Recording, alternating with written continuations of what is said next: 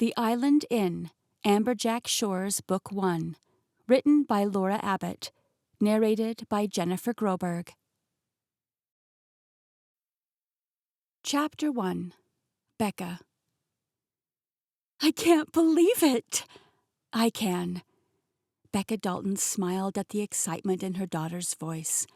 You're brilliant, Katie. I never had any doubt that you would pass your boards. Now you just have to decide on a specialty. She knew all mothers were proud of their kids, but hearing of Katie's success in medical school felt extra special for Becca. It had only been the two of them since, well, basically ever. Ever since the day he who must not be named walked out of her life after she told him she was pregnant. She had been blindsided at the time. They'd been married less than 3 months and had a lifetime of plans laid out ahead of them. But nearly 24 years later, this life was all she knew, all she cared to know. She and Katie had done just fine on their own, thank you very much. I've got plenty of time to figure out my specialty, Mom. I'm only 2 years in. Let me get in a few rotations first, and... Becca's office phone chirped from her desk, and her secretary's voice crackled through the speaker. Miss Dalton, you have a visitor. Hang on 1 second, Katie, she whispered into her cell phone. Who is it? A Mr. Eric Turner. He says he's a probate attorney. A probate attorney? Today? He must have his dates mixed up. Thank you, Lydia. Please tell Mr. Turner that I'm booked today, but he is welcome to schedule a meeting sometime next week. He says it's urgent. Becca glanced at the clock. She had less than 10 minutes before her 3 o'clock meeting with the partners of her law firm, and there was no chance she was going to miss it for some probate attorney she'd never heard of. She'd been waiting for this day her whole life. This meeting had the power to change everything. Not only that, but she was having a conversation with her daughter right now, and Katie would always take priority over her job. I'm sorry, I just don't have the time today. Please ask him to schedule something next week.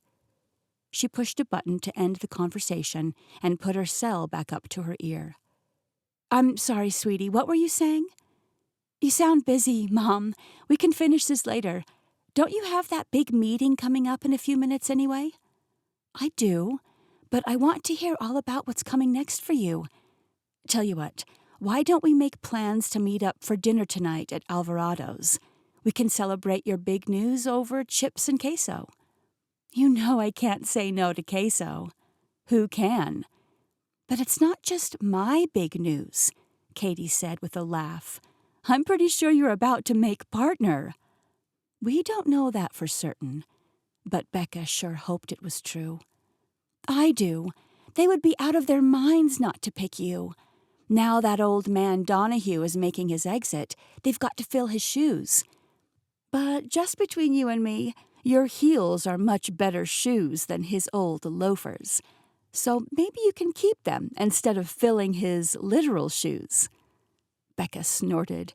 Katie had always been good at making her laugh and keeping her feet on the ground, in heels or otherwise. So passing my first round of boards is cool and all, but you are the one we'll really be celebrating tonight. How does 6:30 sound? Sounds like a date, Becca grinned. Double the queso for double the celebration. Now we're talking. After saying their goodbyes, Becca silenced her phone and slid it into the side pocket of her bag. She took just another minute to pull out a compact and reapply her lipstick. It wasn't that wearing lipstick would change anything at this point, but she'd worked so hard to prove that she was more than some frumpy single mom.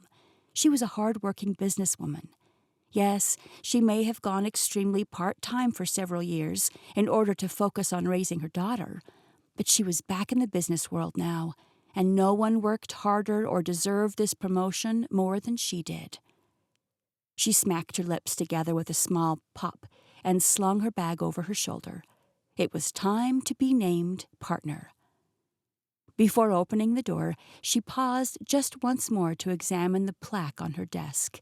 Becca Dalton, attorney at law. She was ready to see that name on a bigger sign in the front office of the firm, right alongside the other partners' names. Her day had come.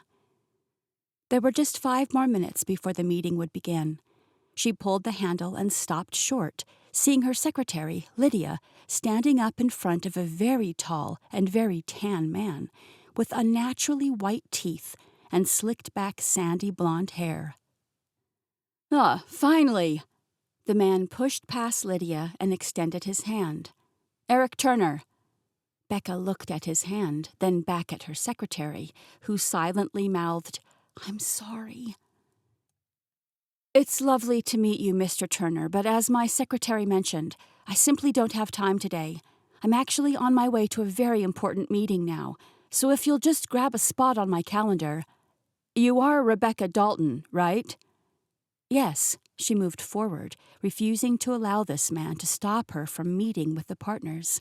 Her heels clicked on the hard floors, echoing off the walls of the minimalistic office space. It wasn't her ideal workplace style, but it was part of the job, and she'd gotten pretty good at faking some amount of confidence in the heels. Successful attorneys didn't have the luxury of wearing comfy pants and t-shirts, and she was a successful attorney now. She had to be, for Katie. Unfortunately, this Eric Turner didn't seem to care how successful she looked in her heels. He continued right on after her, his footsteps in time with her own. But she was nearly to the conference room now. She'd step inside and worry about this man another day. Just a few more steps. "The same Rebecca who was married to Christopher Dalton?" Becca paused, her heartbeat the only sound in her ears. It pounded so loudly that she could have sworn the entire office heard it echoing off of the walls now. Darn this place and its lack of soft furnishings to dampen the sound. Christopher. She hadn't heard anyone speak his name in years, decades even. Her palms grew instantly sweaty, and she wiped them on the sides of her pencil skirt, fully aware that all the partners had a perfect view of her through the glass walls of the conference room to her right. "Yes?" Her response was a little shakier this time. "What about him?" "I'm sorry to be the one to inform you, but your husband has passed away. I'm here to discuss his will with you. We've had a difficult time tracking you down, and it's very important that we speak immediately to negotiate your interest in a fishing company outside of St. Augustine, Florida, to settle the estate." Chris had passed away? An unfamiliar feeling twisted in her stomach, and she hurried to brush it off. "He's not my husband," she said, clearing her throat. "I haven't seen Chris in 24 years. Now, if you'll excuse me, I have a meeting to attend." She turned her back quickly enough that he was unlikely to see the tears that stung at the back of her eyes. Why did Chris's name stir up such emotion in her after all this time? She'd moved on, she'd built her life, and he wasn't a part of it. So why now, at the turning point of her career, did he have to show up and ruin everything all over again? She was so angry she hardly greeted the partners as she took her seat at the conference table. Now was not the time to think of Chris. Forcing a smile to her face, she met the eyes of Bill and Marianne, 2 of the 3 partners behind Donahue, Horton, and James, the law firm where she worked. But instead of Mr. Donahue on the other side of the table, she sat beside Patrick Smith, a sharp-tongued attorney who was 15 years younger than Becca. He was bright, but he didn't have the experience to make partner, not as much as she did. Although, if she were honest with herself, she'd been part-time for most of her career. She'd earned enough to make a modest living for Katie and herself, but never at the expense of missing out on classroom parties and field trips. Her career had always taken a back seat to her daughter, as it should have. But she'd been making up for lost time over the last few years, since Katie went to college. She was seasoned and ready now. "Is everything all right?" Mary Ann asked, flicking her gaze back through the wall of windows to where Eric Turner still stood, watching impatiently. "Fine, yes, I'm fine. Everything is good." Patrick smirked beside her, and it took everything Becca had not to stomp her heel right on top of his shiny leather shoe under the table. "Very well, then. Let's begin. As you know, there have been some changes recently in the leadership. After 58 years of hard work and dedication to the—" Becca smiled at Mary Ann, who was launching into one of her signature long-winded speeches about Mr. Donohue's contributions to the firm, but her mind was drifting elsewhere. She thought back to another conference room, this one in the law school at Baylor University, where she and Chris had fallen in love. They met in their first year, and as cheesy as it may sound, it was love at first sight. Okay, maybe it was infatuation at first sight, but it didn't take long to grow. They spent every day together, studying and quizzing each other, and stealing kisses between lectures. They were both highly competitive, playfully fighting one another to the top of their class. But in the evenings, they would fall back onto the couch in each other's arms, content to just be together. During Christmas of their last year, Chris said he couldn't take it anymore. They knew they were going to get married after graduation and open a firm together. They planned to call it Dalton and Dalton. But he couldn't wait. "Let's do it now," he'd said, and Becca had never been happier to say yes. So, on December 27th, the first day the courthouses were open after the holidays, they made it official. She became Rebecca Dalton. And just a few months later, she learned that shortly after they graduated law school, they would become a family of 3. That's where things took a turn for the worse. "Do you have any questions, Becca?" Every eye in the room was on her, hesitant expressions on each face. Shoot, she'd completely zoned out. "No questions." "Excellent." Mary Ann gave her a tight smile. "I knew you would understand.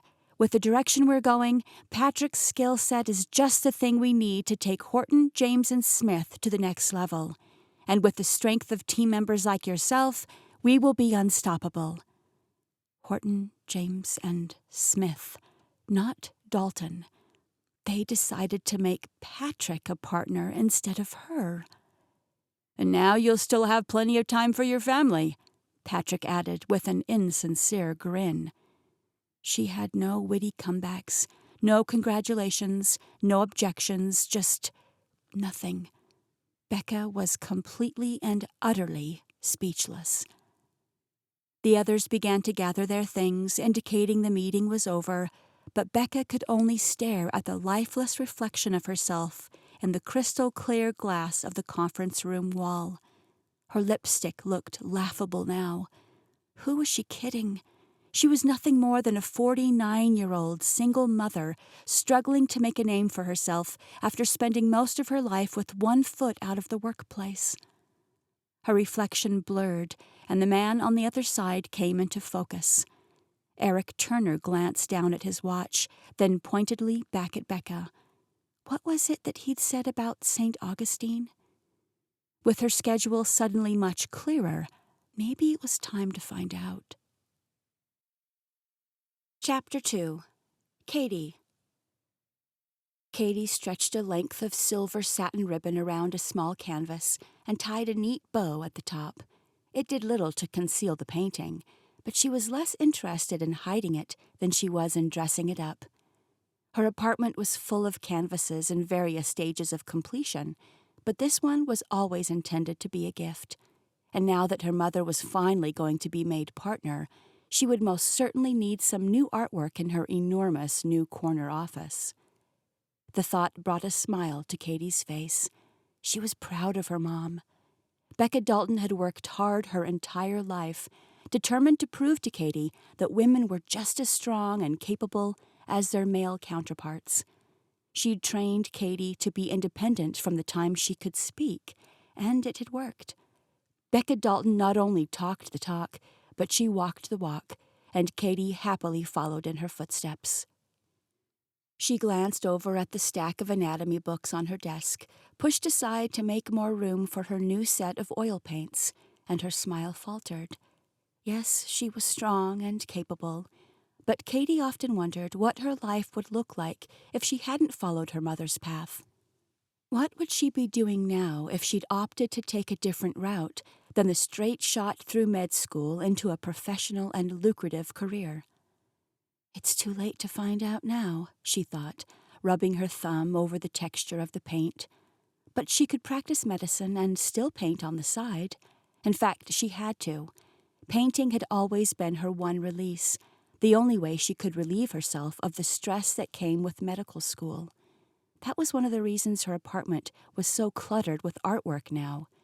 Med school wasn't easy, but it would be worth it if only to see the smile on her mother's face when she graduated. Shaking her head, Katie grabbed her purse.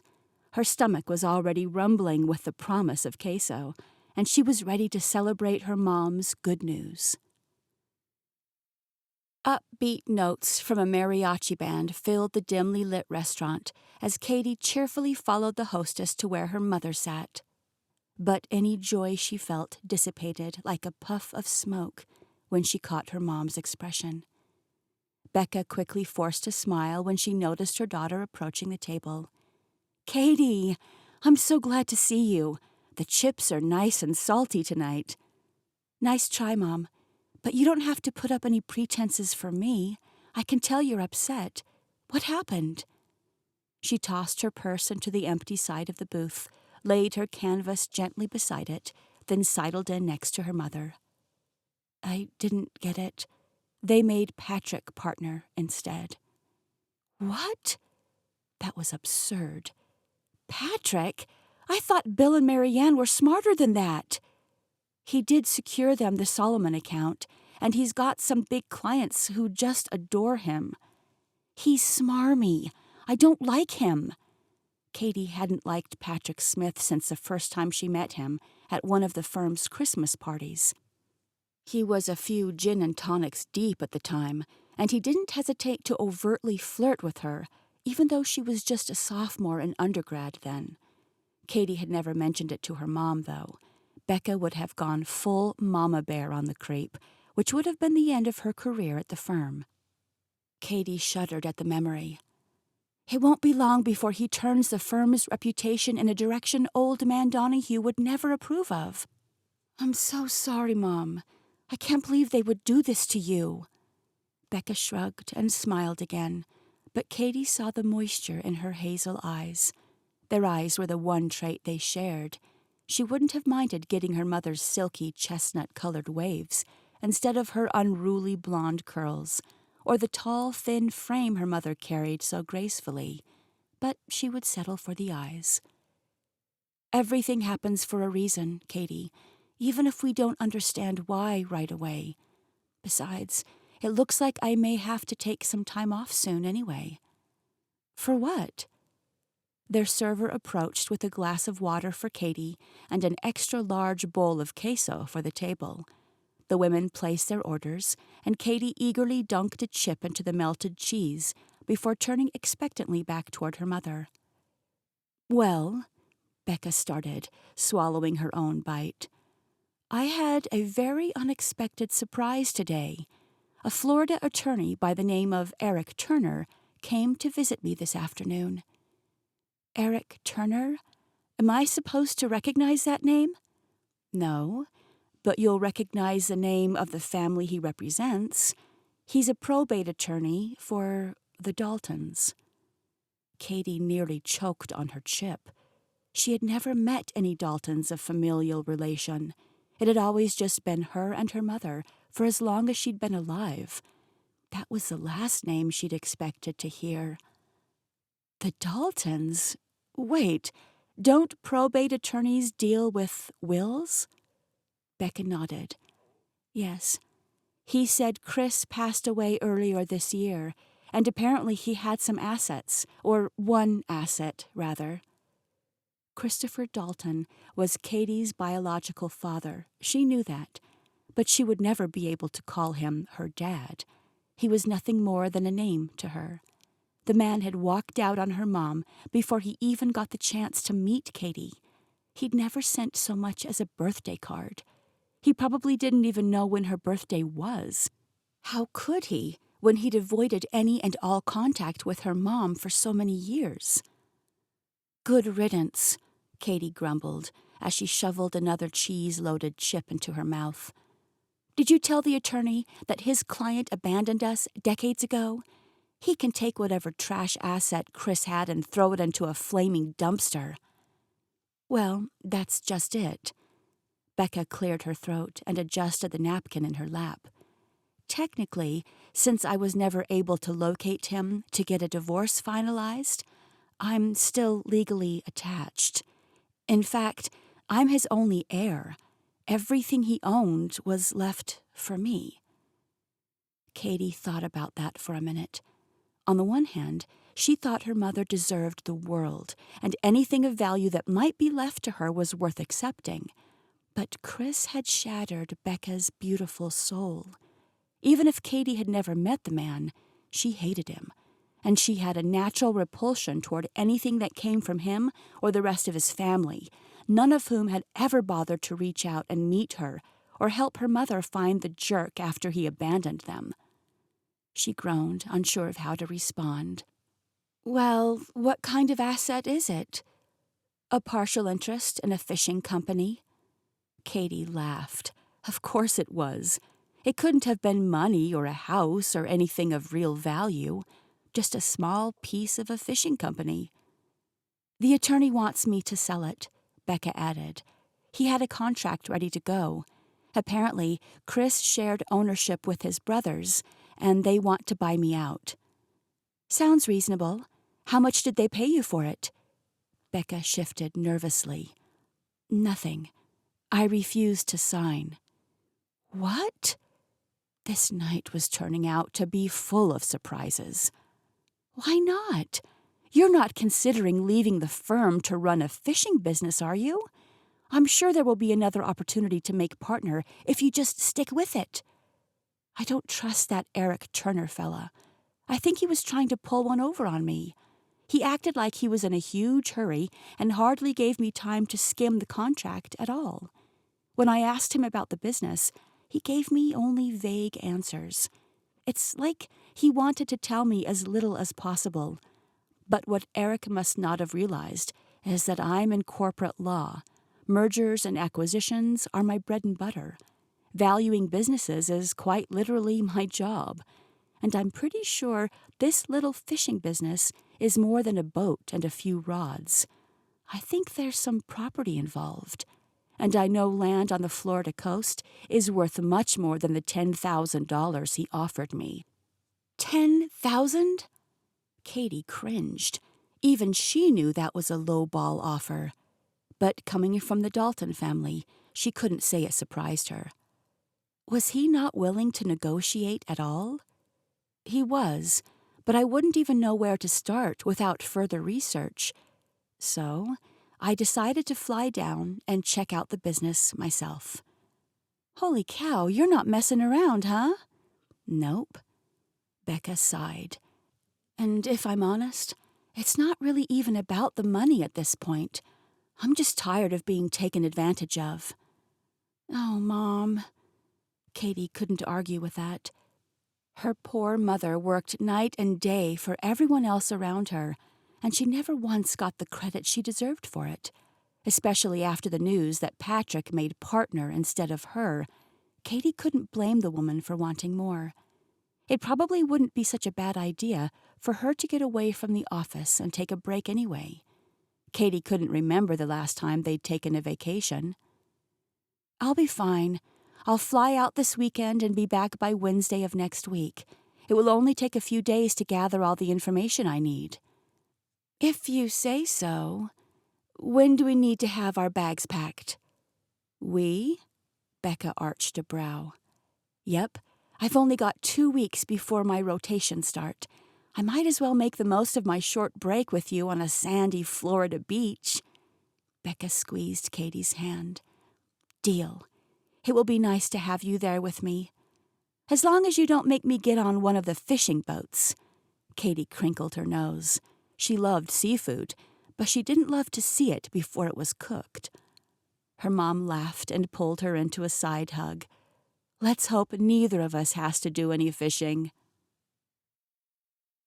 Chapter 3. Linda. She said she's coming out here. What?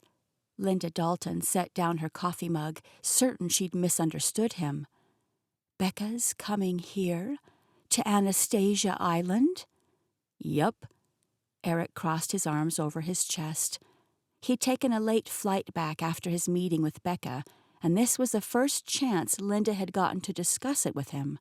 She'd asked him to come over for breakfast before the boys arrived for the day.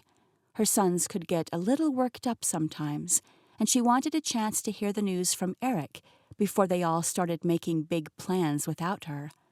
But she certainly didn't expect this kind of news. This was fantastic. She clapped her hands together. When? Tomorrow. But, Linda, I don't think this is fantastic at all. Why would you say that? This woman is not our kind of people. You should have seen the high-rise building she's working out of in Dallas. It's all glass and straight lines and completely lacks any personality. She thinks she's some kind of hotshot lawyer. She's going to come out here acting like she knows anything about what you all do, and she's going to try to bleed you dry. Nonsense. Linda waved him off. Trust me, we need to keep things surface level only. Don't mention the cottages, or the inn if you can help it. That sounds like bad legal advice. I'm not talking as your attorney right now. I'm talking as your friend. Bob didn't hand down the family business just so that some woman from Texas could drain the bank accounts and leave his family up a creek. Her chest ached at her late husband's name. It had been 3 years since Bob passed, but it wasn't long enough to repair the canyon-sized crack in her heart. And Chris's passing had only widened the gap. She still couldn't believe they were both gone. They were two different kinds of sorrows, the loss of her husband and the loss of her son. Each was equally soul-crushing, just for different reasons. I believe Bob knew exactly what he was doing when he split the business like he did. Linda picked up her mug and stood, ready to clear the thoughts from her mind. This wasn't the time to grieve. So there are no contracts to review? No, ma'am. Excellent. In that case, I think I'd like some time to make a game plan and prepare for Becca's visit. Eric opened his mouth like there was more he wanted to say, but he thought better of it. Understood. But please, consider what I said. I will consider it. She smiled at him, not wanting to upset the young man, though calling him a young man in his mid-40s might be pushing it a little. Eric had grown up with her youngest son, Matt. She'd known him since he was still building sandcastles with her kids back behind the inn. It seemed like a lifetime ago now. Eric moved for the door, but turned back again before making his exit. I know you want to think on it some, but I really should tell Tyler and Matt. You're right, they should know. He nodded, satisfied that she didn't put up a fight, then said his goodbye and went off to find her sons, no doubt. That meant Linda had about 30 minutes to go prepare one of the cottages for their guest before the boys came storming in. She rinsed her mug in the sink and grabbed one of the welcome baskets they used for all of their guests who came to stay in the cottages. But it didn't feel quite personal enough. Becca was family, after all. Setting the basket on the counter, Linda moved to the stairs instead. She paused at the bottom, hand on the rail, and took a deep breath before mustering up her strength to go for it. Her knees weren't what they used to be, and this staircase seemed to have gotten much longer since the early days when she and Bob had first moved in. She used to scale these stairs 18 times a day. She had to with 4 kids to chase around. 3 little boys with never-ending piles of laundry and baths and scrapes that needed bandages and kisses. Thankfully, they were all just about grown when she was surprised with baby number 4. She got her girl at last. But that last baby came when she'd least expected it. She was nearly 40 when Lauren made her grand debut into this world, and Tyler and Chris had already gone off to college. She would have loved just a few years with all of them under the same roof, but their small 3-bedroom home was already bursting at the seams. Maybe it was better that way, though she couldn't help but wonder if Lauren might be closer to her brothers now, if there had been less of an age gap between them. She reached the top of the stairs and took just a minute to catch her breath before entering the boys' room, as it was so aptly named once Lauren was born, and took the room on the opposite side of the hall. Matt had been the last to leave, so it was still mostly decorated the way he'd left it. But up in the closet, she knew she'd find exactly the box she was looking for. Several clear plastic bins were stacked neatly on the closet shelves. 2 were labeled with Chris's name, and she carefully pulled the top one down, setting it on the floor. A lump formed in her throat as she removed the lid and stared at the contents inside. Among the old school programs and album art from all those bands he'd loved growing up was a letter.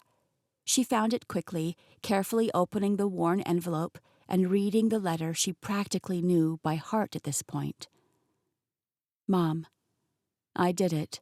I asked Becca to marry me, and she said yes. I know you would love to throw a big wedding celebration for us there on the beach, but we were too excited to wait. I included a picture we took at the courthouse when we made it official. Isn't she beautiful? I can't wait for you to meet her at graduation. Give the family my love. I'll see you soon. Chris. Tears welled up in Linda's eyes as she looked at the young faces in the photograph. Her Chris, her wild at heart, impulsive son who dreamed faster than he could act, and his stunning wife, Becca. What had changed? What was it that sent him running after that day? She pressed the picture to her chest, thinking back to that late spring morning when she and Bob had flown into Dallas for the graduation. She hadn't heard from Chris for several weeks at that point. He'd stopped answering the phone at his apartment, but she chalked it up to him staying busy studying for the bar exam. The auditorium had been packed, and the ceremony was long. Linda had spotted Becca almost immediately near the front of the graduating class, but the seat beside her remained empty. The young girl would turn to stare at the empty chair for long stretches of time during the commencement speeches, but it wasn't until the dean began to call names that Linda realized what had happened. Chris was gone. Not introducing herself to Becca that day remained one of Linda's greatest regrets in life. How different things could have been if she'd just said hello. Maybe Chris would have come back. Maybe she would have gotten to meet her lovely granddaughter. Maybe Chris would still be here today. A single tear rolled down her cheek, and she quickly wiped it away. Wondering about the past did nothing but prevent her from cherishing the present. And cherish it she would, because Becca was coming. This was her chance to erase the mistakes of days gone by and hopefully rekindle some kind of a relationship with the daughter-in-law she never knew. No matter what Eric believed, Becca coming to Anastasia Island was a gift, and Linda wouldn't waste the opportunity to make things right. Not this time. Linda had just put the finishing touches on an arrangement of flowers from her own garden when the first knock came at the cottage door. "Mom, I know you're in there. We need to talk." Tyler didn't sound very happy. "1 minute." She placed the vase in the center of the small breakfast table and wiped a stray drop of water. The pop of color was exactly what this place needed. Sliding the welcome basket in next to the vase, Linda smiled, satisfied with her work. "Come on, Mom. We know you're trying to delay the inevitable." It was Matthew who spoke this time. She sighed. Those boys never did have much patience. "Well, good morning," she said merrily, pulling the front door open wide. "What brings you two by so early?" "You know why we're here," Tyler said, following his brother into the small guest cottage. "We knew exactly where to find you as soon as Eric told us she was coming. She can't stay here." There was no use playing dumb. Linda knew they were referring to Becca, and she had to cut through the noise before their tempers got the best of them. "You boys may own the fishing charters and the inn, but last I checked, I was still in charge of the cottages. Now, I've never had the privilege of meeting Becca in person, but I guarantee she's no fool. It will take her all of 3 minutes to realize the inn and the cottages are all a part of our business here. And don't you think she'll be much more willing to negotiate if we're all open with each other from the beginning? I know you care about this business. I do too. But playing games won't win you any favors. I plan to treat her the way I would any other guest staying on the property." She put her hands on her hips and gave them the best "I'm still your mom" look that she could. Tyler's lips pinched into a thin line. "Since when did we start supplying our guests with fresh flowers and blueberry scones?" She followed his gaze over to the white box of scones she'd purchased from the bakery in town. They were originally intended for her breakfast with Eric this morning, but since that meeting went so quickly, she figured this would be an excellent way to repurpose them. Who didn't love scones? "We just don't want you to get hurt." Matt squeezed her shoulder. He was always the most sensitive of her kids, and she had to admit the gesture got to her a little bit. "This woman is essentially a stranger to us. I hate that 25% of our livelihood currently rests in her hands. Sure, we can be honest with her, but promise me you'll keep things business only. She doesn't want a personal relationship with us, or she would have reached out a long time ago." The boys were still understandably hurt by the way everything played out. When Bob died, he'd left the fishing business and inn to the children, split 4 ways. Lauren wanted nothing to do with it and sold her portion back to Tyler and Matt for a small sum. She didn't need the money. Her husband was taking perfectly good care of her without the Dalton family's help. But Chris needed them. As much as his brothers hated it, Chris still took 1/4 of the profit each month in a direct deposit to his online checking account. He had no part in the day-to-day operations, partly because he was never around. They never knew where Chris would be at any given time. He was nearly impossible to get a hold of, had been ever since he dropped out of law school in the final weeks of the program. He had less to do with the family than Lauren did, but he still needed their help. A too familiar ache gripped Linda's heart again. She'd hoped the business would bring him back. But if financial support was all she could give him, she was still happy to do so. Bob used to refer to Chris as their prodigal son. She just kept waiting for the day he would return home. Unfortunately, that day would never come now. But that didn't mean she couldn't try to salvage a relationship with the family he left behind. "Let's just see how it all plays out," Linda said, willing herself not to cry in front of her sons. They'd seen her cry too many times lately. She had to stay strong.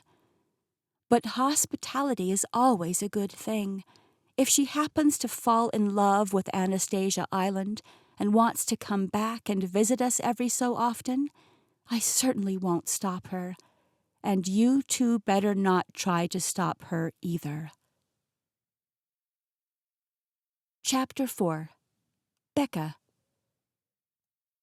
"Seagulls!" Katie squealed like she was a little girl again from the passenger seat of the tiny Ford Focus Becca had rented from the Jacksonville airport. Her initial disappointment about the interstate looking the same as any other interstate had finally morphed into some excitement as Becca drove them across the bridge from St. Augustine onto Anastasia Island. She rolled down the windows, and Katie sighed happily beside her. "Ah, do you smell that? Salt water. The ocean is near." Becca laughed. "You act like you've never been to the beach before." "I've been to Galveston, and though it's lovely, it's not in the same ballpark as what we're about to see. I've been Googling this place like a madwoman, and I cannot wait to dig my toes into the white sand." Galveston was just a few hours away from their home, outside of Dallas. Becca had always wanted her daughter to experience the joy of memorable family vacations. But as a single mother, it wasn't always possible. The Texas Gulf was the only beach she could afford to visit, and even then they'd only been twice. Her baby might be 24 now, but she hoped it wasn't too late to make those good family memories together. She was looking forward to some fun in the sun, but that wasn't the purpose of this visit. "Don't forget we're here for business." "Sure, but let's make the business part quick so we can get to the beach." Becca just grinned and shook her head. She'd love to have a little bit of Katie's enthusiasm instead of the butterflies swirling around in her stomach right now, but there was no telling what they might encounter when they pulled up to the Dalton family business. "Maybe we should check into the hotel first, freshen up a little before driving down there." "You're not getting cold feet, are you?" Real concern shone from Katie's eyes. "Cold feet? No, absolutely not." She had every intention of checking out this little fishing business, eventually. Becca chewed the inside of her lip before finally admitting, "Okay, maybe I am a little nervous." "That's totally understandable.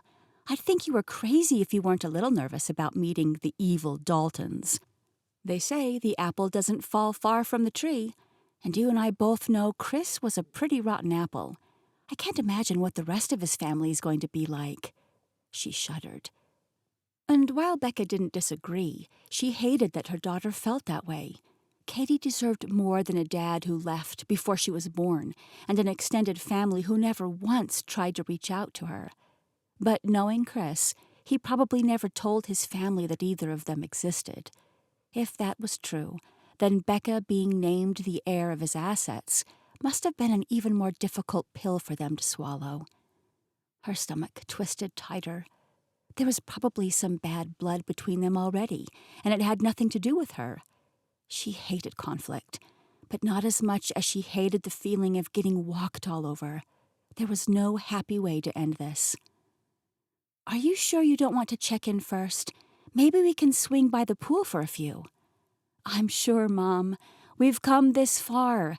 Let's just introduce ourselves today, and we can wait to get down to the real business until tomorrow, or even Monday. But I'm sure that probate attorney told them you were coming. They're expecting you." "You're right." Becca gripped the steering wheel, convincing herself to keep driving. It was a good thing she brought Katie along. She wasn't sure she had the strength to go through with this without the wise words of her daughter encouraging her. They continued down the A1A, Florida's coastal highway, admiring the resorts and beach houses they passed along the way. And finally, just as they neared the southern tip of the island, Becca spotted the sign. "Amberjack Shores. That's it, right?" Katie asked. "That's it." She turned the car past the worn wooden sign and down a narrow gravel drive with thick green overgrowth on either side. To the left, another narrow driveway was marked with a plain metal mailbox. White letters on the side of it spelled Dalton, and just a little further back was a small 2-story home, blue with white shutters.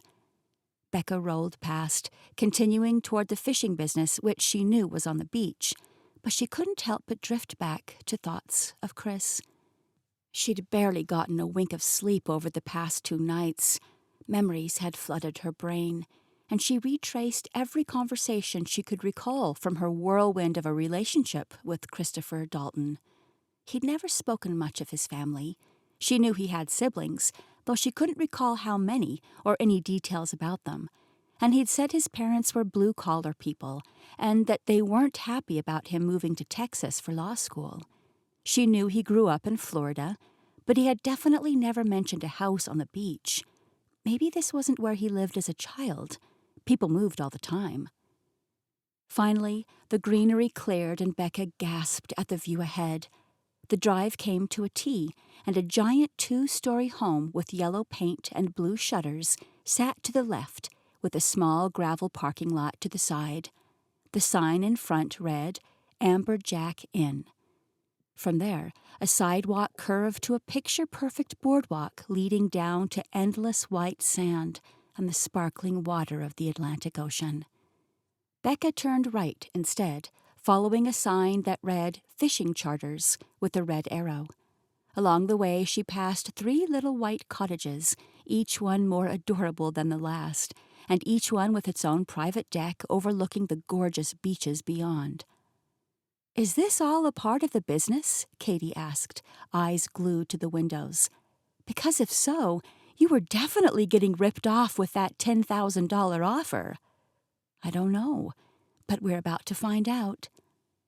Becca reached another parking lot, if you could call it that, in front of a small office building. Along the side was a row of kayaks, and parked at the edge of the lot was an old white bus with cracked blue paint spelling out Amberjack Shores. She navigated into what she hoped was a parking spot and turned off the vehicle. "Well, here goes nothing." She was halfway up the walkway when a man stepped out of the building. "Can I help you, ma'am?" The question was nice enough, but nothing about his tone or demeanor could qualify as friendly. The man seemed to be guarding the entrance to the office more than welcoming anyone inside. "Hi, yes, I should have practiced what I was going to say a few more times," Becca thought to herself. "I'm here to speak with Matthew or Tyler Dalton. Do you know if either of them is available by any chance?" Her voice squeaked at the end in a way that would have made the partners at her firm cringe. "Be strong. You're a professional." The man took 2 steps forward, and she noticed a glimmer of white sand clinging to the blonde hair on his tan legs. He's very muscular, tan legs. Her gaze traveled back up over his board shorts and long-sleeved white shirt to a handsome face under a faded ball cap. His blue eyes narrowed slightly. "Who should I tell them is asking?" "Becca." She cleared her throat. "Rebecca Dalton. But I'm not of relation, or not exactly. Are they here?" She shifted her weight under the man's scrutiny. The sound of tires on gravel pulled her attention away long enough to see a cloud of dust flying up behind a speeding little yellow convertible Volkswagen Bug. The car came to a sudden stop in front of the office building, and the man groaned, pulling off his ball cap to run a hand through his shaggy hair before pulling it back into place. "Who's that?" Becca asked. The man ignored her, and a moment later, a petite older woman with a gray pixie cut and turquoise-rimmed glasses jumped out of the vehicle with an enormous smile on her face. "Becca?" "Yes, that's me." The woman rushed forward with an arm out like she was going in for a hug, but thought better of it at the last minute. "It's so lovely to finally meet you. I'm Linda Dalton, Chris's mom. And this?" She gestured next to Becca. "My name is Katie." Her daughter wasn't smiling. She stood stiffly beside Becca, a wariness in her pretty hazel eyes. And Becca noticed right away that Katie didn't include her last name. Linda's eyes grew a little misty behind her glasses, and she could have sworn there was a slight tremble in the woman's lip. She probably knew Becca was here to negotiate a higher selling price, and after seeing the view, it would be much, much higher. If these cottages and the inn were included in the business as well, there was no telling what kind of dollar amount the business was really worth. But she was certain it included a few more zeros. "Katie," Linda repeated her name with a hand pressed to her chest. "I'm so happy you're here." The man cleared his throat, shattering what was obviously some kind of a moment for the woman. "I see you've already met Tyler," Linda said, shifting her gaze back to Becca. "Matt's out this afternoon, but I would be happy to show you around the property while Tyler covers the office here." "That's not necessary, Mom. I'm not expecting anyone to come until this afternoon." The man, Tyler, plastered a phony grin on his face. "Allow me to show them around." Linda simply waved him off. "I'm happy to do it. Bring around one of the golf carts for us, please, okay?" Tyler hesitated, looking once more at Becca like she was a jellyfish stuck to his shoe. "Yes, ma'am." He strolled away behind the office building. Becca had to respect a man who was still so polite and obedient to his aging mother.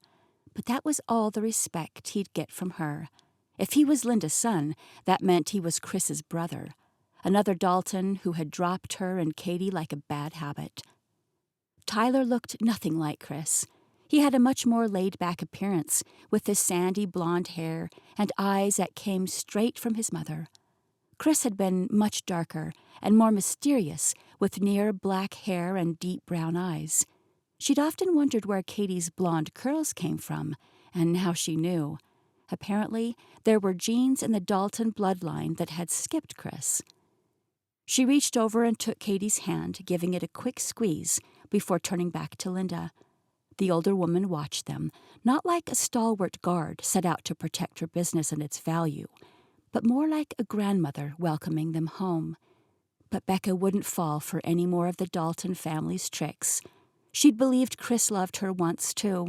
It was a hard lesson learned, and she wouldn't let Katie's heart be crushed by this family like hers was so many years ago. "I was very surprised when Eric told me you would be flying out today," Linda admitted.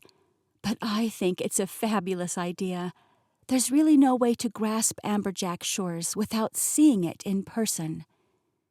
"We really just wanted to introduce ourselves today," Becca said. "There will be plenty of time to explore the property and discuss business tomorrow, but we've just arrived from Dallas and haven't even checked into our hotel yet." "Oh," Linda's smile faded. "Of course you've rented a hotel room. I'm so sorry. I should have tried to contact you sooner. We have plenty of room here on the property. Why don't you stay with us? You can take one of the cottages." "They're not all booked?" Becca glanced back at the 3 little white structures, the site as perfect as anything you'd see on a postcard. "Not this week." Becca sensed there was more to that statement, but Tyler returned with the golf cart before Linda could say anything else. Something flashed in the older woman's eyes before she smiled again. "Please, I would really love it if you could stay. There are 2 beds in the Marlin cottage."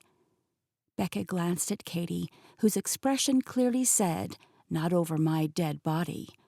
The girl never did have much of a poker face. "I'm sorry, Linda, but we've already paid for our room. We can't back out now without forfeiting the full reservation fee." "Just think about it." Linda's eyes crinkled in the corners. "You never know. The hotel might not be up to your liking. And as a partial owner of Amberjack Shores, you can stay here free of charge, any time." "Mom!" Tyler jumped out of the golf cart and rushed between them, brushing against Becca's arm as he gently nudged his mother away. "Let's not hassle them. She said she's got a place already." He locked eyes with Becca, sending a clear warning for her to back off. She was seconds away from changing her mind and accepting the cottage, if only to ruffle his feathers.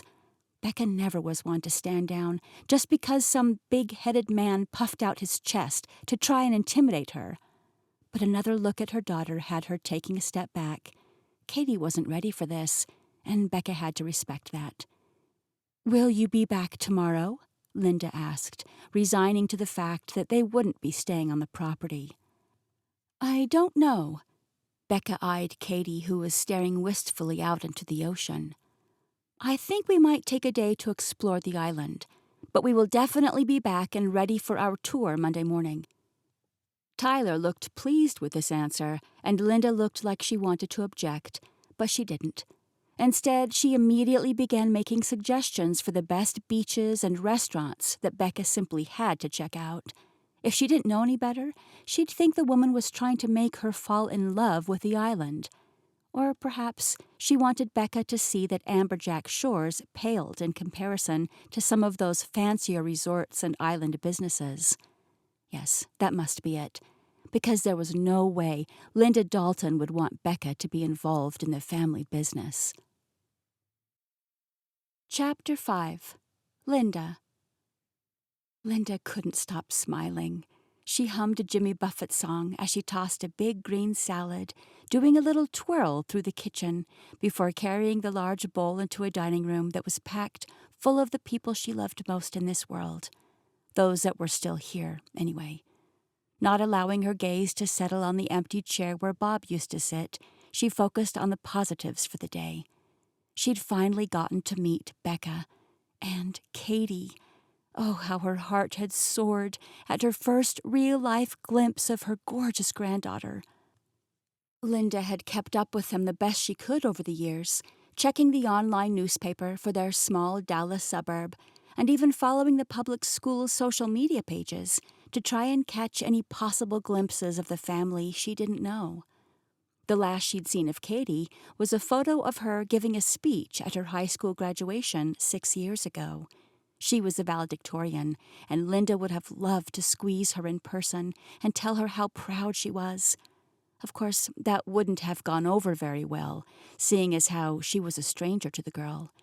But Katie was not a stranger to Linda, not at all, and she had hardly believed her eyes when she saw her standing there with her mother in front of the charter office that afternoon. They were even more beautiful in person. "You sure look happy," Matt said, disrupting her thoughts. He was already seated at the table with his wife, Chelsea, and 2 of their 3 kids. Their oldest daughter, Morgan, had recently moved to Boston for her MBA. "I am happy." "Don't know why," Tyler grumbled under his breath, reaching for the basket of rolls. But Linda wouldn't pay him any mind. She thought this whole bad attitude toward Becca was a bit ridiculous. None of this was Becca's fault. She hoped Tyler and Matt would realize that soon and give her a chance. "So, what is she like?" Chelsea asked. "She's darling," Linda said, before Tyler could say otherwise. "Nothing at all like Eric made her out to be, and she brought her daughter, Katie." Linda's heart warmed again at the thought. "I didn't know she had a daughter."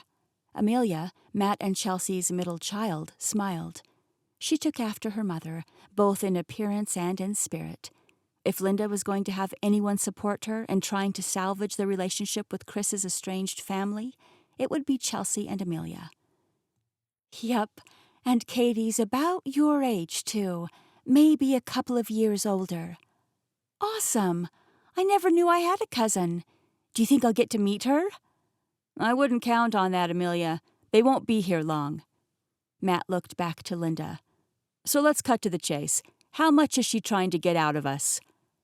"It wasn't like that at all. We didn't discuss any business. She just stopped by to introduce herself today." "I'm sure there was more to it than that. She didn't fly all the way out here from Dallas just to say hi. Didn't she have any questions?" "Nope. It was very quick and informal." Matt finished chewing a bite of roasted green beans, a thoughtful look on his face. "She's got to be up to something. What did you think, Ty? You met her too, right?" Tyler grunted and stabbed at a bite of his chicken. They all waited patiently for him to release the heavy thoughts that were obviously swirling around in his mind. And release them he did. He practically erupted. "I think this is all a big mistake. Eric said we should keep our cards close to the vest. Meanwhile, Mom's rolling out the red carpet, offering tours of the property on the golf cart, and suggesting restaurants and beaches for them to visit." "Is that true?" Matt looked incredulous. "Yes." Linda set down her fork and stared at her boys. This was getting out of hand. "It is true. Because, believe it or not, there is more to this life than business deals. This is the first chance I've ever had to meet her, and I'm not going to put up a wall and block her out, especially not with Katie in the picture now, too. That's my granddaughter, I'll remind you." "Right, but you've got to understand the impact this will have on us. Bookings aren't exactly at an all-time high right now. The business is down overall, and paying her off for Chris's portion of it will deplete us of any potential to help it grow back to where it once was. We'll have nothing left, and full ownership of a failing business won't do anybody any good." The entire dining room grew quiet, sensing the tension in the air after Matt's tirade. Linda's youngest son was as smart as a whip, but he had a pretty short fuse and his father's temper. But he also handled the books, so he would know better than anyone what kind of shape the business was in. Linda knew the cottages had been empty more than usual this year, but she chalked it up to the weather, or politics, or any other number of causes. She couldn't bring herself to believe that the business was really declining. They had an ideal beach location, for goodness sake. There was no reason a business like theirs should fail. There was nothing else said for a long while. The room was filled with the sounds of forks and knives on plates, until Chelsea finally broke the silence with a compliment on the roasted chicken Linda had prepared. For some reason, that was all it took to make her crack. "Excuse me for a minute." Linda scooted out of her chair and practically ran for the kitchen. She scraped her leftovers into the disposal, turned it on with some running water, and used the noise to block out the sound of the sob that finally escaped. Why did everything have to be so complicated? She and Bob had built Amberjack Shores with the dream that it would bring the family closer together, but all it seemed to do now was create a rift between them. "Mom." Tyler rested a large hand on her shoulder. "I didn't realize you followed me in here." Linda sniffed and tried to quickly wipe away the stray tear that had fallen down her cheek before turning to face her oldest son. He wasn't falling for it. Tyler swiftly pulled her into his arms and gave her a hug. "It's gonna be all right," he whispered. "Matt didn't mean to upset you. We just don't want to see you get hurt. It's unlikely that she will want to develop a relationship with us after everything Chris did. Keeping her at arm's length is the best way to protect you, and I don't just mean financially." Linda took a deep breath and stepped back to look up into his eyes. "I hear you, but I don't necessarily agree. I don't think any wound is too deep to heal with enough love, and one look at those women is all it took to tell me some Dalton family love is exactly what they need." Tyler clenched his jaw, but didn't argue. With one more squeeze of her shoulder, he jerked his chin toward the dining room. "We gotta get back in there." She nodded. "Let me grab dessert and I'll be right behind you." She'd prepared a chocolate cheesecake that afternoon after Becca left. There wasn't a thought in her mind as she was doing it, but subconsciously she must have known. It was the exact dessert she'd made for Chris to celebrate his acceptance into law school, where he and Becca had first met. Swallowing the lump in her throat, she took the plate and lifted her chin. "Who wants dessert?" she asked cheerily, stepping back into the dining room. Everyone smiled at her, many of them lifting their forks to signal that they were ready for a slice of cheesecake. And even though she knew Tyler had probably gotten onto them and told them to be nice, she was grateful for it. Linda couldn't handle any more tension within the family. Things were so good when Bob was still here. He had a way of drawing everyone together. But after he passed, things just weren't the same. Lauren moved up north, and they were lucky to see her once a year during the holidays. Her husband, Luke, had practically stolen her away, and she didn't seem upset by it at all. Now, with Chris gone too, Linda realized how short her time on this earth really was. You never knew how many days you had left, so it was important to make the most of them, and it was even more important to hold tight to those around you, which was exactly why she couldn't brush Becca and Katie off. Even if the business would hurt for it, people were more important than money. Now she just had to convince her sons the same thing. Chapter 6. Katie. "What's the matter?" Katie watched her mom stir a spoon through her yogurt enough times that it was about to be fully whipped. "Nothing." Her mother looked up quickly, like she'd forgotten they were sitting together in a hotel lobby, trying to enjoy a lukewarm continental breakfast. Her mind had definitely been somewhere else since leaving Amberjack Shores yesterday. "You're still thinking about the business, aren't you?" Becca set down her plastic spoon and sighed. "It's hard not to. I'm sorry, sweetie. I know I promised you a day off, and I'm going to make good on it. Cross my heart. Not another word about it until tomorrow." "You don't have to do that, Mom, really. Let's talk about it. What's on your mind?" "So many things. I don't even know where to start." "Pick one out of the air and throw it at me. I'm all ears." Katie was used to her position as a sounding board for her mother, and she was honored that as she aged, they grew more into confidants and friends than the typical mother and daughter duo. She counted herself pretty lucky to have such an amazing human to call her mom. It was kind of weird, right? Which part? The property, the vacancies, Chris's mother? Becca shook her head. "I wasn't expecting her to be so nice," Katie finished. Truthfully, she hadn't expected their quick visit to play out that way either. She'd expected a fight from the moment they stepped out of the car, and with a little more time, they might have gotten one from that brother. But everything changed when the matriarch showed up. She had seemed genuinely excited to meet them. In fact, if Linda wasn't one of the evil Daltons, Katie might have even liked her. Becca nodded. "It's not that I wanted it to be contentious. That's not it at all. It just makes it harder, you know? To try and get more money out of her." "Yeah, especially with those empty cottages. They are gorgeous. Why on earth are they not fully booked for the next 3 years?" "I don't know." Katie stabbed into the egg-like product on her plate, but thought better of putting it in her mouth. This hotel's so-called continental breakfast left a lot to be desired. "Poor money management?" She shrugged. "That's probably why they gave you such a low-ball offer for your portion of the business. I bet they can't afford to pay you that much more. Not without selling the whole place off, anyway." "How much do you think the land is worth?" "Trillions," Katie laughed.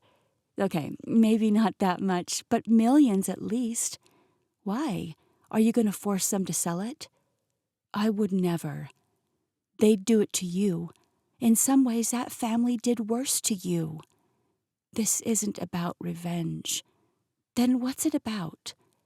"I don't even know anymore."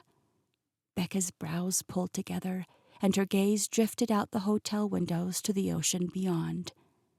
"I just wish there was a nice, fair way to wrap this up. Some way everyone could win."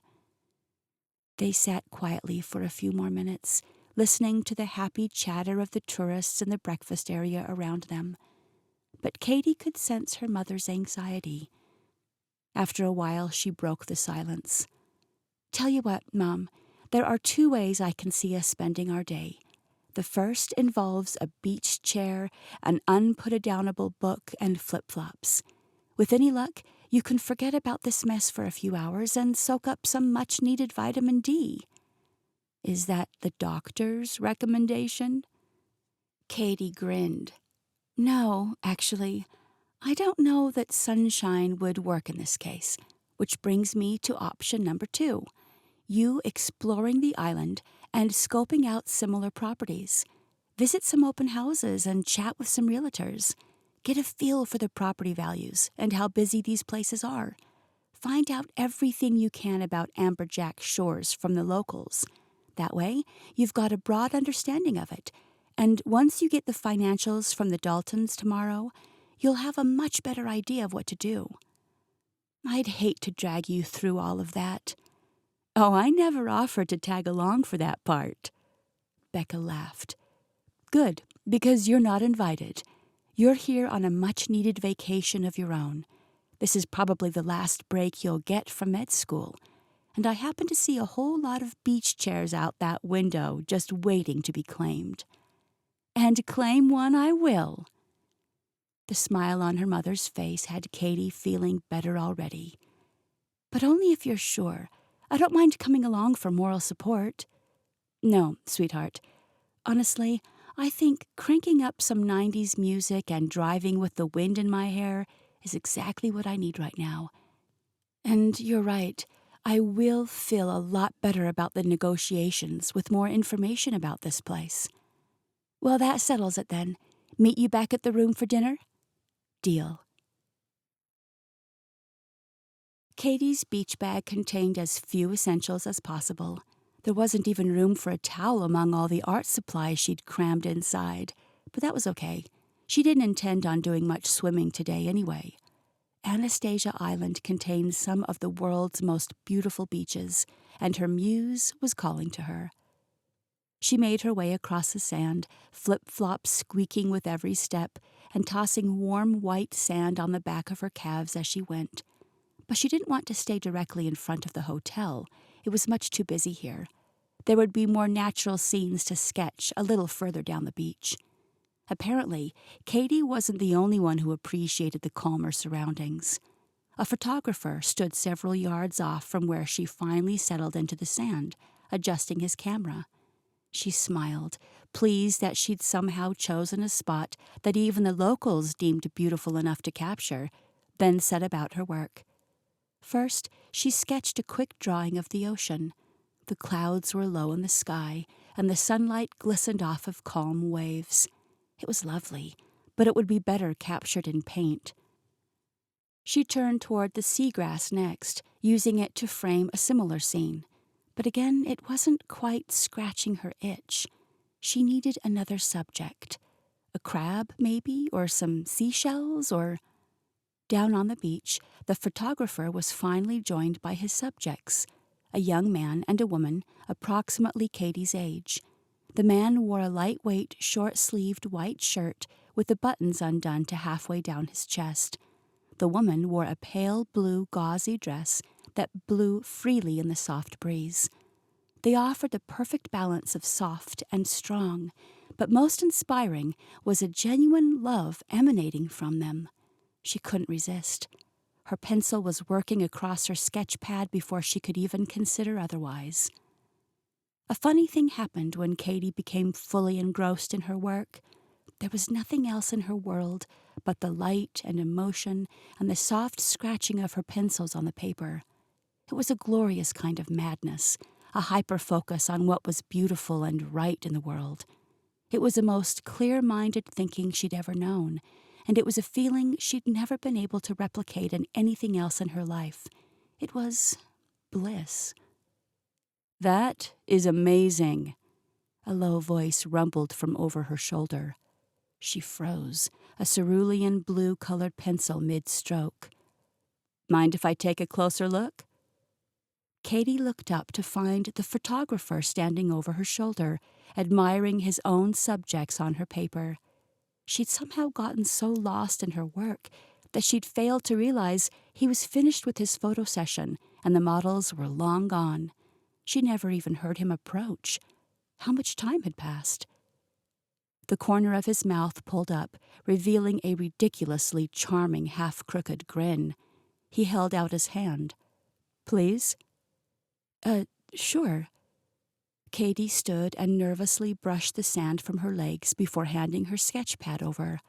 It was hard to tell if the heat in her cheeks was from the Florida sun or from getting caught drawing this photographer's subjects without permission.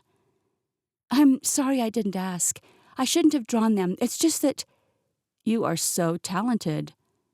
The man's ember-colored eyes moved back and forth across the page, taking in every detail of Katy's work.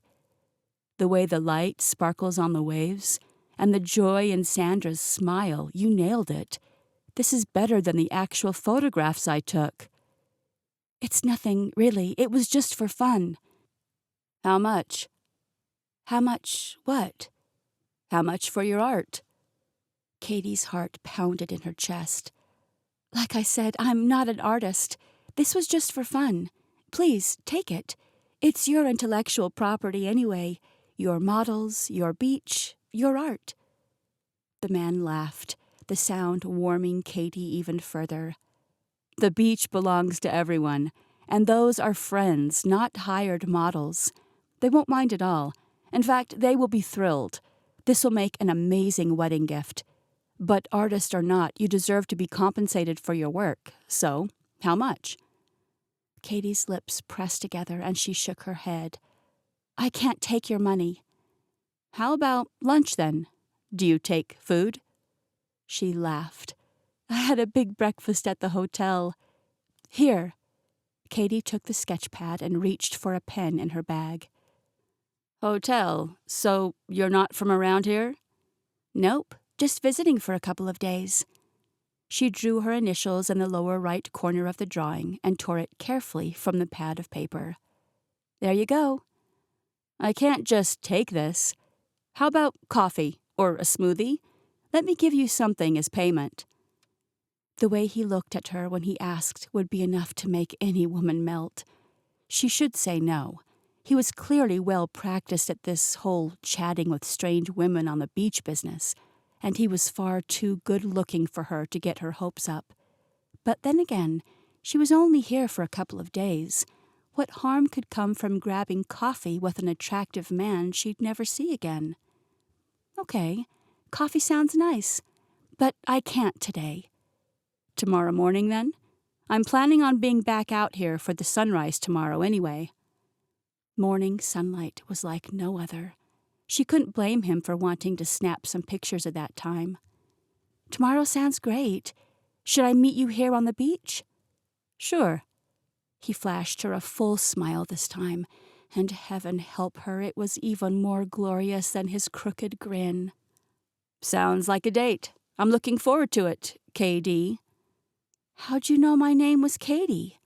He pointed to her initials on the drawing, K.D. She must look like an idiot. "Right, sorry. I guess we should introduce ourselves before this big fancy coffee date. Katy Dalton," she said, extending her hand. His palm was warm against hers, and it sent a shiver of delight down her spine. "It's so nice to meet you, Katy. I'm Jake Cohen." Releasing her hand too soon, he reached for her bag and helped her gather the rest of her things. Then together they made their way back up toward the hotel. "Hey, you're not related to Morgan and Amelia Dalton by any chance, are you?" "Never heard of them." "Right, you're not from around here. I forgot. Where are you visiting from?" "Texas." "Texas, huh? I have a cousin in Austin. You're not from Austin, are you?" "Dallas." Jake nodded.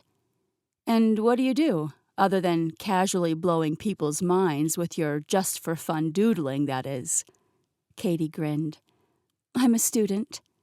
"But not an art student?" "Medicine."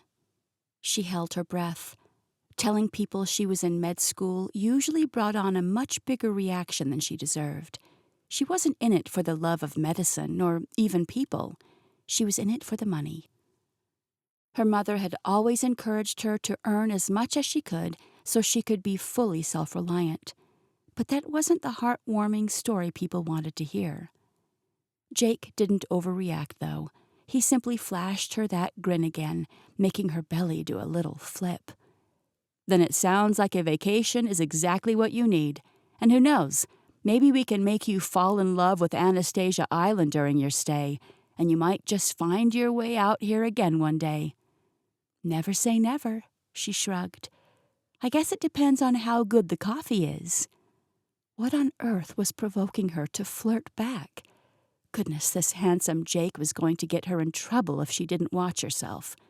But his answering smile was well worth it. "The pressure's on. Tomorrow morning, then?" "I'll meet you here." He lingered outside the hotel for just a moment, their short interaction feeling almost like a mini-date in itself, and she wasn't sure how to close it.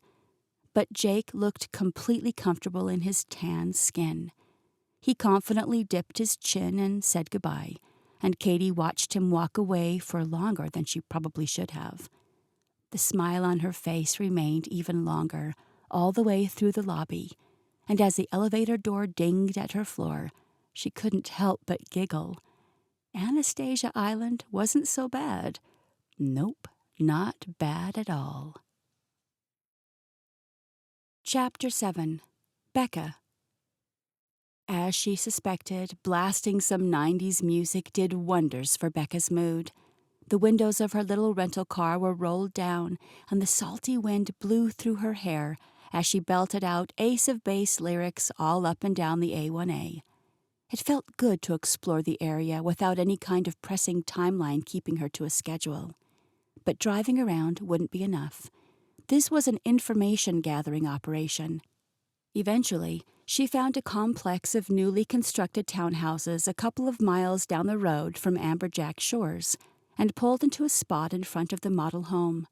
Rainbow-colored flags shone in the sunlight, streaming down from the front porch to the short sidewalk leading up to the door. An open house would be a perfect place to chat with a local real estate agent and get some more information about property values in the area. Combing her fingers through the wind-blown tangles in her hair, Becca took just a minute to check her reflection before gathering her bag. One deep breath later, she gave a soft knock on the door. "It's open," a man called out from inside. She smoothed her sundress and pulled open the door. The man inside was grinning from ear to ear as he approached her with a handful of flyers about the townhouses. "Dan Mitchell," he said. "Take some information and feel free to have a look around. I'll be in the kitchen if you have any questions." "Thanks, Dan." Becca glanced down at the price listed at the top of the flyer and nearly choked. This much for a townhouse? It wasn't even on the water. "This model has lots of upgrades," the agent said, sensing her apprehension. "But we have base models at a lower starting price." "Oh, that's not it," she said. "I'm actually not interested in a townhouse. I'm not from the area, but I'm looking at some beachfront property as an investment. I'm just doing some research right now." "Are you with one of the big chains?" "Chains?" "The hotels. I keep telling them there's not a lot of land available on the island anymore. Certainly not enough to build another resort. And you'll be hard-pressed to find anyone willing to sell." "Oh, no, not a hotel chain. Just a family business." "What kind of business?" Fishing. And maybe a couple of rooms for people to stay in if they'd like." "Well, fishing is no problem, as long as you can find a marina with room for your boat. There can be big money in the fishing charters. Or are you planning on beach fishing? You'll have a hard time turning much profit beyond equipment rentals from beach fishing. It's a better experience in my opinion, but I tend to get seasick on the boats. So maybe I'm not the best person to ask." He laughed loudly and took a step closer to Becca. Dan had a full head of salt and pepper hair that was perfectly gelled into place. He looked like a really tan weatherman. She could picture him on billboards up and down the highway, promising to sell your home for top dollar. In fact, maybe she had seen those billboards. He smiled wider as though he knew she was beginning to recognize him. "The rooms might be more difficult. Again, that brings us back to the hotel talk." "I don't want to build a hotel or anything like it. I'm honestly just wondering about the value of land with an existing inn, or maybe some cottages." His eyes narrowed slightly. "We do have a few properties like that in the area, but I don't believe any of them are for sale." "If someone decided to sell, do you know how much money that kind of place would go for?" An older couple entered through the front door, the woman gushing loudly over the coastal colors of the interior, while her husband just as loudly encouraged her to keep her voice down. "I'd have to run the numbers to be sure." Dan flicked his gaze over to the couple. "Welcome. I've got some information for you. Give me one moment." He looked back at Becca. "Are you free tomorrow? We could meet and go over some numbers." "Tomorrow won't work. How about Tuesday?" "I'll check my schedule, but I'm sure it'll be fine. Write your number on that sign-in sheet on the counter before you go, and I'll be in touch." He patted the counter twice and slapped his giant grin back on like a mask before moving over to greet the excited older couple in the entryway. Becca scribbled down her cell phone number and took just another minute to admire the decor of the townhouse. It was so unlike the walls she surrounded herself with back at the law firm. Everything there was stark and cold, where the coastal decor was all soft surfaces and pale blues and greens. It felt like a fresh start. But a fresh start wasn't what Becca needed. She needed to wrap up this sale so she could get back to the firm and put her nose back to the grindstone. Next time they named a partner in the firm, she had to be sure it was her. Her 90s tunes didn't quite fit her mood back in the car. There were too many thoughts fighting for space in her mind, and any other noise was too distracting. She was on autopilot, driving as though she had some destination in mind. And subconsciously, maybe she did. Before long, she found herself coming back up on the Amberjack Shores sign. She considered turning down the drive, but before she could make that mistake, a white bus with the business name painted on the side crossed the street toward the riverside of the island, bumping down another long drive to the water on that side. That should have been her sign to turn around and head back to the hotel, but Becca couldn't resist following it. After all, she was trying to get a taste for the business, right? What better way than to watch the Daltons in action? She pulled off on the side of the drive, fully aware of the questionable legality of sitting on their private property. But from this spot, she could see the bus pull to a stop at the end of a long dock. A large boat sat in the water at the far end. Tyler hopped out first, wearing the same ball cap she'd seen him in the day before. He looked much happier today, though. A group of 6 younger men and one man about Tyler's age jumped out of the bus next. One of the young men wore a shirt with giant black letters spelling out, "Groom." Becca smiled. A bachelor party fishing off the coast seemed like a fantastic way to spend an afternoon. You know, if you were into fishing. And Tyler obviously was. He expertly gathered all the gear, making small talk with the men who would occasionally throw their heads back with laughter. They were all having a grand time. She wondered for a moment what it would be like to enjoy her job as much as Tyler enjoyed his. Then a darker thought crossed her mind. What would he do if she did sell the business out from under him? Would he be trapped in some soulless office, as bad as her law firm, slaving away in a job he didn't love, just to keep food on the table? The thought made her shudder. But watching him work cemented the idea she'd been leaning toward all along, and her guilt slowly subsided. She wouldn't sell the business. She couldn't. Not unless she was selling it right back to the Daltons. She'd just have to settle for whatever they could afford, no matter how low the sum might be. Chapter 8. Katie. Katie would definitely classify herself as more of a night owl than an early bird most days, but only one of them got the worm, or something like that. Not that Jake was a worm, or that Katie was trying to catch him, exactly. No, this was just coffee, just a thank you for the drawing, and nothing more. "How much caffeine have you had already?" Becca grinned knowingly from her queen-sized bed. She was propped up against a headboard in a fluffy white robe, reading glasses perched on her nose as she typed away on her laptop. Monday morning on vacation, and she was already hard at work. "None yet. Why?" "You're looking awfully excited. This is not the 6 a.m. Katie I'm used to." Katie tried to hide her grin. She was excited. Too excited, really. Jake was just some photographer she would never see again. But still, it had been a long time since she'd allowed herself to consider dating.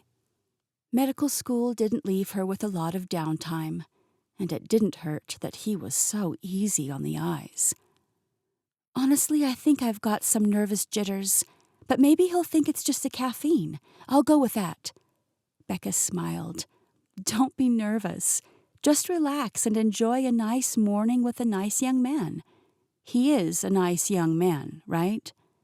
Katie coughed out a surprised laugh. Yes, he's very nice, and I will.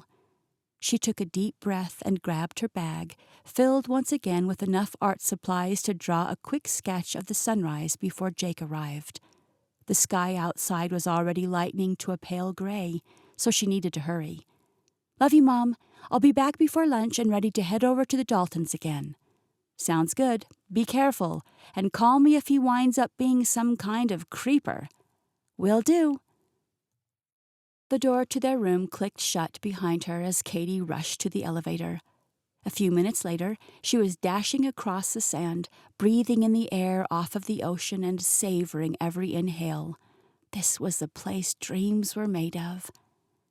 She settled into the sand closer to the hotel this morning, since the beach was still relatively empty.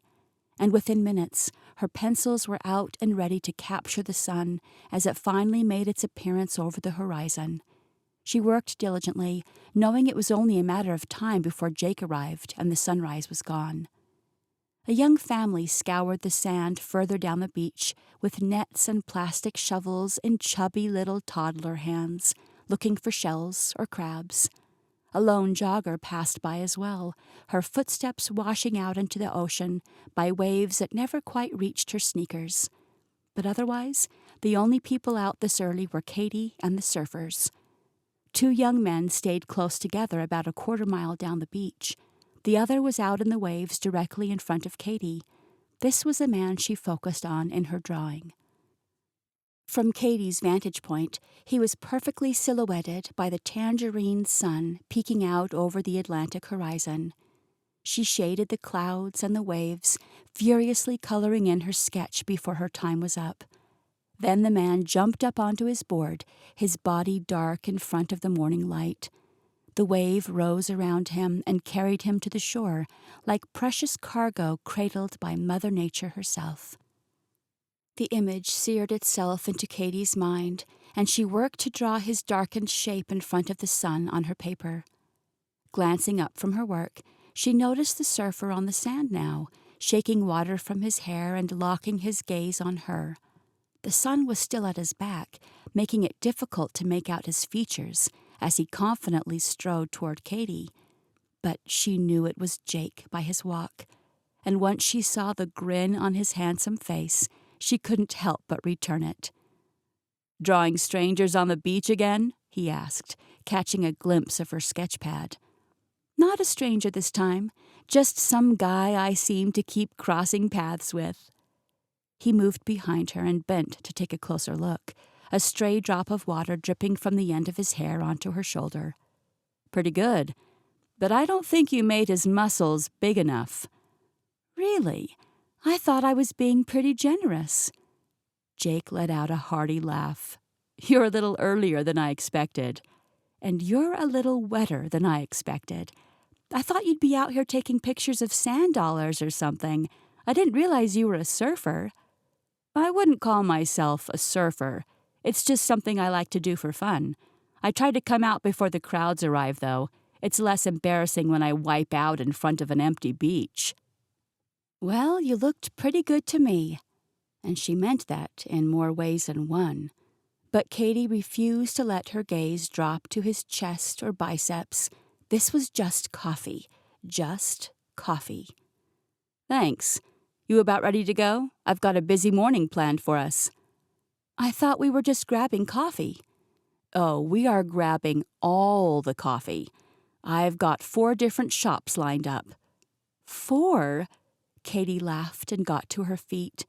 "I'm not sure I can handle that much caffeine." "Sure you can. Drink it slowly with plenty of water in between, and get small cups." "Why 4? "Because you said you'd come back if I found you some good coffee. Now it's my mission to find the very best brew Anastasia Island has to offer." Katie's heart swelled in her chest, and she was grateful Jake busied himself with running a towel over his hair and face. Otherwise, he would have definitely seen the pink in her cheeks and the giant, goofy grin on her face. They made more small talk about the beach and the best times to surf as they walked back up to the parking lot of the hotel. Jake put his surfboard in the back of a shiny blue pickup truck, then jogged over to the passenger door and pulled it open for Katy before she could reach for the handle. "Such a gentleman."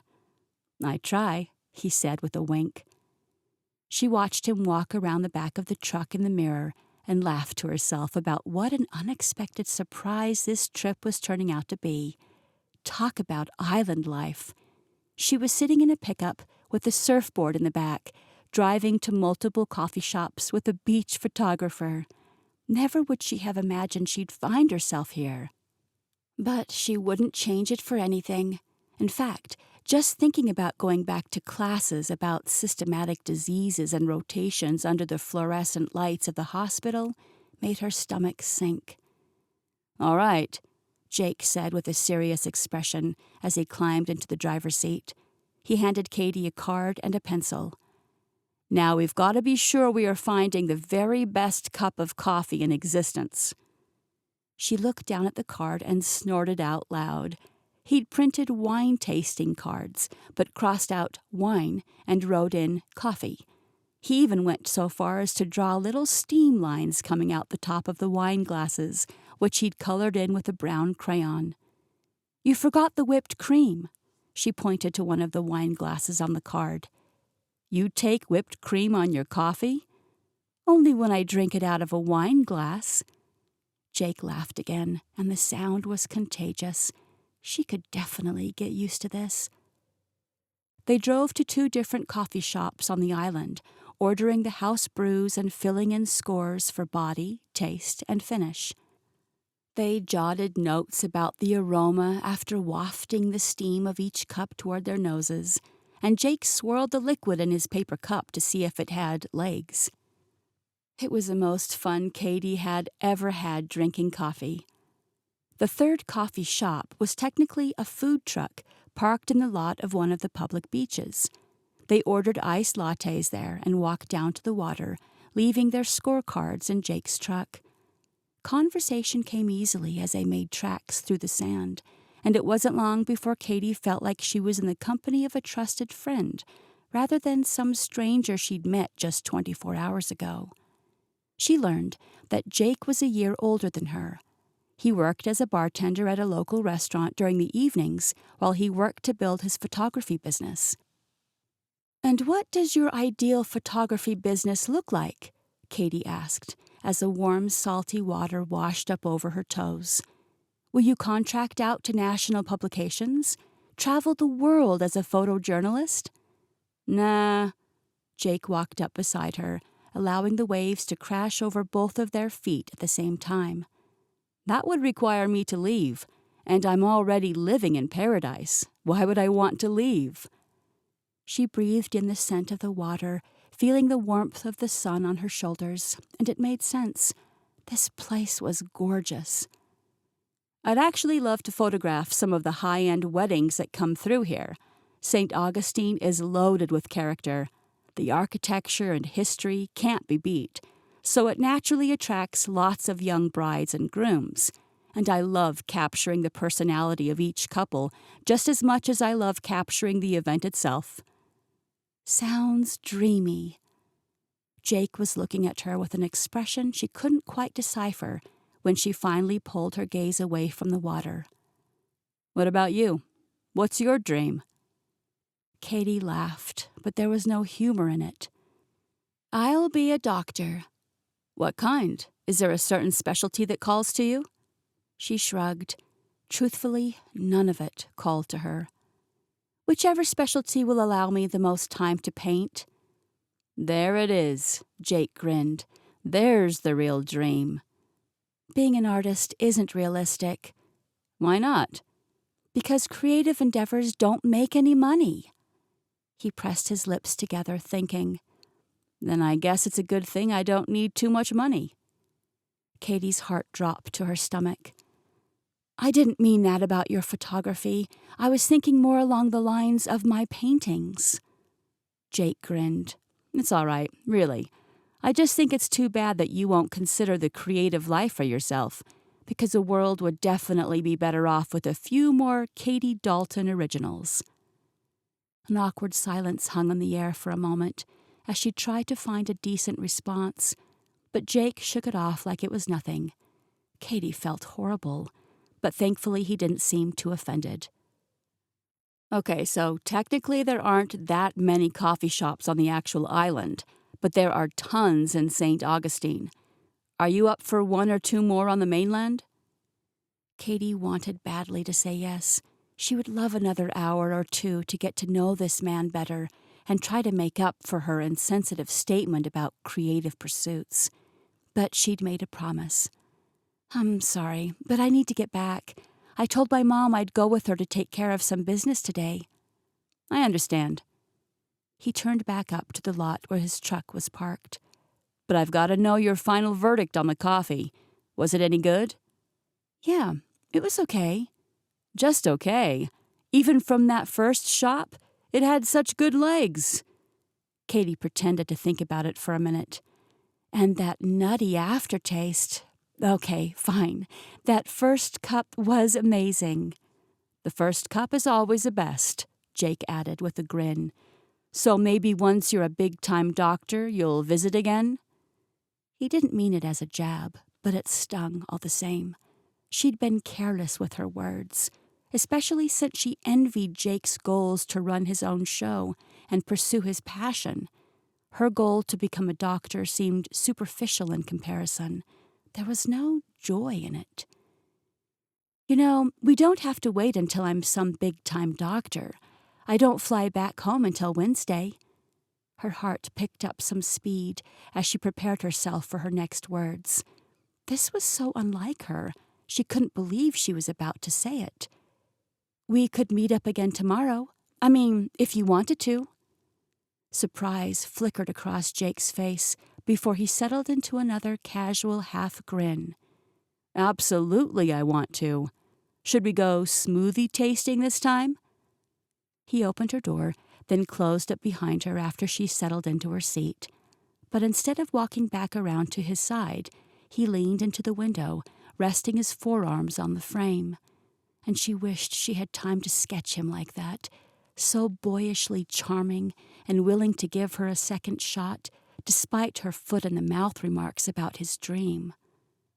Well, I do love smoothies, she said at last. But I was actually wondering if you might be up for a surfing lesson. I could sure use one. Katie laughed. I meant for me. Oh, right. His grin lit her on fire. I think we could arrange that. And maybe we'll get smoothies afterward. He lifted his brows.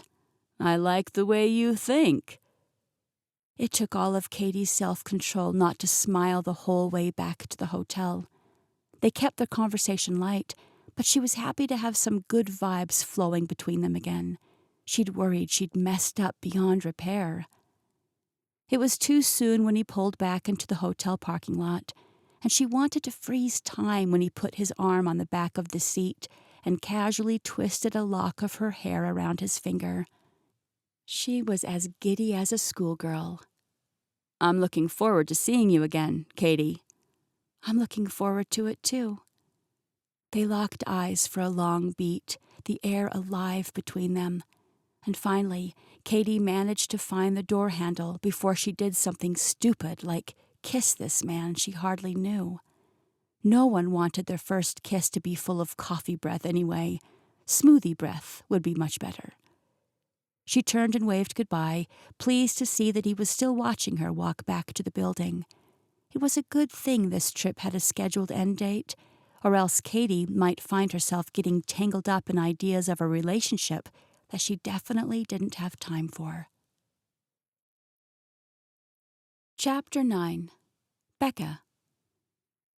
You haven't stopped smiling since you got back, Becca noted, as her daughter stared blissfully out the car window.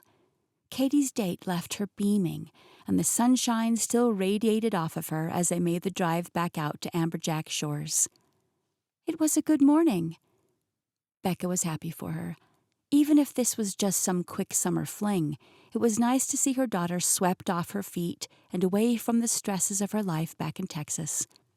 The girl definitely knew how to work hard, but playing hard was a different story. Tell me about him. Oh, there's really not too much to tell. Your flushed cheeks beg to differ. Katie buried her face in her hands. Okay, well, his name is Jake, and he might be one of the best-looking guys on the planet. I'm talking universally good-looking, like, why in the world is this super hottie even bothering to talk to me kind of good-looking? Becca laughed. Those kinds are usually trouble. You're telling me, but it gets worse. Not only is he stupidly attractive, but he's also one of those free-spirited creative types. You know, the kind who's always in search of the next best thing. He's a photographer and a surfer. Basically the epitome of a beach guy living that salt life. But he's really smart, too. He's got plans to build up his business. Katie was breathless with excitement. Becca couldn't even remember seeing her so excited about a boy. And it wasn't just one coffee place that we went to this morning. He wanted to give me a grand tour of the island, complete with little wine-tasting cards that he drew like coffee cups on and everything. Like, who does that? We just met. That's pretty cute. It was. Katie's grin spread even wider. You don't sound too disappointed about it. I'm not, and that's the worst part. He's a smooth-talking surf boy, not my type at all. And even though I know better, I'm totally falling for it. You know it's okay to let your heart get swept away every once in a while, right? No, not until I'm done with school. Maybe one day when I've settled into my job I can be swept away by a responsible man with his life in order. But I definitely won't be falling for anyone while I'm still trying to focus on my studies and the career to follow. It's like you've always said, I need to get my priorities straight because nothing in life is guaranteed. No one will look out for me like I will. Becca's chest squeezed tight. She had said those words, but they sounded so harsh coming from her daughter's lips. She'd never intended for Katie to put her love life on the back burner. She only wanted to look out for her daughter and protect her heart from being crushed like Becca's was so many years ago. Besides, we're only here for 2 more days. The whole thing is kind of a moot point when you look at it that way. If he's the right guy, then 2 more days might be all it takes to steal your heart. Katie shot her a disbelieving look from the corners of her eyes, but it was true. The only time Becca had ever fallen in love, it had happened hard and fast, not more than a day or two. And Chris had also been a smooth-talking free spirit, as Katie not so delicately put it. But Chris wasn't the right guy for Becca. He was very much the opposite, in fact, and it would do her good to remember that as she went into negotiations with his family. She planned to learn more about the business today, and once she got some comparative property prices from Dan Mitchell tomorrow, she'd be ready to name her price, sign a contract, and head back home. Strangely, thinking about the quick timeline made Becca's chest squeeze even tighter. Anastasia Island had been a wonderful reprieve from the stresses of home, even with an enormous business decision looming over her. She'd gotten some legal work done while Katie was out on her morning date, but she'd had to force herself to concentrate while the ocean beckoned to her from outside the hotel windows. Dallas and the law firm felt like a completely different world, and it wasn't one that she was terribly excited to jump back into, especially not when she would have to go back to work under Patrick. Speaking of Patrick, he had already sent her 4 emails this morning, expecting responses before lunch. But he would just have to wait. She told him she was on vacation, and the little bit of work she completed this morning was already more than she should have done. This was her time to escape, and she wouldn't allow him to steal any more minutes from her day. Besides, she needed every ounce of focus for the task ahead. They were nearing Amberjack Shores, and she needed to get into the right state of mind before beginning negotiations. Katie hummed softly to herself from the passenger seat, bringing Becca back to the present. If only she could channel some of her daughter's positive energy for this meeting ahead. With a deep sigh, she flicked her turn signal at the sight of the worn wooden sign that marked her destination. A little bit of fresh paint and some better focused advertising would probably do this place some wonders. Maybe she'd make that suggestion when they inevitably balked at the price she planned to request for her portion of the business. Linda walked out of the fishing office as soon as she heard them coming down the drive. She wore a long floral print sundress, and her big dangly earrings sparkled almost as much as her smile as she waved at them. The golf cart was already parked out front, and Becca noticed a few mason jars full of iced tea sitting on a small table between two Adirondack chairs in front of the building. It was a small gesture, but it warmed Becca to know that Linda wanted them to feel welcome. The pessimistic woman scorned at the back of Becca's mind wanted to believe it was part of a grander plan, just another way for the Daltons to wear her down into accepting a lower sales price. But Linda Dalton wasn't the same as her son. Anyone could see that she didn't have a manipulative bone in her petite little body.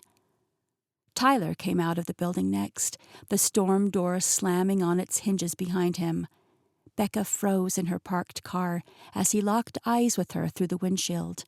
Guilt twined its way up through her stomach, and she wondered if he knew she'd been watching him yesterday at the docks.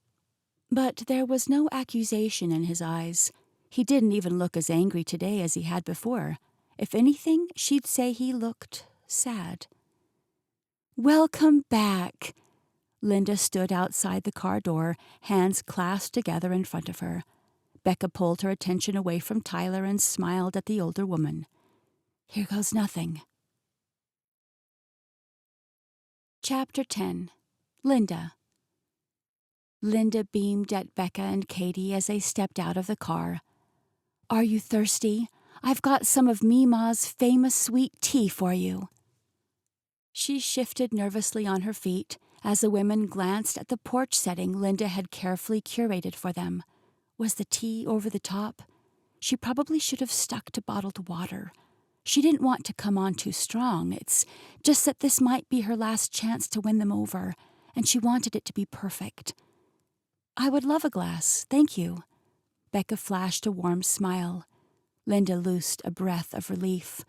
She led them onto the porch, sidestepping a very stoic Tyler, and handed over 2 mason jars dripping with condensation. "Woo!" Katie lifted her brows after taking a sip. "You weren't kidding when you said sweet." "Meemaw always was a little heavy-handed with the sugar." Linda sat down in one of the Adirondack chairs, motioning for Becca and Katie to do the same. Tyler leaned against the railing, arms crossed over his chest. "Don't you have somewhere to be?" she asked her son, pulling his warden-like stare away from Becca. He wasn't nearly as tough as he was pretending to be, but the other women didn't know it. They were practically frozen to their spots, not even able to sit and enjoy their drinks with him watching over them like a prison guard.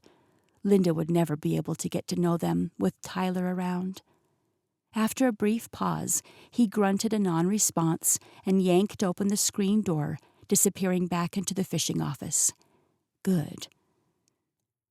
"I appreciate the tea," Becca said once he was gone. "But we really don't want to waste any more of your time than necessary. We were hoping to get right to business, if that's okay." "Absolutely." Linda jumped back up, a little too enthusiastically.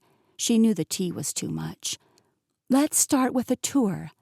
Then, a little louder, "Tyler, we're taking the cart."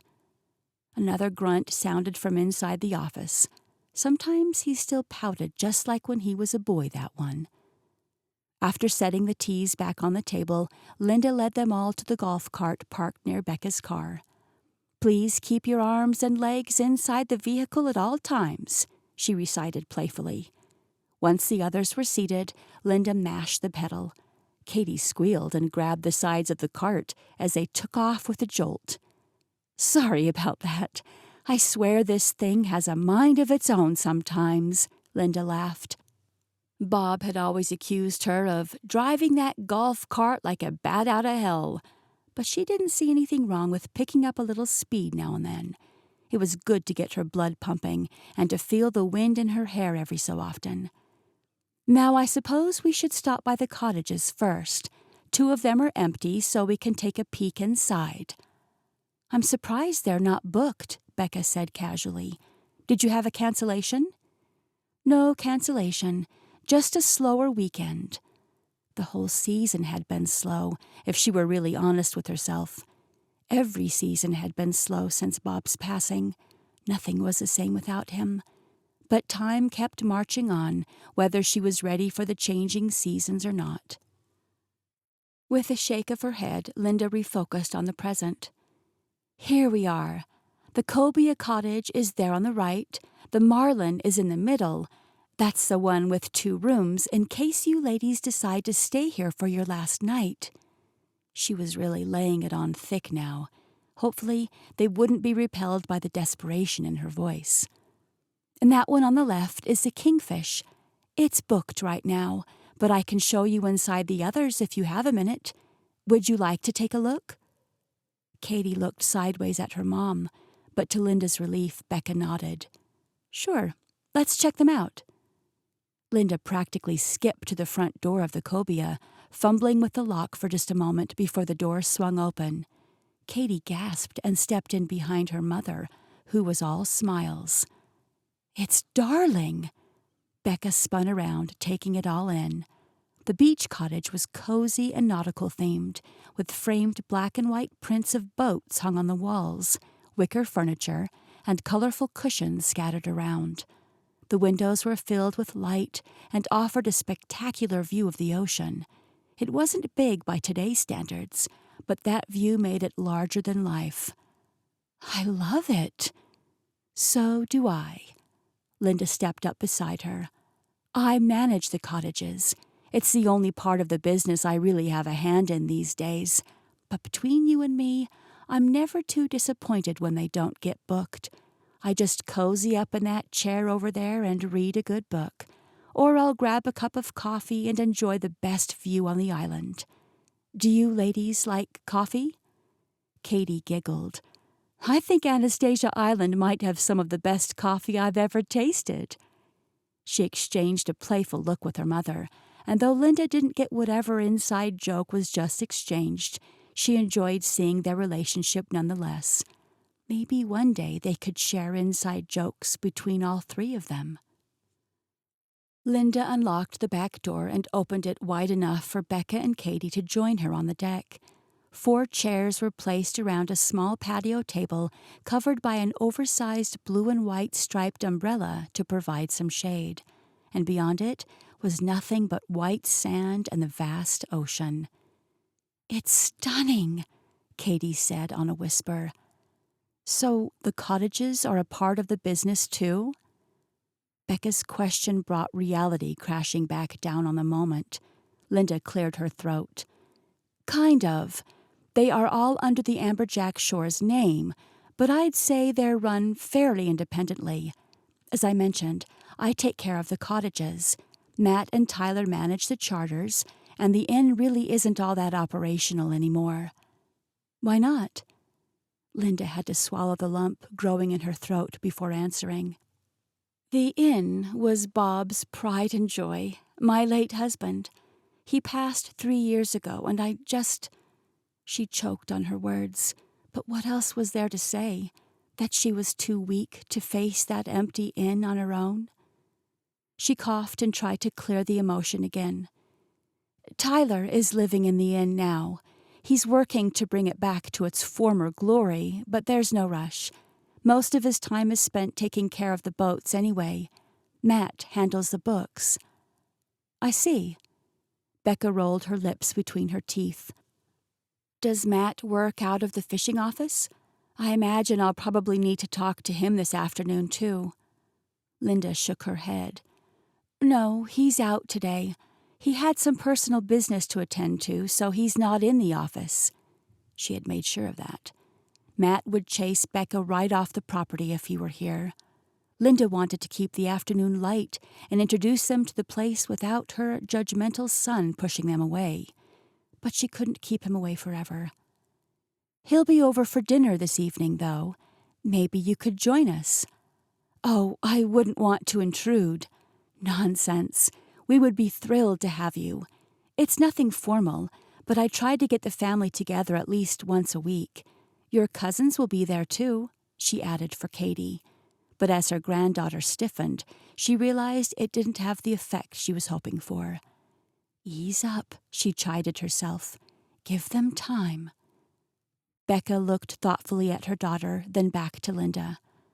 "We can probably make that work, but I'd like to carve out some time after the meal to go over the numbers, if that's all right." "Of course." Linda forced a smile. The numbers were not good at all. Matt would be more than happy to reveal this little fact to Becca. Bad books meant less of a payout for her. He'd give her enough money for a plane ticket back to Texas, and then Linda would never see them again. But she had today, and she would make the most of it. "Now, would you like to see the inn?" The trio walked around the side of the property until they reached the grand 2-story lemony yellow inn that had been a part of Amberjack Shores for as long as Linda could remember. A smile pulled at her cheeks as she remembered the day they'd picked that paint color. "Blue," Bob had playfully begged. "Like the ocean."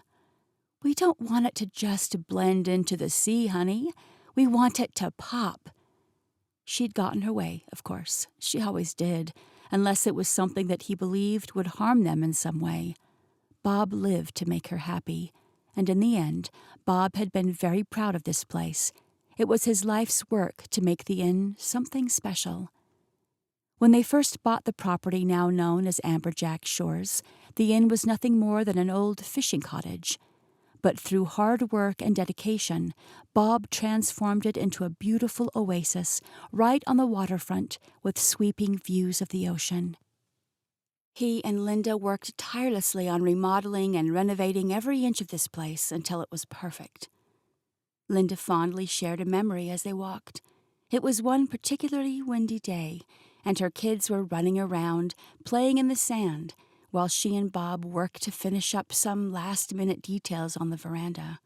It was chaos with 3 energetic little boys dashing underfoot, with pockets full of shells and seaweed in their hair. But there was something magical about that moment. Watching her family laugh and play while Bob worked on what would later become the crown jewel of Anastasia Island. That's what it was to her anyway, a jewel. But now the inn was mostly empty. Tyler was working to bring it back to life, but it was a slow process. The inn was almost a burden to her children these days, with its endless list of maintenance items. And don't even get Matt started on the property taxes. But she couldn't bear to let go of Bob's legacy just yet. They had to get it up and running again, for him. "So you and Bob built this place? How long have you lived here?" The expression on Becca's face was hard to decipher. "Ever since we were married. Bob's grandfather was wealthy, railroad money." She lifted her brows at the women, trying to convey without betraying her southern manners just how wealthy Bob's grandfather had been. He kept it mostly to himself, which was his right, of course, but he gave each of his grandkids a nice sum when they graduated, and Bob and I used it to purchase his property and begin our life together. Again, Becca's face twisted into an emotion Linda didn't recognize, so she just kept right on talking. "It wasn't nearly as expensive back then, you know, property. There's no way we could do it today. But this was little more than a fishing cottage on some undeveloped raw land. We built it up as we raised our kids. It wasn't overnight by any means." "I had no idea," Becca said with a sigh. "About what?" "That Chris lived in a place like this, on the beach, surrounded by family?" Linda's chest squeezed. "Chris didn't talk about his life growing up? He never mentioned his family?" "Not really." Becca shook her head. "I knew he was from Florida, and that you weren't happy with his decision to go to law school in Texas. But other than that..." Her voice drifted off. She didn't need to say any more. Linda understood clearly why Chris was so selective in sharing his past with Becca, and it stung worse than 100 bees. He'd never wanted her to know his family. But why? Did he know he'd leave her from the very beginning? Linda caught Becca's eye, the women sharing a moment of grief for the man who held so many secrets. No parent is ever ready for their child to move away, but we were so proud of Chris. We were thrilled that he got into law school, several law schools to choose from, in fact, and no matter how many mistakes he made, he was good. She patted her hand against her heart. In here, he was good, and I believe that he loved you. Becca scoffed and turned away. Truthfully, Linda couldn't blame her for harboring such negative feelings after what Chris had done to her. She only wished she could help ease some of that. Letting go would free Becca up for so much more good in her life, if she'd only let it. But that was something Becca would have to decide for herself.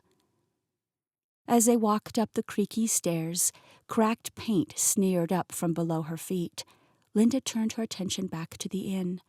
A seagull hopped on the sand beside them, searching for scraps of food that had been gone for quite some time, and she forced a smile back to her face as they continued the tour. Believe it or not, this place was once one of the nicest places to stay on the island. We would be booked up months in advance. The rooms were still furnished, but they hadn't been occupied in longer than she cared to remember. Linda couldn't help but feel a pang of sadness as she led Becca and Katie through the old inn.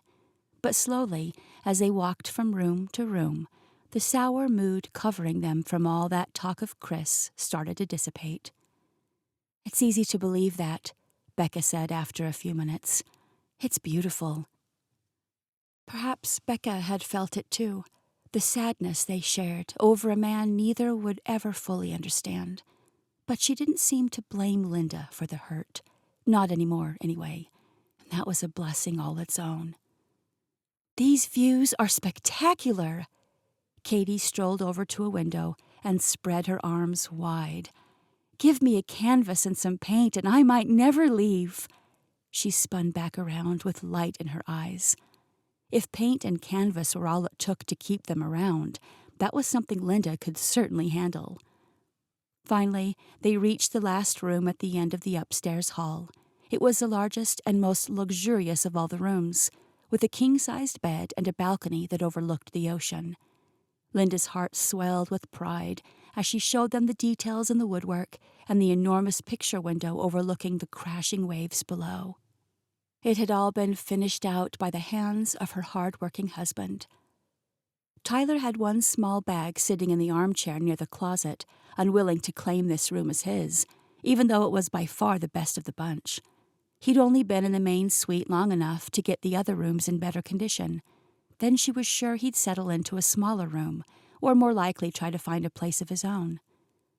This was Bob's favorite room, she said, her voice soft. I can see why. Becca moved to the window, wrapping her arms around herself. Linda didn't know what she was thinking. She couldn't even begin to guess. But she'd stood before enough windows with her arms wrapped exactly the same way to know that something was weighing heavily on the woman. She stood there for some time, allowing Becca to process her thoughts. It was Katie who finally interrupted. Guess we should probably head back now, huh? Becca shook her head, as if scattering the thoughts from her vision so she could rejoin them in the present. Yes, I suppose we should. It was lovely seeing the property, though. Thank you. You're welcome, darling. I think this little walk down memory lane was just as much for me as it was for you. And though Linda knew it was time to bring the tour to a close, she wasn't ready to say goodbye. But she couldn't push Becca too hard, or she might just end up losing them altogether. As they walked back down the stairs, a selfish, unrealistic idea twisted its way to the front of her mind. There was a lot of work to be done to bring the inn back to life, but with more hands on deck, maybe they could make it happen.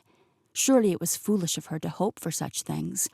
But seeing Becca and Katie in this inn, walking the sands and looking at the water, it just felt right. Chris was gone. She knew she couldn't have him back. But having Becca and Katie here made her feel like a piece of her son was still around, too. If only it were that easy. Nothing was ever that easy when it came to family and business. Only time would tell. But for now, Linda was going to concentrate on enjoying the time she had left with her family, both old and new. Tyler was standing on the gravel next to the golf cart when they finally emerged from the inn. "All done?" But he wasn't looking at Linda. His eyes were glued to Becca.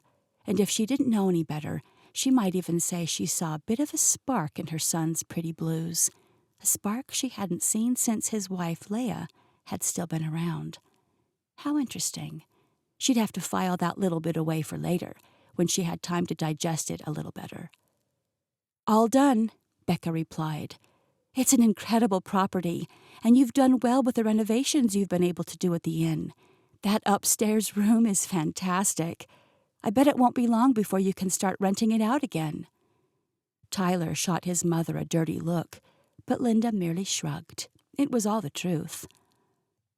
"So, we'll see you back for dinner tonight?" Linda clasped her hands in front of her chest, hopefully. Becca exchanged a look with Katie before nodding. "Sure, we'll be back tonight." Chapter 11. Katie. "I've got to admit, you're looking a lot more excited about this dinner than I expected you to be. Is it Amberjack Shores that has you smiling ear to ear? Or would this good mood be due to a certain surfer photographer?" Katie glanced over at her appraising mother, trying hard not to grin. It absolutely was because of Jake. Guilty as charged. She hadn't been able to stop thinking about him all day. Even as she and her mom had been touring the property with Linda, all she could think about was getting back out on the sand with him.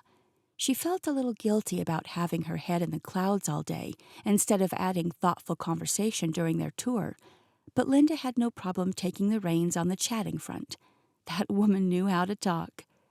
And Becca seemed to be so lost in her own thoughts that she didn't mind the silence. But Katie needed to put on her game face for this dinner tonight. Something told her the rest of the Dalton family wouldn't be quite as friendly as Linda had been.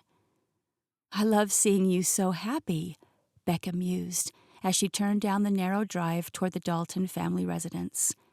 "It looks good on you." Her phone rang out as she brought their car to a stop, and Katie debated whether to give her mother some privacy for the call or wait here in the car. But the thought of knocking on that door and facing the family on her own was too much. She'd wait. "Ugh," Becca groaned. "It's Patrick again. Doesn't he know you're on vacation?" "I'm sorry. I've got to take this real quick." "Mom." Too late. Becca had already swiped to answer. Katie wished her mom would just ignore that jerk back home and focus on trying to make the best of this trip. As if the whole inheritance thing wasn't stressful enough on its own, now she had her awful new boss trying to take every free second she could spare. It reminded Katie of a cheesy article she'd read recently in some online magazine about energy vampires. This man was sucking her mother dry. The summer sun was still hanging in the sky, but the wind had shifted, making the evening a touch cooler than it had been that afternoon. Palm leaves waved in the breeze around the Daltons' home, swaying in time with the bright flowers in the tidy little beds on either side of the front porch. It looked like a nice place from the outside. It wasn't terribly big, but it had a cozy vibe to it. The lights were on inside, and shadows passed back and forth in front of the windows with some urgency. Katie imagined Linda was inside giving orders for her family to get everything in place before their guests arrived. The screen door opened, and a man stepped out onto the porch with his arms crossed over his wide chest. His hair was a shade darker than Katie's, but he had the same wild curls. It was just long enough to look unkempt, and when paired with that massive scowl on his face, it gave the man a serious, "get off my lawn before I grab my shotgun" kind of vibe. This must be Matt, although he was nothing like Katie had expected. The man definitely looked more pro-wrestler than bookkeeper. Becca huffed out a breath of annoyance from the driver's seat and stuffed her phone back into her purse. "Everything all right?" Katie asked. "It's fine. Let's get this over with." Probably not the best way to start a meal with a bunch of strangers who were technically family. But who was Katie to judge? She didn't want to be here any more than her mom did, but it was a necessary evil. They'd have to get some financial details from the Dalton family bodyguard, who was still scowling at them from the porch, before Becca could counter their offer and they could go back home. Katie kept an eye on the man as she followed her mom up the porch steps, but before the big grumpy guy could say anything, Linda came sweeping out of the house, all smiles as usual. She pushed her way past the man and extended her arms. "Becca, Katie, I'm so glad you're here. Come in, come in. I just pulled the bread out of the oven." To Katie's surprise, her mom went in for a hug with Linda, and somehow the man's frown grew even deeper. But no one seemed to care about him. Linda didn't even introduce them until long after they were inside. She ushered them through a warm living room, decorated in soft pastels and overstuffed furniture, then led them into a dining room where several others were gathered. The man from the porch followed them and sat down with a huff next to a beautiful dark-haired woman with kind eyes. Linda took Becca by the hand and brought her around a worn oak table to an empty chair next to Tyler. There was only one other seat remaining, so Katie hung back, waiting to see where Linda directed her. "Usually when we have crowds this big, we split into the grown-ups table and the kids table," Linda laughed as she looked at two young adults standing along the wall near Katie. "But I've got some folding chairs if you all want to squeeze in with us this evening." A young woman near Katie's age smiled. "That's okay, Gran. We'll take the kids' table." Then she turned toward Katie. "You're welcome to join us if you want. I'm Amelia, by the way." She extended her hand. "I guess we're cousins." "Katie." She shook the girl's hand, unsure of what else to say to that. Cousins? She hadn't considered cousins. "Do you want to sit with us or with the grown-ups?" Amelia winked. Katie looked back at the table and the scowling macho man. Her mom gave a subtle nod, a blessing to escape the awkward conversation that was undoubtedly about to take place.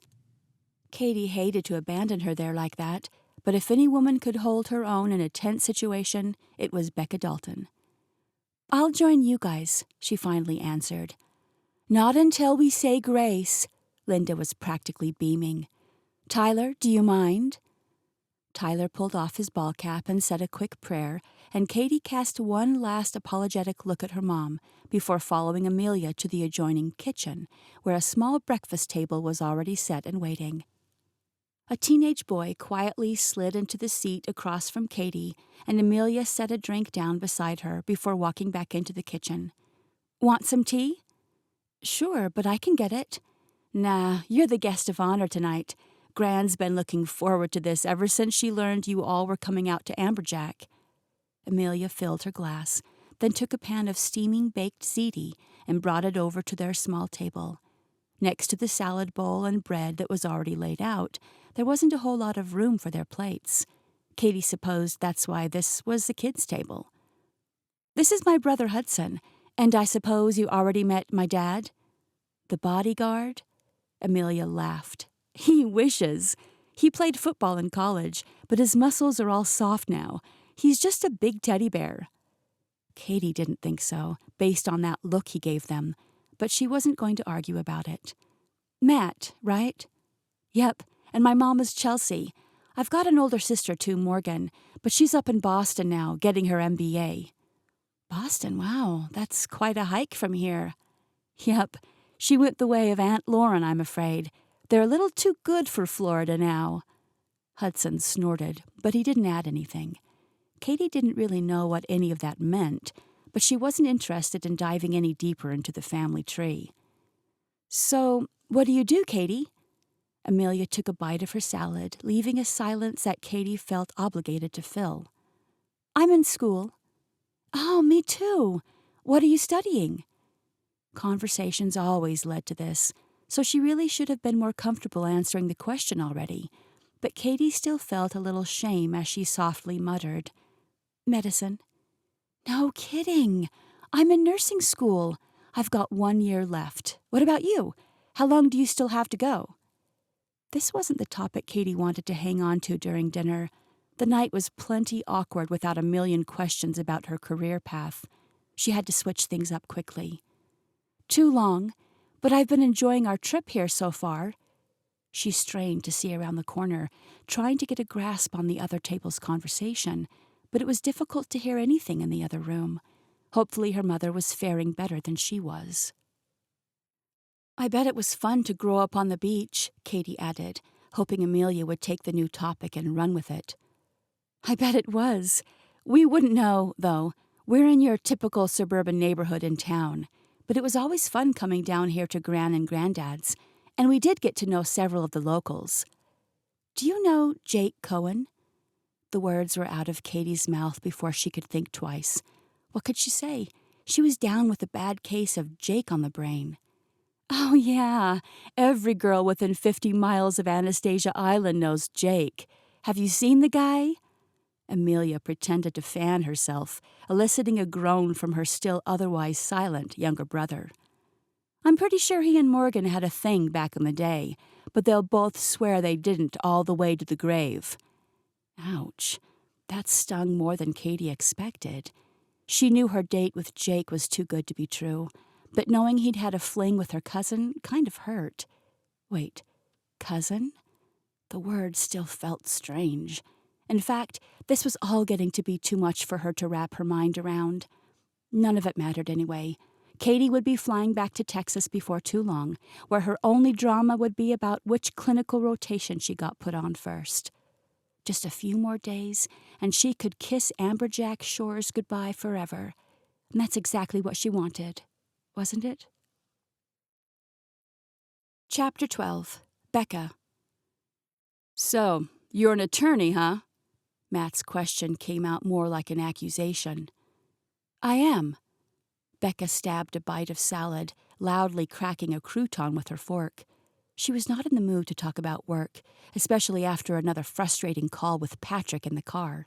That man had always gotten under her skin, but this recent promotion took his ego to a whole other level.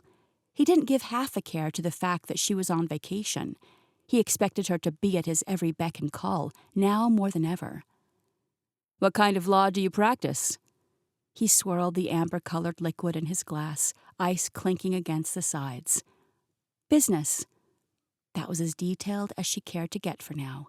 She didn't have it in her to fake kindness to another man trying to push her around tonight. "Well, isn't that convenient?" Matt grumbled under his breath. What do you do for fun?" Chelsea, Matt's wife, interrupted him before he could grill Becca any further. She flashed the woman a look of gratitude. "For fun?"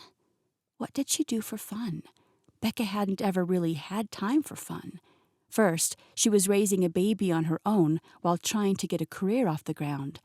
Then she was volunteering at the school library and spending her weekends at soccer games and tumbling practices and driving back and forth to art camps for Katie. When Katie graduated and moved into the dorms, Becca had turned her full attention back to work in an attempt to salvage her sputtering career. There wasn't time for anything fun.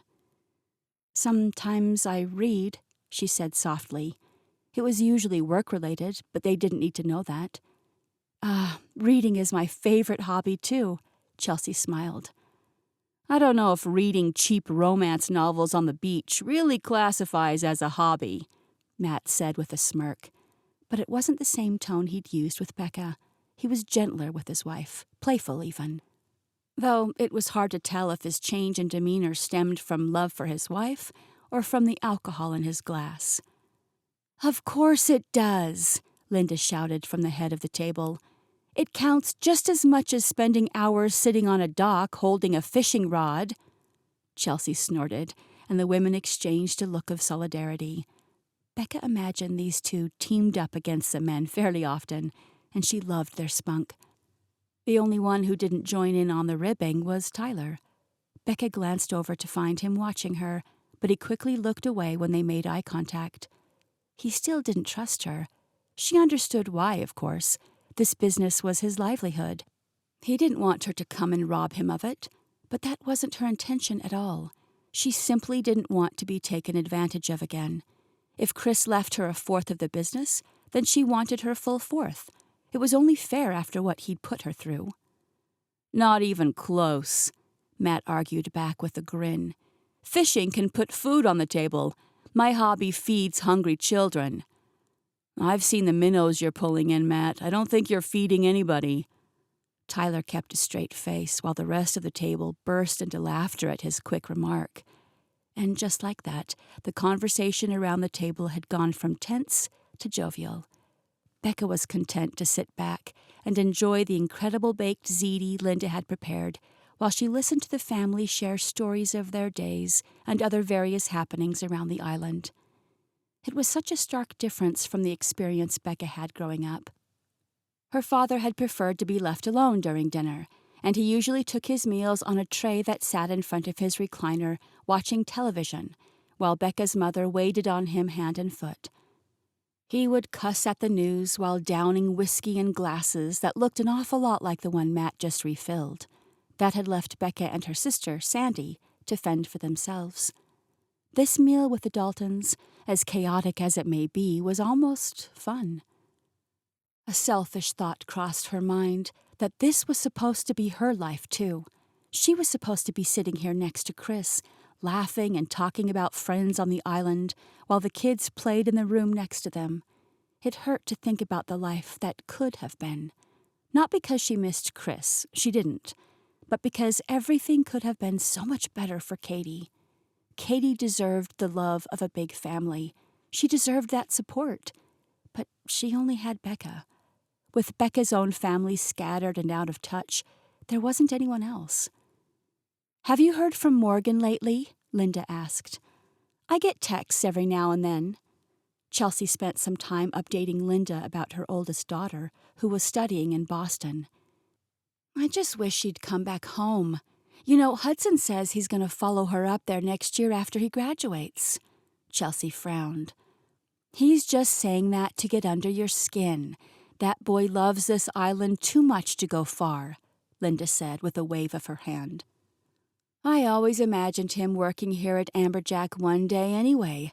It suits him." "That's if Amberjack is still around by then." Matt downed the rest of his drink with a single swallow and pinned Becca with a hard gaze. Chelsea put a hand on her husband's arm, but it did little to stop him. "We've danced around a lot tonight, but I think it's time to finally get down to business. What do you want, Rebecca?" Becca swallowed and gently set her fork on the table. She knew this kind. She'd sat across from men like Matt during plenty of negotiations. He would feed off of her energy, so she had to keep a level head. "According to the documents your attorney presented to me, I have inherited the 25% share of Amberjack Shores that belonged to Chris."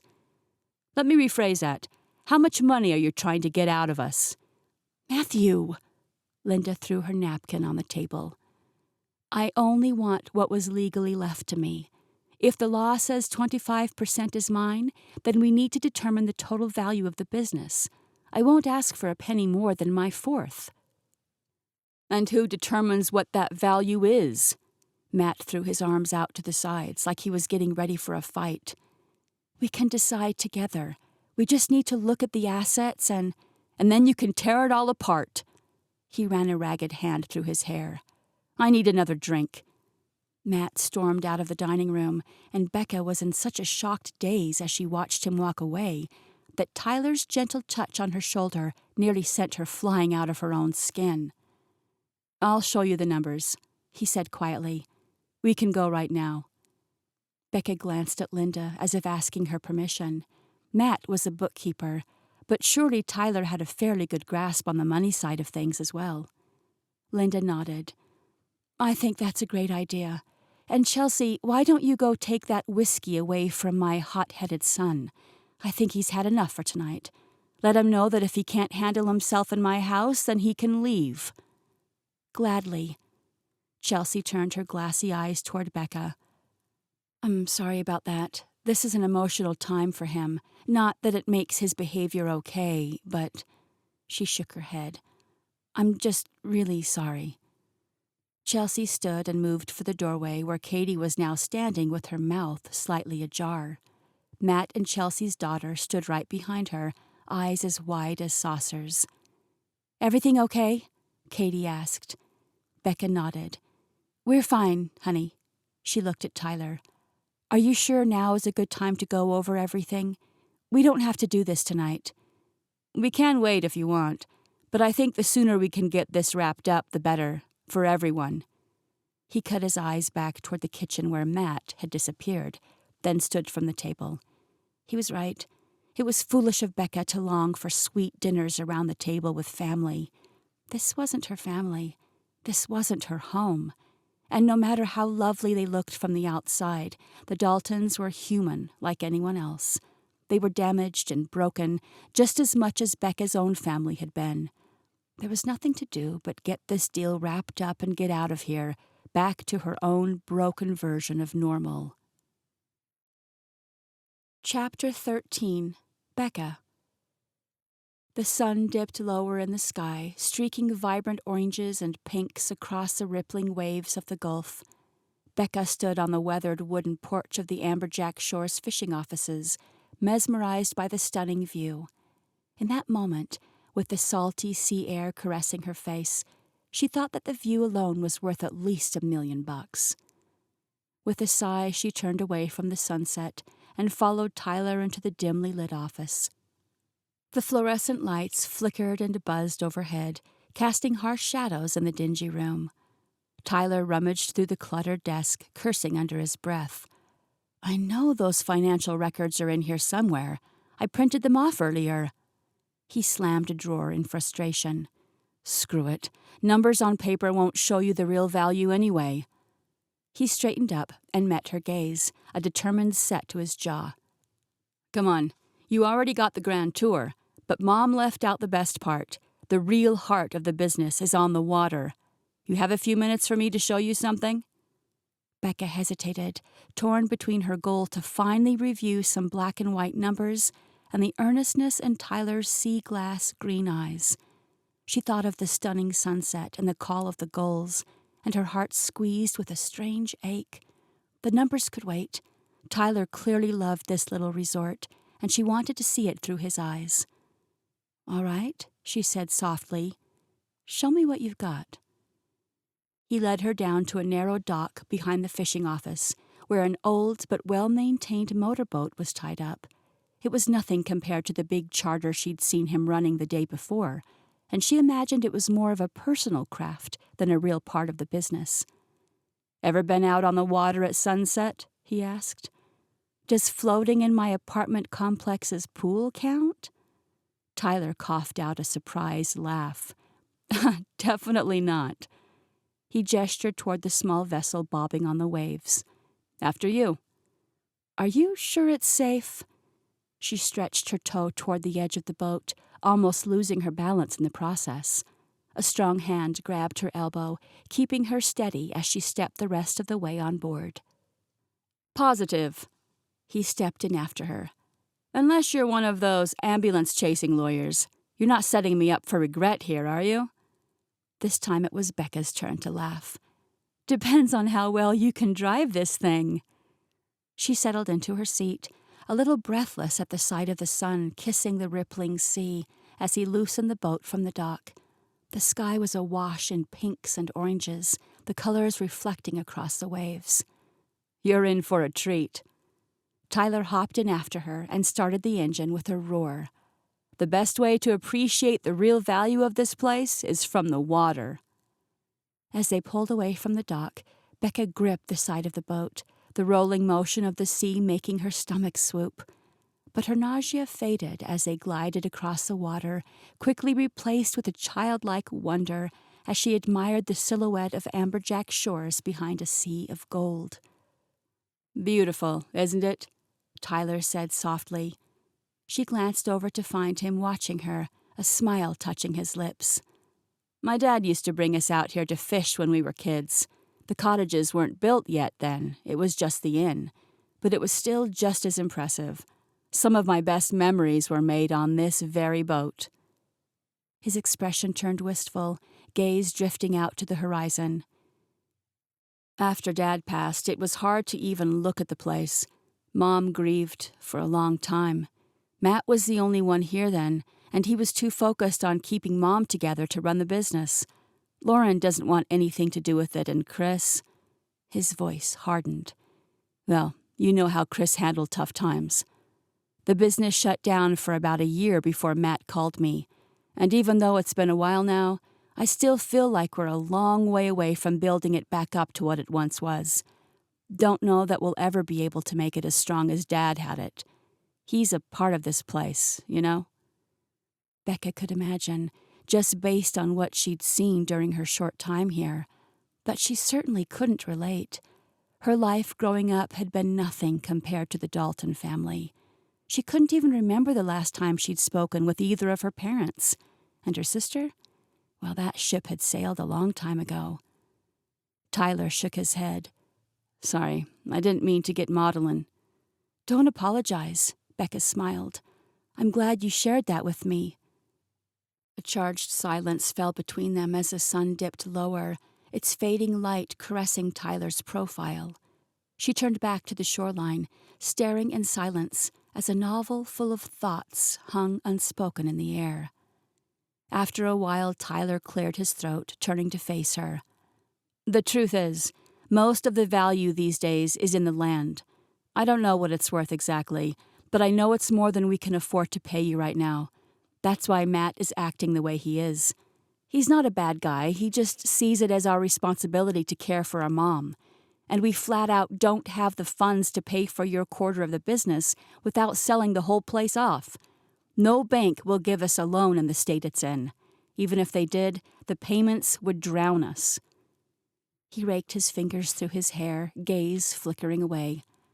I'm sorry for wasting your time. We should have been up front from the start.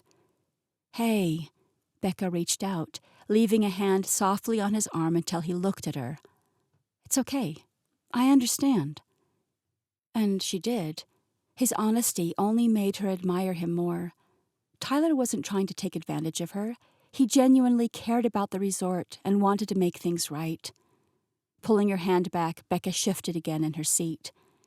You know, when I'm not chasing ambulances, she said with a wink, I actually do corporate law, mergers and acquisitions. Tyler opened his mouth to object, but she held up her hand.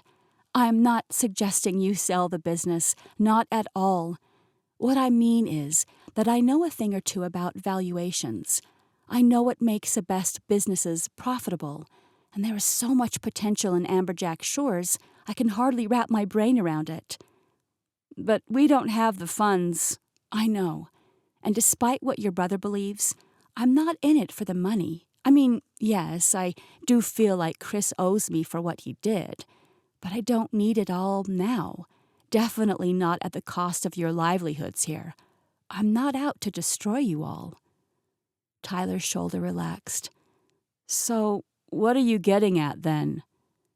What if I can help you bring Amberjack Shores back to its former glory? How? I don't know. I mean, I've seen several small things that could be improved, but I'd be happy to look into it more and come up with a business plan of sorts. If you'd be willing to consider accepting my help, that is. We could work out some kind of payment plan, and as a business grows, you can pay off what I'm owed based on the valuation today.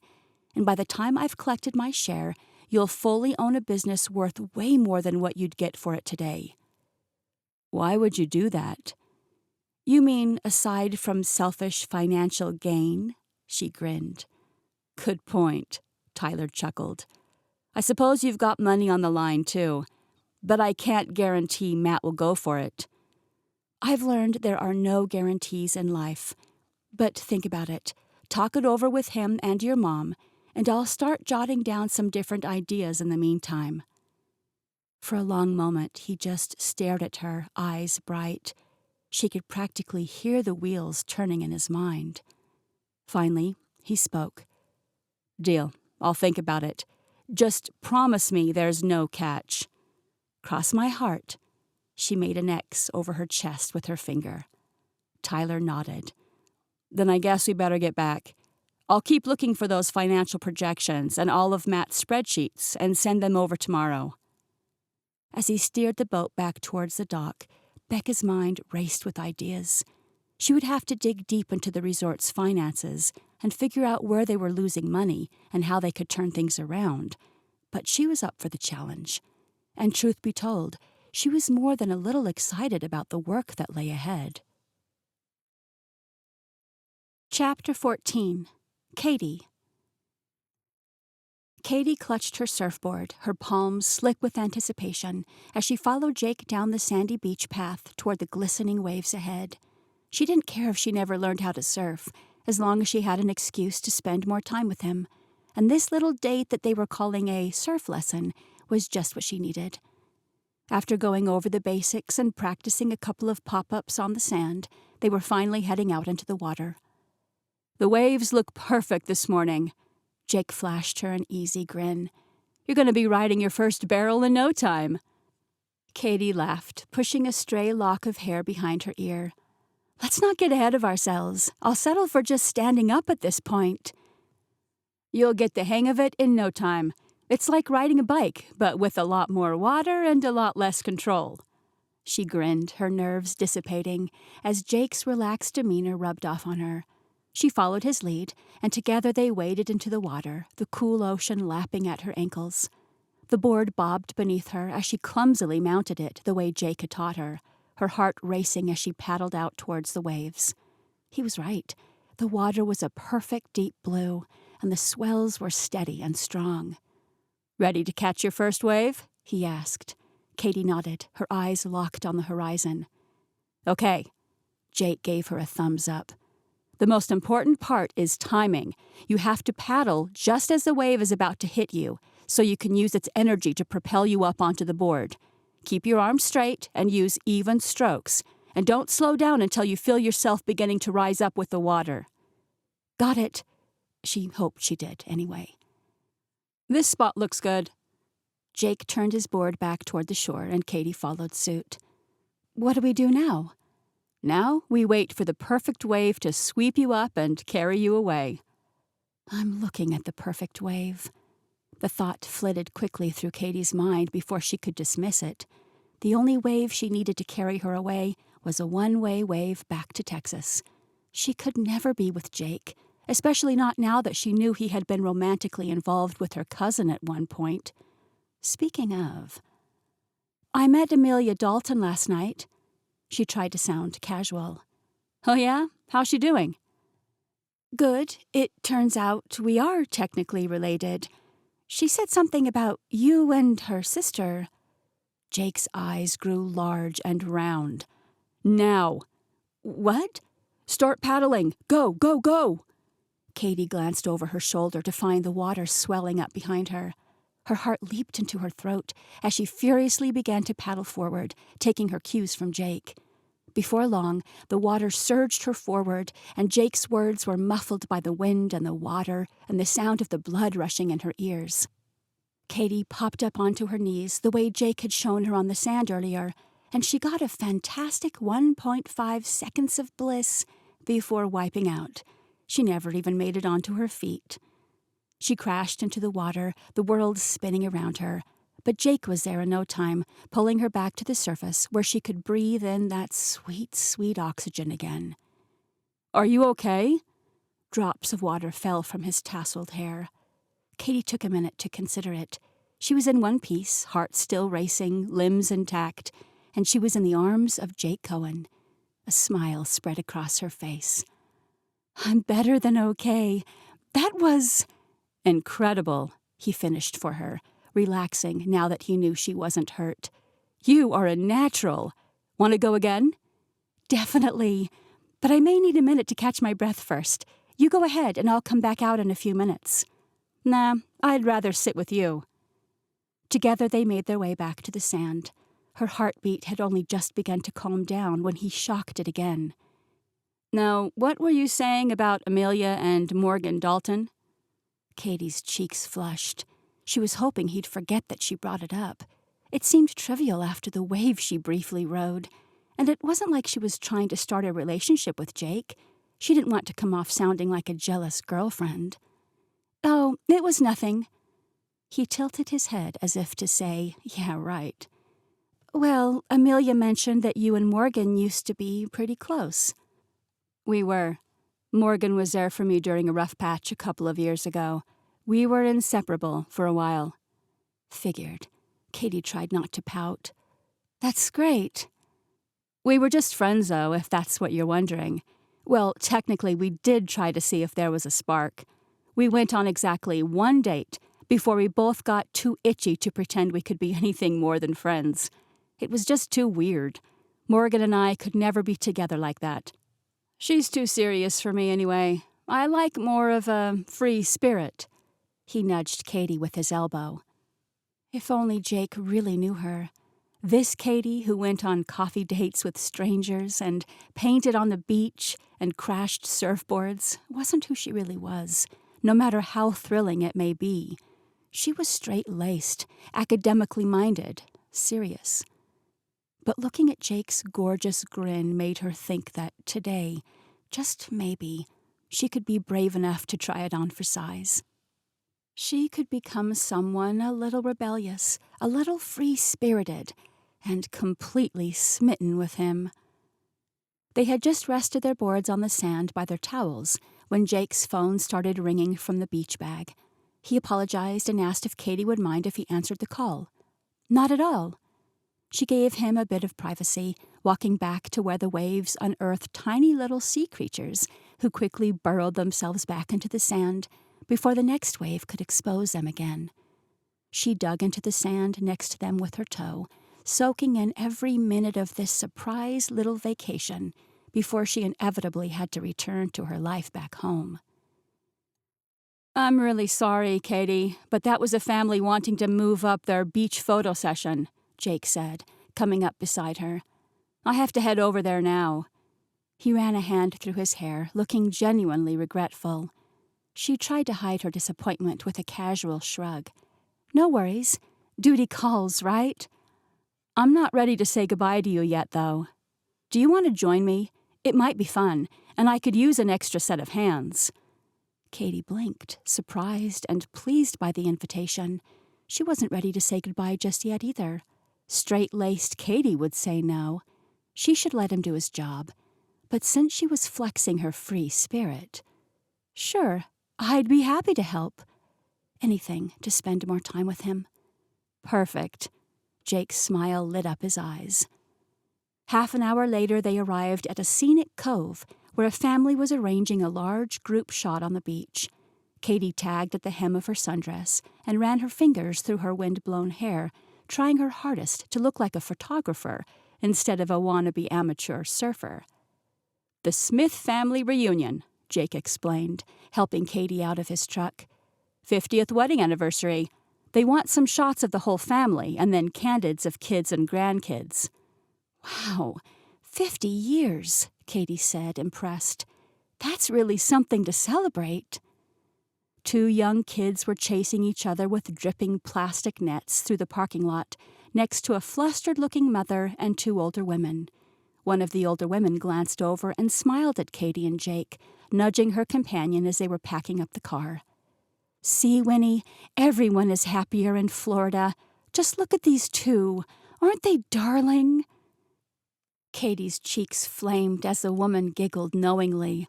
Before she could stammer out a correction, Jake slipped an arm around her waist, pulling her against his side. "Thanks, we think so too," he said easily. 2 years married last month." "Oh, how wonderful," the women chorused. "Congratulations." Jake winked at Katie before moving toward the boardwalk to greet the Smith family. She stood frozen in place, stunned by the casual intimacy of his touch and how readily he'd played along with a mistaken assumption. But more stunning, perhaps, was how comfortable she'd felt being on the receiving end of it. They walked down to the beach and set up the equipment. With Jake's direction, Katie helped arrange the family members into a number of different poses. She had an eye for composition and lighting, so Jake welcomed her help in getting creative with angles while he shot from different perspectives. He even handed over his camera to let Katie take some shots of her own, while he assisted with adjusting poses or taking silly candid shots of the kids. She understood why he loved this work. For one thing, he was excellent at his job. Not only did he have a great eye for photography, but he was so charming that everyone he spoke to immediately relaxed and felt comfortable around him. And it was fun. Katie loved chatting with the family behind the scenes while other shots were getting set up.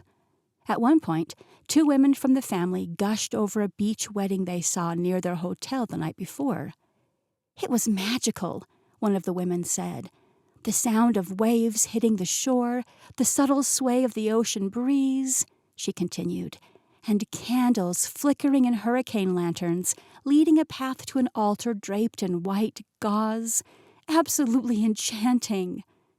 Katie's wheels immediately began to turn. Could something like that help revive Amberjack Shores? She knew her mother was brainstorming some different ideas to make the business more profitable, and Jake had those engaged friends she had drawn on the beach. What if she could convince the Daltons to host weddings at Amberjack Shores? They already had beautiful grounds perfect for outdoor ceremonies, plus a large recreational area where guests could stay in the inn or the cottages after a reception. Once the idea crossed Katie's mind, she couldn't get rid of it. It burrowed deep into her brain, growing and evolving over the course of the afternoon. She reimagined every photograph they took, picturing formal attire and glowing lights around the cottages. She casually tossed the idea out there to Jake after the day's shoot, as he retrieved his truck keys from his pocket.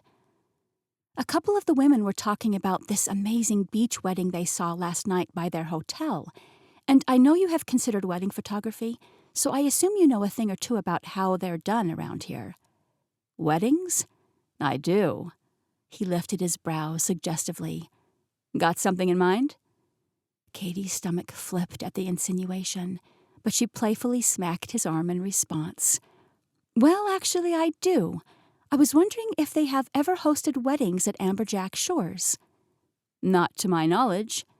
Do you think they could? Jake smiled, looking out over the beach.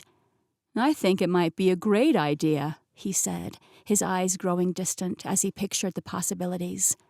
He looked back at Katie and his expression softened. You'd be the perfect person to start something like that. Oh, I didn't mean for me. Jake reached out and looped their fingers together, looking at Katie as if he could will away tomorrow's return flight. Or maybe that was her own wishful thinking. You could, though. Or, if this medical school thing doesn't work out, I could always use a photography assistant. Though it probably wouldn't be long before you took my position in the lead spot. You're really good at this stuff. You should lean into it. You're giving me way too much credit.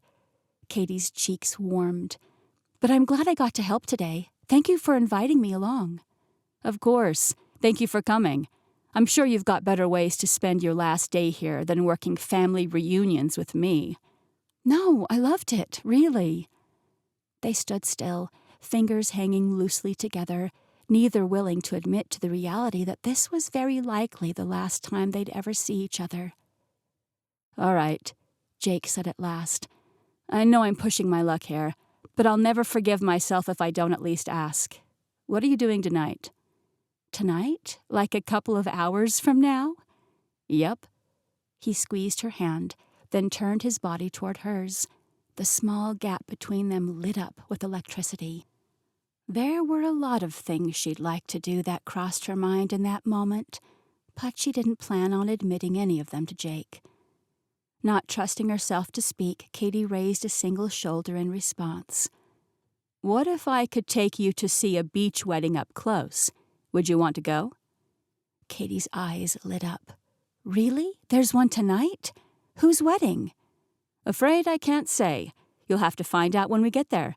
Consider it your first lesson in going with the flow. This feels like a trap. You're not trying to trick me into being your bride, are you? Jake's laugh warmed her from the inside out. Not a bad idea. But no tricks. We'll just be guests tonight. I'm not even photographing this one. Katie bit her lip, pretending to deliberate, even though she knew her answer immediately.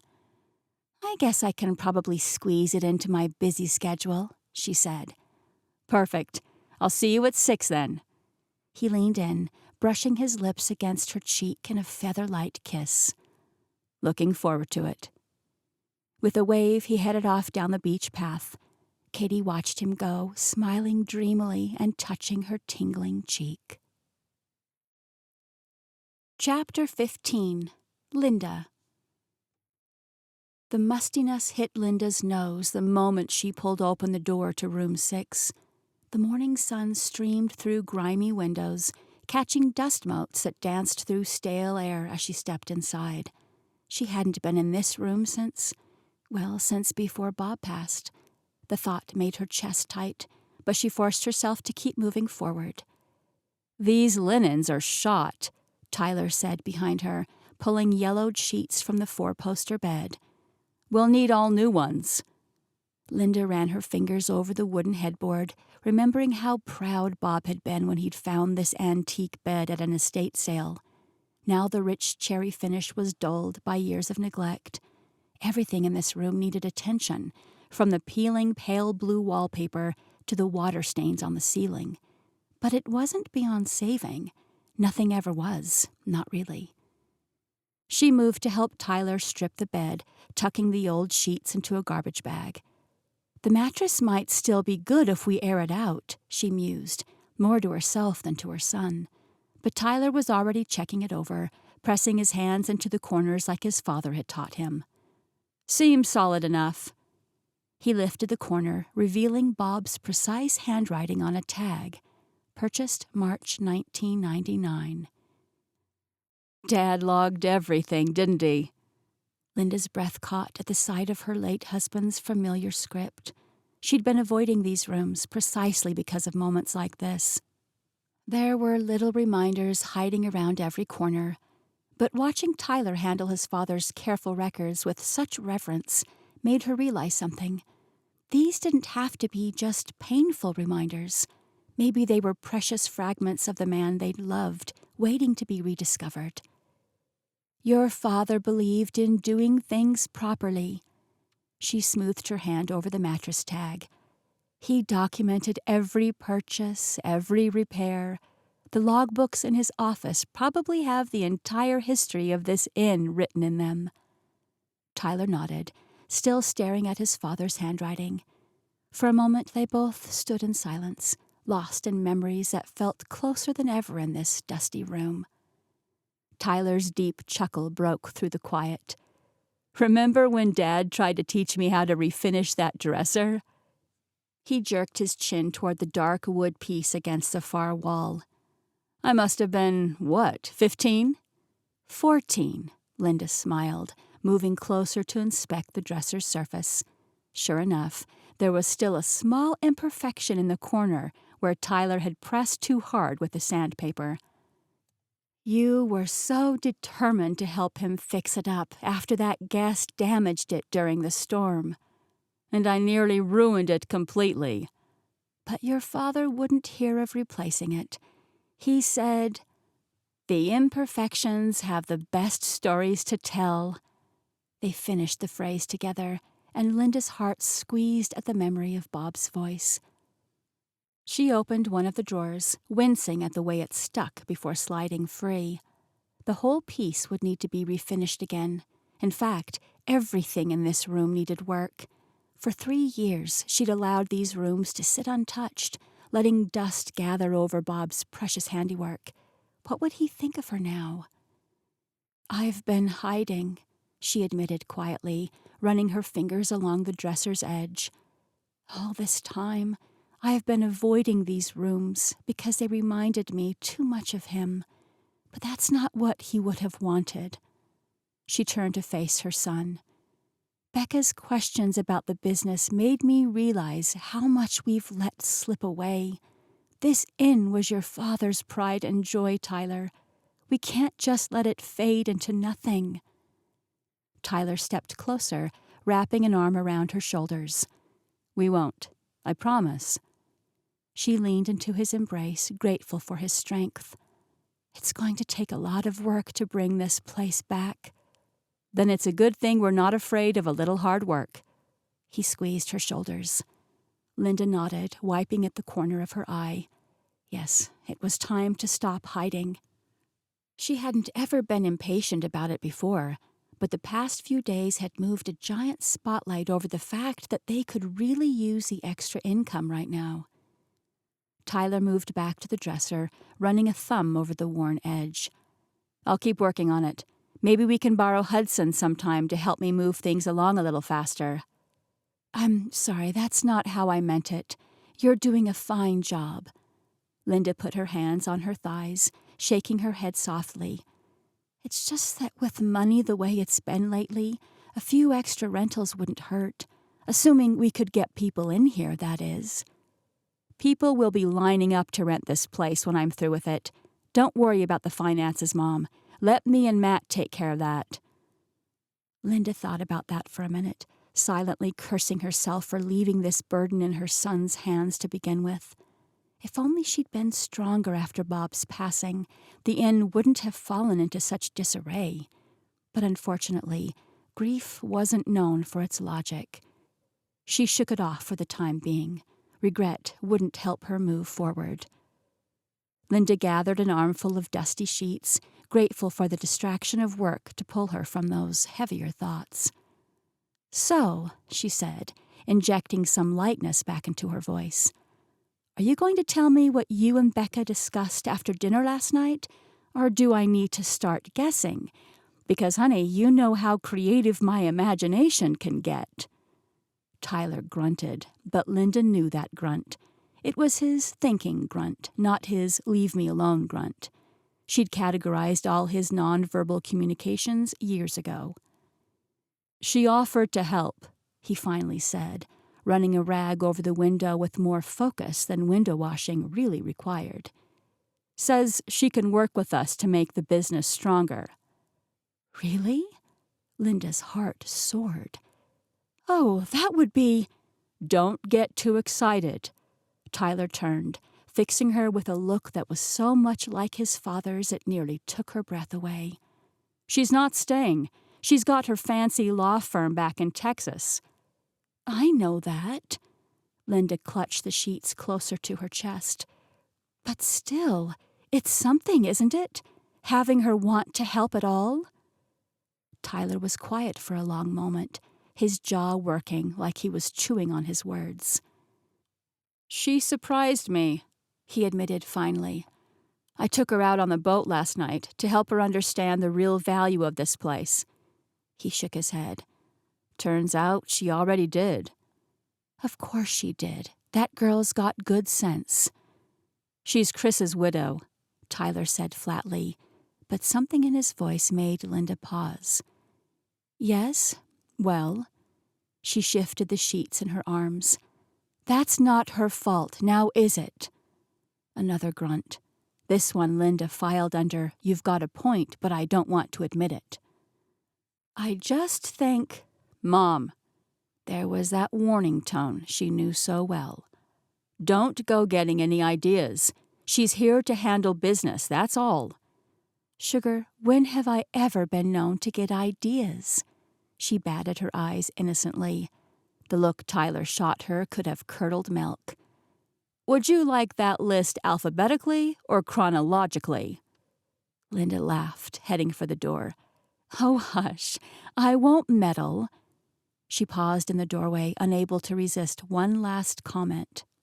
Much. His exasperated sigh followed her into the hallway, but she could have sworn she heard a chuckle mixed in there, too. Yes, having Becca around might be exactly what this family needed, whether her stubborn son was ready to admit it or not. Linda made her way down the hall to the old linen closet, grateful for a minute to collect her thoughts. The closet still smelled like the lavender sachets she used to tuck between the sheets, back when there were guests to appreciate such touches. Her fingers traced the edge of an old metal rack, remembering how Bob had installed it himself, cursing up a storm when he caught his thumb with a hammer. You would know exactly what to do right now, wouldn't you? She whispered, pulling out fresh rags and furniture polish. About Matt, about Becca, about all of it. Bob always knew how to handle their children, especially Matt. He'd had such a gentle way of steering their most stubborn son back on course when he started to drift. But Bob wasn't here anymore, and Linda had to figure this out on her own. Well, not entirely on her own, she amended, thinking of Tyler waiting in the other room. At least one of her boys had his head on straight. Linda returned to find Tyler wrestling with a warped dresser drawer. "Have you heard from your brother today?" she asked, trying to keep her voice light. "Nope." Tyler yanked the drawer free with enough force to stumble backward. "You?" "Not a word." She smoothed her hands over her apron, fighting the urge to check her phone again. "I haven't heard from him since our dinner last night when he stormed out. I suppose I should apologize to Becca for his behavior, though." "Matt's a grown man. He can apologize for himself." Tyler set the drawer aside with more care than his tone suggested. "If he ever gets his head out of his—" "Tyler James Dalton." "Sorry, Mom." Linda sighed, moving to help him with the next drawer. "I know he's under a lot of stress right now. The business weighs on him more than he lets on. All those numbers and spreadsheets." She shook her head. "Your father always said Matt took on too much responsibility, even when he was young." "That's not an excuse for how he acted at dinner." "No," Linda agreed softly. "It's not." Tyler wiped the back of his arm across his forehead, letting out a big sigh. "He's probably trying to make some kind of Hail Mary attempt to get Becca out of the way. You know how he is. Once he gets something into his head, there's no changing his mind." "Maybe he just needs some space to process everything," Linda suggested, trying to think positively for her son's sake. "Maybe. But processing isn't his strong suit." They worked in silence for a few minutes, the quiet broken only by the scraping of drawers and the occasional creak of old wood. But Linda's thoughts were anything but quiet. She'd seen more signs of stress in Matt lately, but the drinking was new. At least the amount he consumed last night was new. "He'll come around," she said finally, as much to convince herself as Tyler. "Once he sees that Becca truly wants to help." Tyler's hands stilled on the drawer he was examining. "And if he doesn't?" The question hung heavy in the air between them.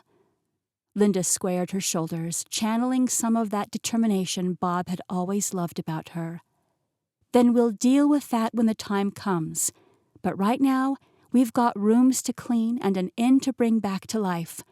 One thing at a time, sugar. That's how your father would have handled it." And if Linda whispered a little prayer for her troubled son while she worked, well, that was just one more thing she'd learned from Bob. Chapter 16. Becca. Spanish moss draped lazily over the ancient oak trees lining St. Augustine's historic district, casting lacy shadows on the brick-paved street below. Becca checked her watch, then slowed her pace. She was early for her meeting with Dan, and she wasn't particularly eager to spend more time with the realtor than necessary. But she needed something concrete to work with while waiting for Tyler to gather the financial records for Amberjack Shores. Her conversation with Tyler on the boat had changed everything. Instead of fighting for a fair buyout price, she was now looking for a starting point. She just needed a baseline to help her understand exactly what kind of revival project she was getting herself into. And more importantly, what kind of payment plan would be reasonable to propose to Matt. She knew how much the business could be worth one day, but she needed to know what the land was worth right now. The corner cafe came into view with its striped awning fluttering in the breeze. Dan Mitchell stood out front in a blazer that seemed much too warm for the Florida weather, his carefully styled salt and pepper hair catching the morning sun. He spotted her immediately, and his face lit up like she was his long-lost best friend. "Rebecca!" He stretched the name into far too many syllables. "I was thrilled to get your call." "Thanks for meeting me." She accepted his enthusiastic handshake, already regretting not suggesting his office or somewhere more professional than a cafe. "Shall we grab a table inside?" "I took the liberty of reserving one on the terrace. The weather is just too perfect to waste." He gestured toward a small table tucked beneath a flowering vine. "And I brought some comps I think you'll find very interesting." Becca forced a polite smile, reminding herself that she needed this information, even if Dan's eager energy made her want to run in the opposite direction. Her wrought iron chair scraped against brick pavers as Dan pulled it out for her with a flourish. The small terrace was quiet this time of morning, with only 2 other tables occupied. Becca settled into her seat, carefully arranging her phone and notepad on the small table. Dan spread several folders across a table, his portfolio arranged with meticulous care.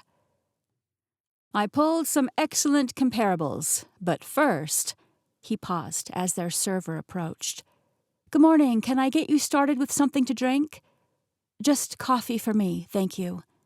Becca reached for one of the folders, but Dan's hand brushed against hers as he slid a different one forward.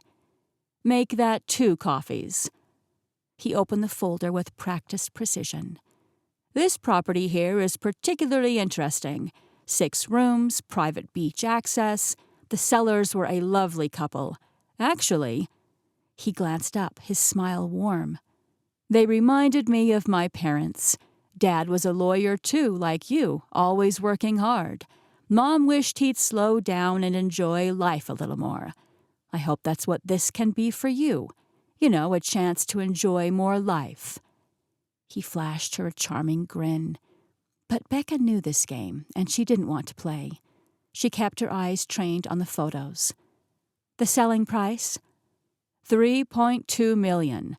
But you know how it goes. These old places need the right person to bring them back to life. Someone with vision." He leaned forward slightly. "Speaking of vision, what drew you to coastal property investment?" "The numbers drew me here." She tapped another page. "What about this property?" "All business," he chuckled, sliding another folder her way. His fingers lingered on the edge. "I admire that, but you should know that real estate is about relationships, trust, getting to know people, especially on an island." The server arrived with their coffee, and Becca wrapped her hands around the warm mug. "I understand relationship building, Dan. I do it every day with my clients in Texas." "Ah, yes, your law practice." He stirred his coffee, watching her over the rim of his cup. After a moment, something shifted in his gaze. "What kind of renovations are you planning?" He set his cup down and pulled out another folder. "Historic properties each have their own unique requirements. It helps to narrow the search if I know what you're looking for." Becca hesitated. She hadn't meant to share her plans with Dan, but she needed this information.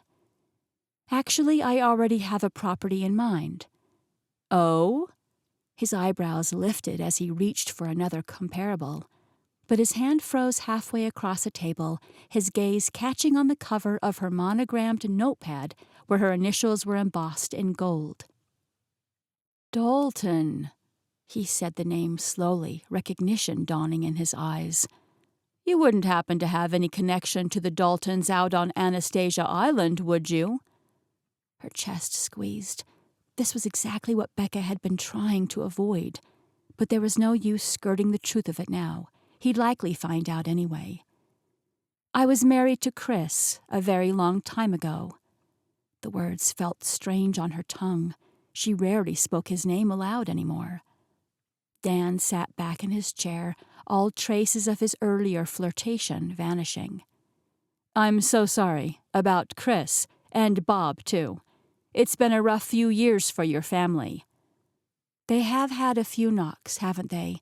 But I think we're all eager to move forward." "How's Linda doing? It has to be hard for her, especially losing a man like Bob."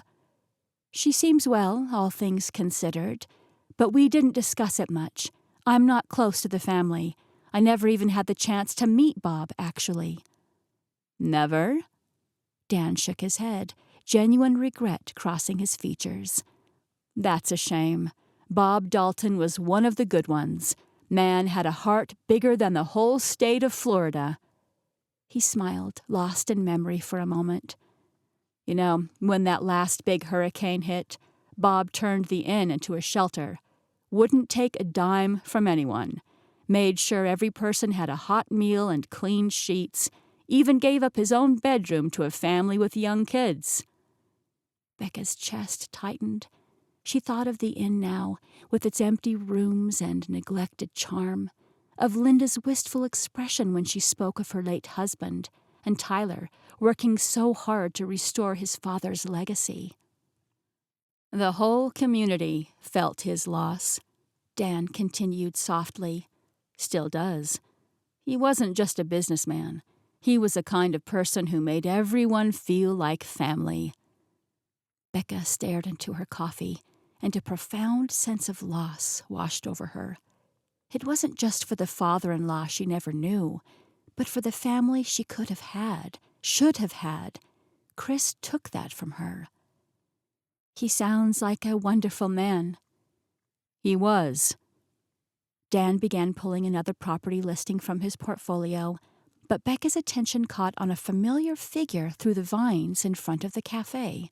Matt Dalton's heavy stride carried him toward the entrance, accompanied by a man she didn't recognize.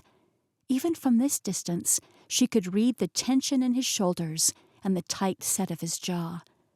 She shifted in her seat, angling herself away from the door. "Maybe we should continue this another time." Dan followed her gaze, understanding flickering across his features. He smoothly began to stack some of the papers and photos without comment, covering their previous conversation with casual movements. The bell above the door chimed. Becca kept her head down, fingers curled around her coffee cup as Matt's voice carried through the closing door. "2 coffees, both to go." His tone was clipped, matching his mood. She watched from the corner of her eye as Matt stood at the counter, drumming his fingers against the worn wood while he waited. The other man spoke with big hand gestures, but Matt's expression never changed. She had to wonder what the men were discussing. Whatever it was, it didn't look pleasant. The barista handed the men their cups, and Becca quickly turned away from the door again, staring down at one of the property descriptions as a curtain of her hair conveniently shielded her profile. It wasn't until the door chimed again and Matt's heavy footsteps carried him away that she was able to relax. It's not that she was afraid of the man. She just didn't want to fumble her way through a conversation that she was not yet prepared to have, especially with a man who had as short a fuse as Matt did. "Thank you for your time." She stood, gathering her things. "I should probably get going, though." "Of course." Dan rose as well, but instead of accepting her extended hand, he pulled her into an unexpected side hug, as though he were protecting her. "Don't be a stranger now." The bell chimed again. "Chelsea Scone," Matt's voice rang out behind her. "I almost forgot." Becca stiffened in Dan's embrace. When he released her, she turned to find Matt frozen in the doorway, his expression darkening as his gaze moved from her to Dan to the property listings still visible on the table behind them. The coffee cup in Matt's hand crumpled slightly at the edges. "Well," his voice was deceptively quiet. "What a surprise running into you here." A shadow stretched across their table, shading the property photos beneath it. Becca's stomach twisted as Matt approached, the scone forgotten.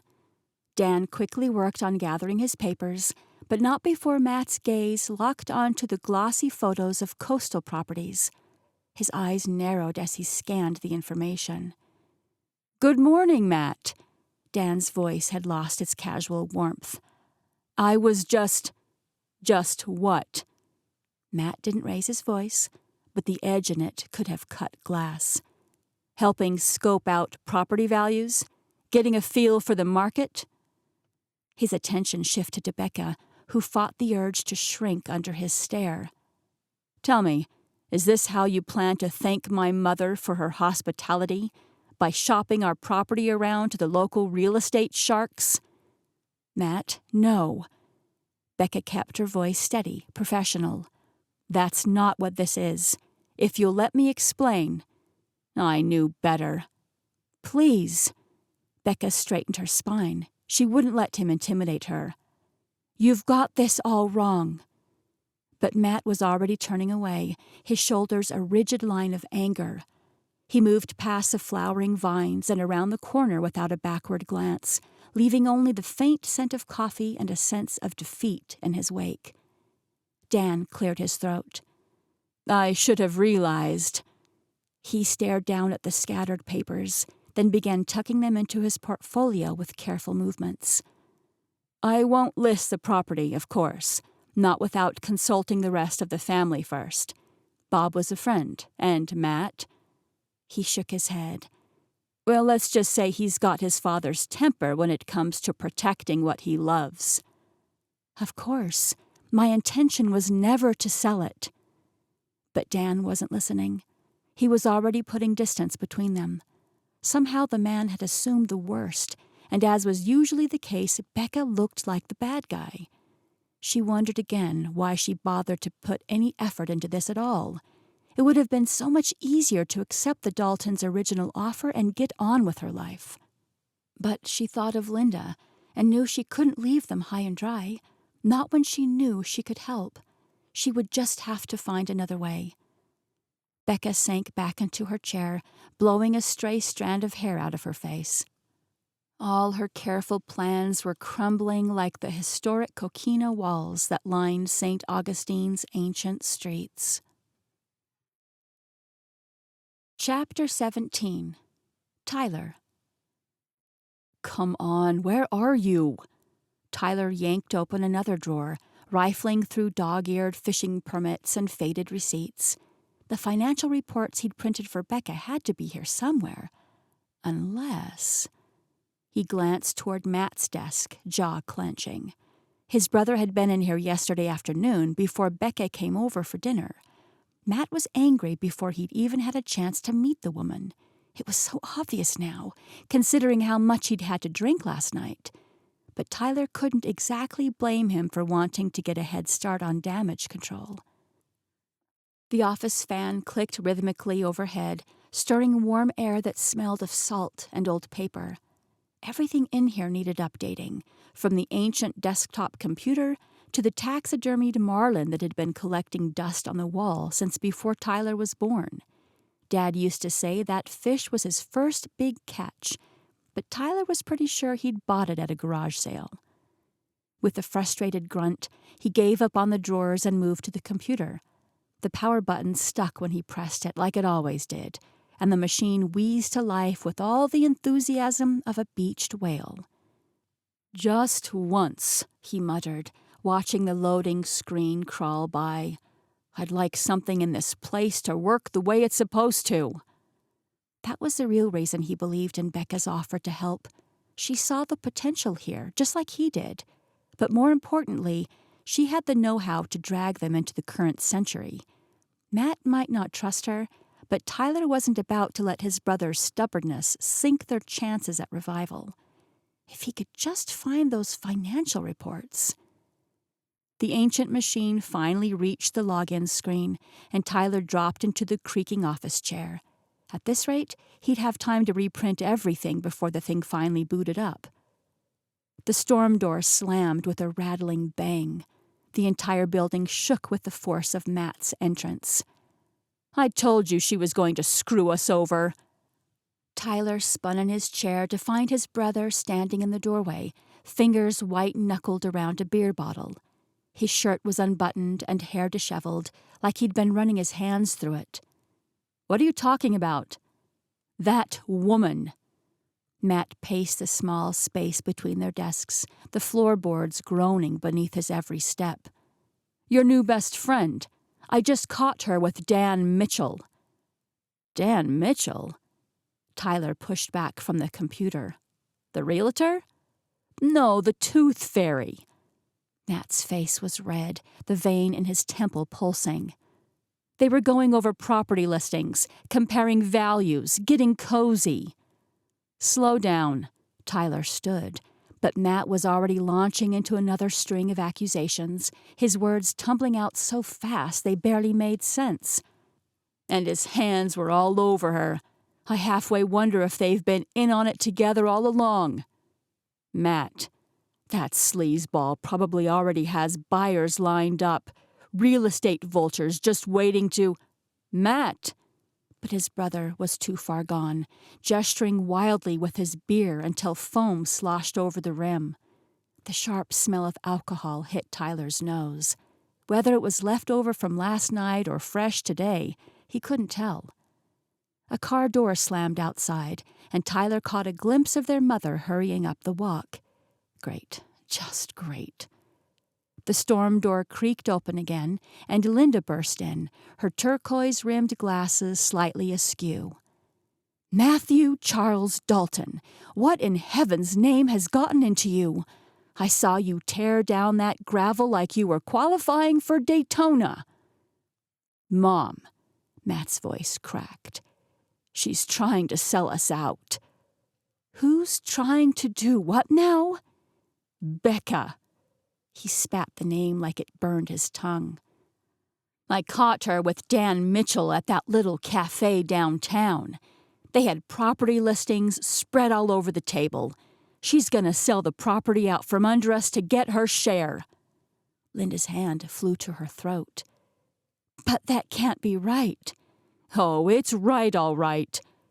Matt set his empty beer bottle down on his desk with a little too much force. They were awful friendly, too, holding hands, hugging, real estate slime at its finest. The accusation turned Tyler's stomach, not because of the implied relationship, that wasn't his business, but because of the hatred in his brother's voice. This was exactly what he'd been afraid would happen. Matt always did shoot first and ask questions never. Now hold on just a minute, Tyler started. But Matt barreled on. You need to start packing, Mom. They'll try to force a sale, and then what? Where are you going to live? That house has been your home for 40 years. Linda sank into the chair by the door, her earlier fire dimming. But she seemed so... She's Chris's wife. What did you expect? Matt kicked an empty tackle box, sending it skittering across the floor. He screwed us over for decades, and now she's here to finish the job. Tyler clenched his fists at his sides. The tackle box had been Dad's. Everything in this office had been Dad's, and Matt was stomping around like a bull in a china shop, destroying things with his assumptions, just like he always did. He tried again to interrupt and explain what he and Becca had discussed on the boat, but Matt's voice only grew louder. His words bounced off the walls of the tiny office, making Linda flinch with every accusation. She's probably laughing at us right now, poor stupid Daltons, thinking she actually wanted to help. The computer finally finished booting behind them, its startup chime lost beneath Matt's tirade. But his brother was too far gone, too caught up in his own fears to listen to reason, unless someone made him listen. Will you just shut up for a minute? Tyler's voice boomed through the small office, startling a seagull off the window ledge outside. The sudden silence rang in his ears. Matt's mouth hung open mid-rant, and Linda's eyes went wide behind her glasses. Even the lazy ceiling fan seemed to pause. Tyler dragged in a deep breath, forcing his voice to level out. You want to know what Becca's really up to? I'll tell you, if you can keep your mouth shut long enough to listen. Matt's jaw worked, but no sound came out. Tyler took that as permission to continue. I took her out on the boat last night, showed her the property from the water, and talked about the business. He moved to lean against his father's old desk, crossing his arms. And you know what? She gets it. She understands what this place means to us. Like hell she does. I'm not finished. Tyler fixed his brother with the same steady stare their father had used whenever Matt's temper got the best of him. She offered to help us rebuild. She said she'd take the current value of her share, 25% of what we're worth right now, but she'd let us pay it off slowly while she helps us make the business stronger. Linda sat up straighter. She said that? She'll accept 25% of its current value? She did. Tyler softened his tone for his mother but kept his eyes on Matt. If she wanted to sell us out, she could have done it already. She could have forced a sale without even stepping foot on the property, taken her quarter and run, but she didn't. Then why was she with Dan? Matt's voice was quieter now, but that dangerous edge remained. Maybe because she needs to know what we're actually worth before she can agree to a payment plan. Tyler pushed off from the desk, stepping toward his brother. Did you even give her a chance to explain, or did you just storm off like always? Color crept up Matt's neck, but for once in his life, he didn't have a quick comeback. It doesn't matter what she says. Matt's voice had lost some of its thunder, but none of its conviction. Oh, for heaven's sake! Linda rose from her chair, drawing herself up to her full height, which wasn't much, but she'd never let that stop her. I've had just about enough of this nonsense. Mom, don't you mom me, Matthew. She planted her hands on her hips, and Tyler fought back a smile. She looked exactly like she had 20 years ago, catching them sneaking out to the boat after curfew. Have you considered that maybe, just maybe, we should talk to Becca directly instead of making assumptions? There's nothing to talk about. What did I just say about nonsense? Linda's voice cracked like a whip. Now, Tyler, I want you to call that girl and invite her back over here tonight. And we are all going to sit down like civilized human beings and discuss this situation properly. Matt opened his mouth to argue, but Linda raised one finger. Not another word. She turned back toward Tyler. Where are those financial records you promised her? Still looking for them. Tyler shot Matt a pointed look. They seem to have disappeared. Well, find them. Linda's tone left no room for argument.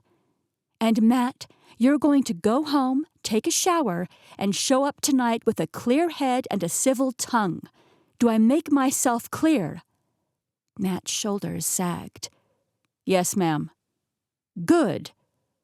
Linda smoothed her hands over her shirt, though her fingers still trembled slightly. Tyler noticed, just as he noticed the way the morning's drama had deepened the worry lines around her eyes. Now, if you'll excuse me, I need to go plan a dinner menu. And Matthew, she paused at the door, leave that beer in the trash where it belongs. Lord knows we need all our wits about us tonight. The storm door creaked shut behind her, leaving the brothers in weighted silence. Tyler turned back to the computer, not trusting himself to look at Matt. Their mother might have diffused the situation for now, but the tension still crackled between them like storm clouds gathering over the Atlantic. He just hoped Becca would be willing to weather this particular storm, because something told him that if they lost her now, they'd be losing a lot more than just her quarter of the business. Chapter 18. Becca. The scent of sea salt lingered in the air, and seagulls cawed in the distance. Becca watched them through the window as she reclined on the bed, legs crossed, while Katie stood before the mirror, applying mascara to her already long lashes. She'd been all smiles when she rushed into their hotel room earlier, talking a mile a minute about how she needed to hurry and get ready for yet another date with Jake. It was exactly what Becca had needed, to take her mind off of the intense encounter she'd had with Matt earlier. The more she thought about it, the more she thought it might be better at this point to simply finish their negotiations over email. She'd seen the property, met with a real estate expert, and presented her thoughts to Tyler. The numbers didn't have to be discussed in person. It was better this way, and they could end their trip on a happy note, with one last date for Katie and her new friend, Jake. Becca smiled warmly. Nothing made her happier than seeing her daughter so full of joy. She only hoped it would last, even after they boarded their plane the next day to head back home. Perhaps Katie and Jake could keep in touch. Long-distance relationships weren't easy, but they weren't impossible either. "Mom, I have this idea," Katie said abruptly, pausing to pucker her lips in concentration. "What's that?" Becca turned her attention back toward her daughter. Katie was glowing, her sun-kissed skin making the highlights in her curly blonde hair all the more vibrant. She really was a beautiful girl. "What if the Daltons hosted weddings at the resort?" "Weddings?" "Yeah." Katie bit her lip nervously. "I mean, think about it. The location is perfect. The beach is right there with its pristine sand and water views. And I bet Linda could really make something special out of the inn and the cottages, too. Maybe a bridal suite or honeymoon cottage?" Becca's eyebrows raised in surprise. Katie's passion and excitement came through her words, no matter how nonchalantly she'd tried to present the subject. It was an idea that seemed to marry her daughter's creative side and her cerebral side. "Weddings," Becca mused again, pondering the possibilities. "You know, that might actually work. They would certainly stand out from other resorts around here, and it could bring in some much-needed revenue." She leaned back against the pillows, allowing the idea to sink in. "We could have themed weddings or even elopements. People love unique experiences, and we could provide that." "Totally," Katie exclaimed, her eyes shining with possibility. "We could charge a premium for beachfront ceremonies and cocktail hours. Brides would go crazy for photos on the beach at sunset." Becca's phone buzzed on the table beside her, a text from Patrick lighting up the screen. She ignored it, too immersed in the moment with Katie to let her work drama intrude. This was her time off, as she had tried to explain to him 100 times already, and if Patrick couldn't understand that, too bad. "I love it," she said, turning her attention back to Katie. "But I have a hunch this isn't something that just suddenly came to you as you were getting ready. How long has this been on your mind?" "Since our photo shoot this morning. You know, Jake wants to get more into wedding photography, so I bounced a few ideas off of him. That's one of the reasons we're going out again tonight. He thought I might like to experience a beach wedding firsthand." "Whose wedding is it? Those friends of his you drew a picture of?" Katie shrugged with a soft smile. "I don't know. That's part of the fun with him. He keeps me on my toes." "Sounds like he helps you relax a little too, which is exactly what you need on this vacation." Speaking of vacations, Patrick clearly hadn't gotten the hint that Becca was taking one. Her phone buzzed again with another message from him, asking her to review some documents, and she flipped it over with a huff. "Everything okay, Mom?" "It's fine. Patrick just has a different definition of what paid time off actually means." Katie groaned. "Ugh, that guy drives me crazy." "Sorry, honey. I won't let him interrupt again. Please, keep going. I want to hear more about these grand plans you've been concocting." "All right, you twisted my arm," Katie said with a grin. She set her makeup bag on the counter and hopped up onto Becca's bed. "So, I was also thinking that we could offer fishing charters for bachelor parties.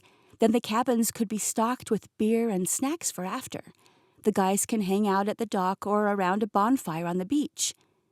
Katie ticked the ideas off on her fingers. "For the bridal parties, spa packages at the inn with massages and facials. Beach yoga at sunrise, a sunset cruise." "Slow down." Becca held her hands up with a laugh. "I had no idea you were so passionate about this." "Neither did I. But once the thought got into my head, more and more ideas just started pouring out. I think it would be awesome." "I do too, and if it were up to me, I'd say go for it. But you've got to remember, this resort doesn't belong to us." "Well, technically." No, Becca shook her head. I told Tyler I had no desire to keep any part of the business, especially after talking to that realtor today. Amberjack Shores is a family business, built on Linda and her late husband's legacy. I wouldn't dare try to overstep. I thought they wanted your help. Katie's brows furrowed in the middle. That's different, Becca said, shifting on the bed. They want advice, maybe some help modernizing their systems. But wedding planning? That's a whole other level of involvement. Her phone buzzed again. Patrick's name flashed across the screen, along with what appeared to be a lengthy message about some contract revisions that absolutely could not wait. He's really pushing it today, isn't he? Katie wrinkled her nose. He's always pushing it, but today seems particularly... The phone lit up again, and Becca groaned. Excessive. Just turn it off. You're on vacation. I wish I could, but after making partner instead of me, he seems to think I'm his personal assistant. Becca pushed the phone away. Now, tell me more about tonight. Where exactly is Jake taking you? Do you know the venue of the wedding? Katie's eyes lit up. I'm not exactly sure. He's being mysterious about it, but he said to dress up. She twirled, showing off the flowing sundress she'd chosen. Think this will work? You look beautiful, sweetheart. The phone began to vibrate again, this time with an incoming call. Becca snatched it up, her patience finally snapping. What is so important, Patrick? Sorry if this is a bad time. The voice on the other end of the line definitely did not belong to Patrick. Becca pulled the phone away from her face to see that the caller ID read Amberjack Fishing Charters. Is this Tyler? Yeah, but I can call back later if... No, it's fine. What can I do for you, Tyler? She mouthed a silent whoops to Katie, who giggled and went back to the mirror to finish getting ready for her date. I talked to Matt about your idea, and he... Well, are you available to swing by the fishing office by any chance? Tonight? You're leaving tomorrow, right? Yes. Becca's stomach flipped. Why was she so disappointed to admit that? So tonight it is. Great.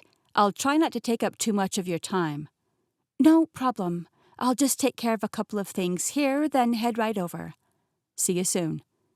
She said goodbye and turned back to Katie, who was fully dressed and shining like a star. Everything all right with Tyler?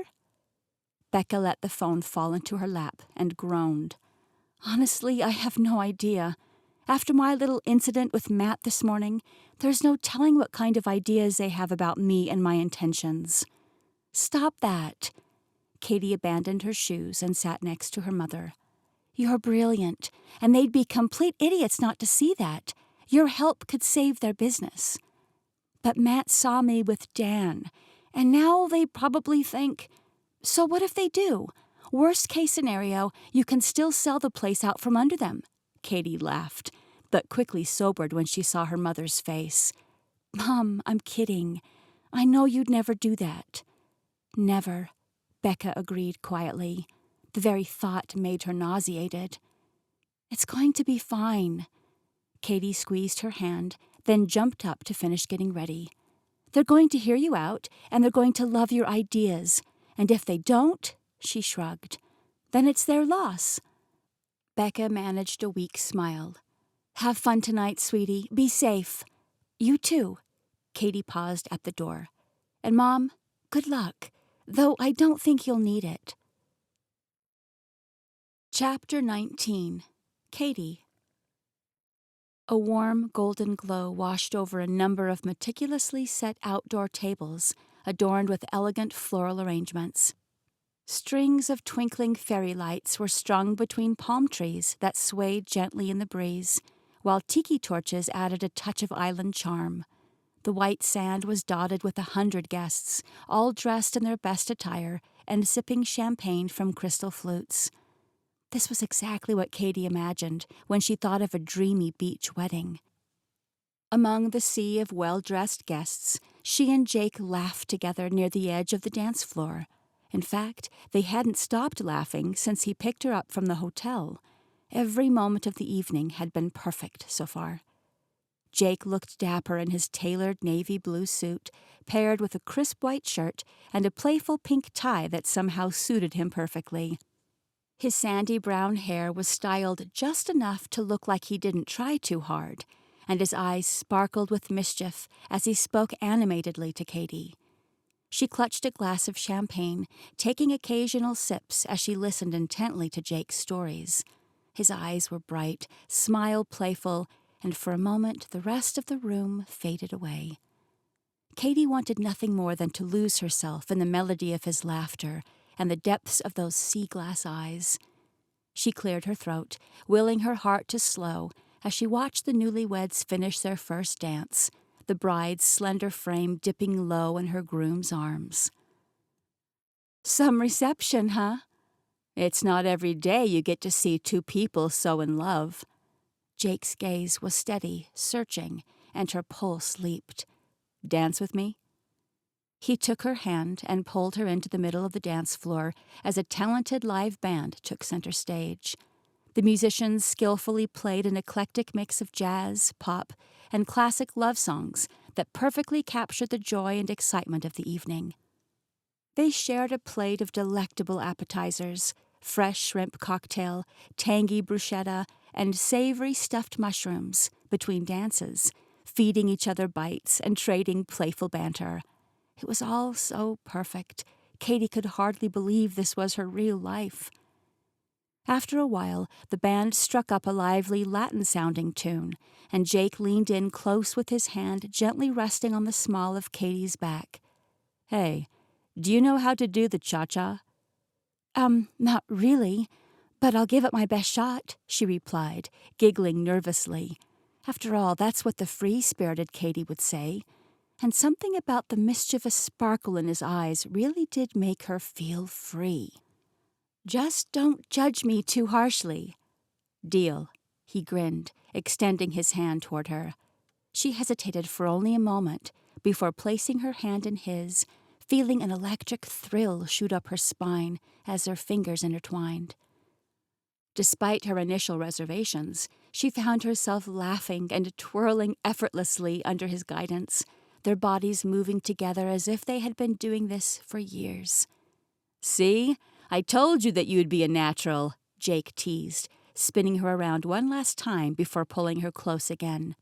"Maybe I've just got a great teacher," Katie replied with a flirtatious smirk, her eyes locked on his.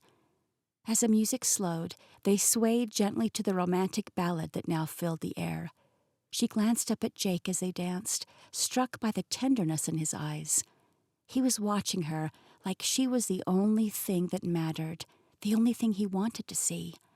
Heat rose in her cheeks at the intimacy of his gaze. "What?" she asked softly. His smile deepened. "You're beautiful." Her heart stuttered at the reverence in his tone. No one had ever looked at her the way he did, seen her the way he seemed to see into the deepest parts of her soul. She struggled for words, unsure how to respond to a compliment that left her breathless. Jake brushed a strand of hair from her cheek, tucking it gently behind her ear. His fingers lingered, tracing the line of her jaw in a feather-light caress. "Breathe, Katie." His voice was low, meant for her alone. "It's just me." The tension eased from her body as she exhaled. Just Jake.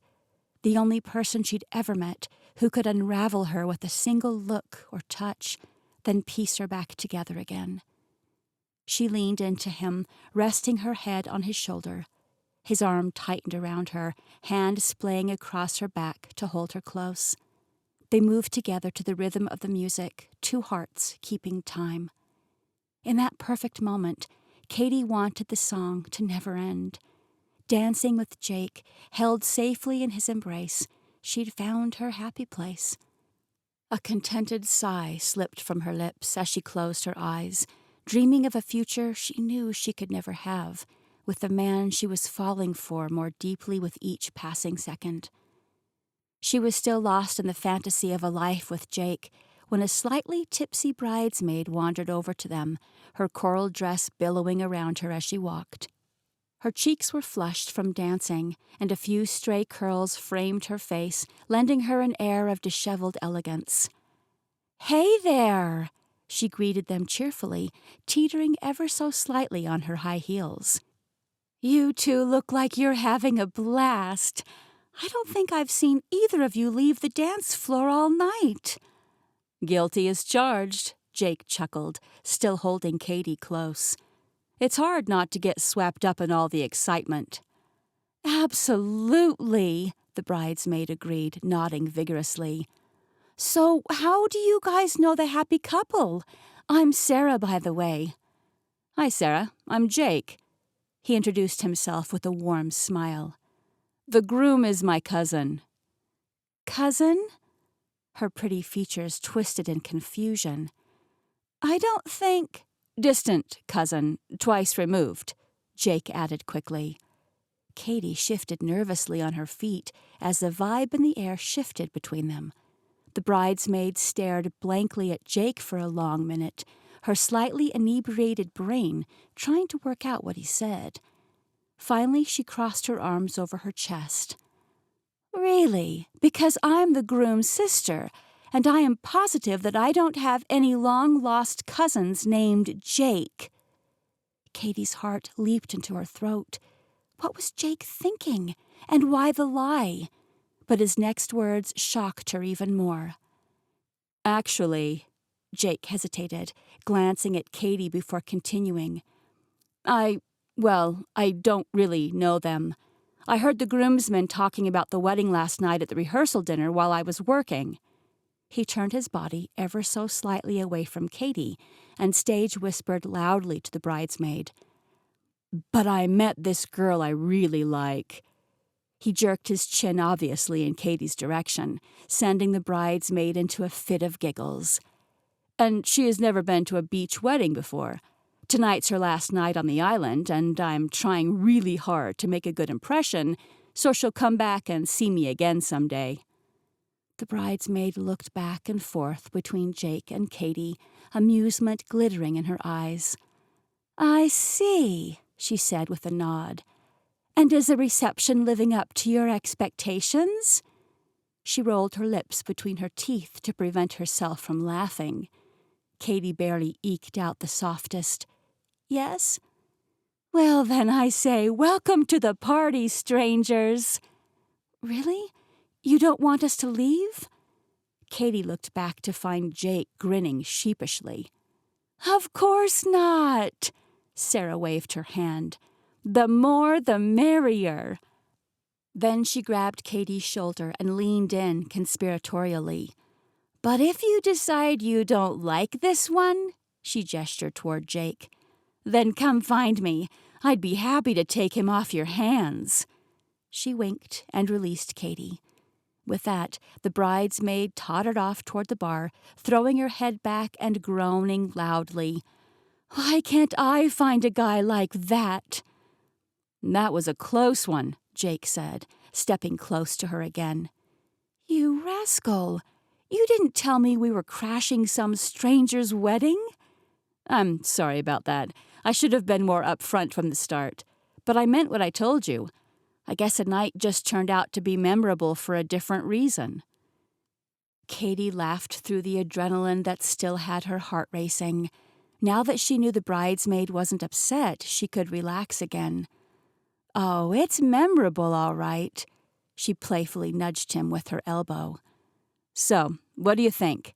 Jake turned to Katie, his warm smile melting away any lingering awkwardness. "Should we uphold our reputation and get back out there on the dance floor? Or do you want to take a break for a few minutes? Maybe go for a walk on the beach?" Katie hesitated for a moment, glancing around at the lively reception, but then nodded. "Yes, I'd like that. Let's go take a walk." As they made their way down to the shoreline, the laughter and music from the wedding reception gradually faded into the background, replaced by the soothing sounds of waves crashing against the sand. The sun had long since set, leaving the beach cloaked in a blanket of darkness, save for the faint glow of the moon reflecting off the water's surface. Here, let me hold your shoes for you, Jake offered, extending his hand to take her heels. With a grateful smile, Katie handed them over, sinking her toes into the cool, wet sand beneath her feet. They strolled along the water's edge, the salty breeze tugging at their clothes and tasseling their hair. Their conversation flowed easily, punctuated by bursts of laughter as they exchanged stories and shared anecdotes about their lives. It was as if they had known each other for years, rather than a mere few days. The reception was far behind them now, nothing more than a distant memory. Out here, it was just the two of them and the rhythmic crashing of the waves. The moon cast a silvery glow on the water, and the warm waves lapped gently at their feet. The tide had left behind intricate patterns in the sand, nature's own artwork that seemed to resonate with Katie's soul. "It's beautiful," she said, her eyes wide with wonder as she took in the breathtaking scene before them. "Absolutely," Jake agreed, his gaze never leaving her face. "You know, I've lived here all my life, but I don't think I've ever fully appreciated this view until now." Katie blushed at his words, feeling a warmth spread through her chest. She glanced down at the sand, suddenly shy. "I guess we have a way of taking things for granted when they're always around us." "True," Jake said, tilting his head thoughtfully. "But then again, sometimes it just takes the right person to help you see things differently." Katie looked up at him, her heart skipping a beat as their eyes locked. Jake paused, turning to face her. The moonlight illuminated his features, highlighting the warmth in his eyes. As they stood there, mere inches apart, Katie could feel the electricity between them grow stronger. She sensed the magnetic pull drawing them closer, and the anticipation was almost too much to bear. He leaned in so close that his lips were barely more than a breath from her own. "May I kiss you?" She answered by wrapping her arms around his neck and closing the gap between them. His lips were soft yet passionate against hers, igniting a fire deep within. Her senses came alive in a single heartbeat. The feel of his embrace, the scent of his cologne, the taste of her name on his lips. Every nerve in her body was attuned to him. As their kiss deepened, Jake's hand found its way to her waist, pulling her closer as if to ensure that not even a whisper could come between them. The intensity of their embrace grew, and Katie knew without a doubt that she had never experienced anything quite like this before. When at last they parted, breathless, Katie rested her forehead against his. "Wow," she breathed, the word barely audible as it escaped her lips. "Wow, indeed," Jake agreed, a slow smile spreading across his face. "I don't know about you, but I think that was worth crashing a wedding for." Katie laughed, the sound carrying on the wind as they stood there, wrapped in each other's arms, gazing out at the moonlit ocean. And as the waves continued their eternal dance with the shore, Katie realized that her own life had taken an unexpected turn. Chapter 20. Linda. Linda adjusted the bowl of fresh fruit for the third time, shifting it 2 inches to the left before deciding it looked better where it started. She'd spent the last half hour preparing snacks that no one would probably touch, given the tension hanging over this meeting. But hospitality was hospitality, and her mama didn't raise her to host guests without proper refreshments. The kitchen clock ticked steadily behind her, marking off the minutes until Becca's arrival. 7 o'clock. She should be here any moment now, assuming Tyler had reached her earlier. Linda's stomach twisted at the thought of Matt's anger and the assumptions they'd all jumped to this afternoon. She only hoped they could salvage the situation before they lost a chance to fix things altogether. "Gran!" Amelia's cheerful voice rang through the house, followed by the slam of the screen door. "You home?" "In here, sweetie." Linda turned to find her granddaughter practically bouncing through the doorway. "Ooh, snacks! What's the occasion?" "Business meeting. Becca's on her way back over here now." "Ah, That explains why Dad's truck was parked outside the fishing office. I'll try to be quick then. I don't want to be around when the fireworks go off." Amelia raised her brows, but Linda only laughed. "You're just fine. What can I do for you?" Linda gestured for the kitchen, and Amelia followed her as she gathered a pitcher of iced tea and a few glasses, bringing them back into the dining room. "Well, you know that big music festival that's coming into town next Thursday?" "No, I'm afraid I haven't heard about it." "It's like the biggest event of the season. We've got some big names coming into town this year." Amelia dug through her bag, pulling out a crumpled flyer. "A bunch of my friends from school are coming down for it, and I was wondering if maybe they could stay in one of the cottages. I know it's short notice, but I know they'd love to stay nearby on the beach if you've got room." Linda smoothed the colorful paper, studying the details. Local and regional bands, food trucks, artisan vendors. "I haven't heard anything about this." "It's only the 3rd year they've done it, but it's getting bigger every summer. Last year they had over 2,000 people. Amelia leaned against the table, snagging a grape from the untouched fruit bowl. "So, what do you think? About my friends staying here?" Linda's chest tightened. "Of course they can stay, darling. We've got plenty of space." Too much space, if she was being honest. The cottages had been sitting empty more often than not these days. Even with the perfect summer weather, bookings were nowhere near what they should be. "You're the best!" Amelia wrapped her in a quick hug, then pulled back with a slight frown. "Is everything okay? You seem off."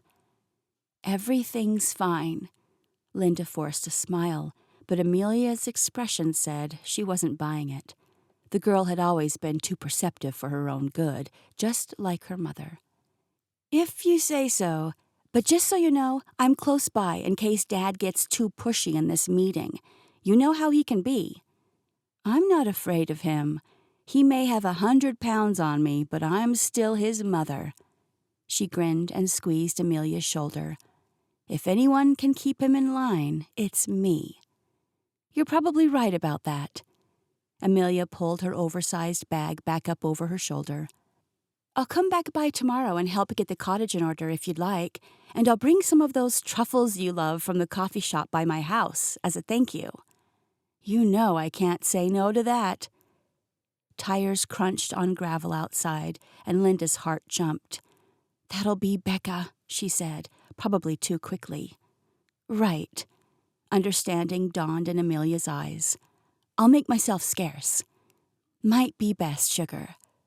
Linda squeezed her granddaughter's hand. "But don't forget to send me the details about your friends staying here when you can. We'll get everything set up nice for them." Amelia dropped a kiss on her cheek before heading for the back door, that boundless energy of hers trailing behind her like sunshine. Linda watched her go, grateful for the brief moment of light her granddaughter had brought to this heavy evening. Then she squared her shoulders and smoothed her hands over her shirt. Time to face whatever came next. Lord knows she'd weathered worse storms than this, and she'd do it again if that's what it took to keep this family together. Linda watched through the window as Becca's rental car came to a stop. The woman sat behind the wheel for a long moment, and Linda recognized the set of her shoulders. It was the same stance she'd seen in the mirror countless times before facing difficult conversations. Movement caught her eye, and she spotted Matt and Tyler making their way up from the fishing office. Matt's strides were quick and agitated, while Tyler maintained a slower pace behind him, as if acting as a buffer. They'd been down there for hours, supposedly gathering financial records, though Linda suspected they'd spent most of that time arguing. "You can do this," she whispered, though she wasn't sure if she was encouraging Becca or herself. The screen door creaked as Linda stepped onto the porch. "Evening." She kept her voice bright, refusing to let the tension spoil her natural hospitality. "I'm so glad you could make it." Becca's answering smile seemed genuine, if a bit hesitant. "Thank you for having me." Matt brushed past them into the house without a word, the door slamming behind him. Tyler paused on the steps, shaking his head at his brother's behavior. "Sorry about that." "Never you mind," Linda said, perhaps a bit too cheerfully. "Come on in, Becca. I've got some snacks laid out." She led them into the dining room where Matt stood at the window, arms crossed over his chest. The spread on the table, fresh fruit, cheese and crackers, and Linda's signature pepper jelly, suddenly seemed silly in the face of such obvious tension. "Can I get anyone some sweet tea? Or I could put on coffee." "Tea is fine, thank you." Becca settled into a chair, her movements precise and controlled. Linda recognized that, too, the way a woman held herself together when she felt like she might shatter. Tyler took the seat across from Becca, while Matt remained at the window. Linda shot him a look that had stopped his tantrums since he was knee-high to a grasshopper. He didn't exactly relax, but he did finally move to join them at the table. "Well," Linda clasped her hands together, fighting the urge to keep fussing with the food. "I suppose we should get started." Tyler gave a small but encouraging nod. "First," Becca said, straightening in her chair, "I want to clear up what happened this morning." She glanced at Matt, who stared fixedly at a point just over her shoulder. "I was trying to get a better understanding of property values in the area, that's all." Linda watched Matt's jaw work, but he stayed quiet. Thank heaven for small miracles. "Tyler told us about your offer to help," Linda said, hoping to steer the conversation in a more productive direction. "Would you mind sharing some of your ideas with us?" Becca took a careful sip of tea. "Of course. The bones of this place are incredible, but first impressions matter in the hospitality business. A fresh coat of paint on the inn and some updated landscaping are just a couple of small changes that could make a big impact." "Paint?" Matt's voice dripped with skepticism. "That's your big solution?" "Matt," Tyler's warning was soft but clear. "It's a start," Becca continued, her tone steady. "Along with the proper website, targeted advertising, maybe even some special events to draw people in." She hesitated, then added, "Katie actually had an interesting suggestion about hosting weddings." Linda's heart lifted at the mention of her granddaughter. "Weddings?" "The location would be perfect for it." Some of Becca's corporate polish fell away as she warmed to the topic. Beachfront ceremonies, receptions in the courtyard.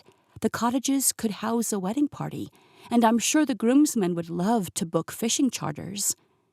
"And who's going to coordinate all that?" Matt asked. "You?" "I'd help get things started, work out the logistics, but no, I wouldn't be the coordinator." Becca met his gaze directly. "I'd be focused on the bigger picture, marketing, business development, legal considerations. But as a business grows, I believe it could create new jobs, including that of a wedding coordinator." A muscle twitched in Matt's cheek. "And what exactly do you want in return for all this help?" "The same deal I discussed with Tyler. 25% of the current value, paid over time as the business grows." Silence settled over the table. Linda held her breath, watching her sons' faces. Tyler looked thoughtful, but Matt looked like he'd been forced to swallow a lemon. Finally, her youngest son pushed his chair back. "I'll believe it when I see it." Matt stood, gathering the financial records they'd never even opened, and throwing them forcefully on the table in front of Becca. "Some of us have real work to do." The screen door slammed behind him, and Linda winced at the sound. But at least he hadn't outright rejected the idea. Coming from Matt, that was practically a blessing. Tyler cleared his throat. "Thank you for coming by." He stood more gracefully than his brother had. "I'll be in touch before you head home. Have a safe flight tomorrow." And then it was just Linda and Becca, the untouched snacks between them, and a plan that felt both terrifying and thrilling in its possibility. "Would you like to take a walk with me?" Linda asked, once Tyler's footsteps had faded. "The sunset's lovely this time of evening." Becca nodded, looking relieved to escape the lingering tension in the dining room. They made their way down to the water's edge, where the setting sun painted the waves in shades of coral and gold. A light breeze washed over the women, and Linda felt some of the pressure ease from her shoulders.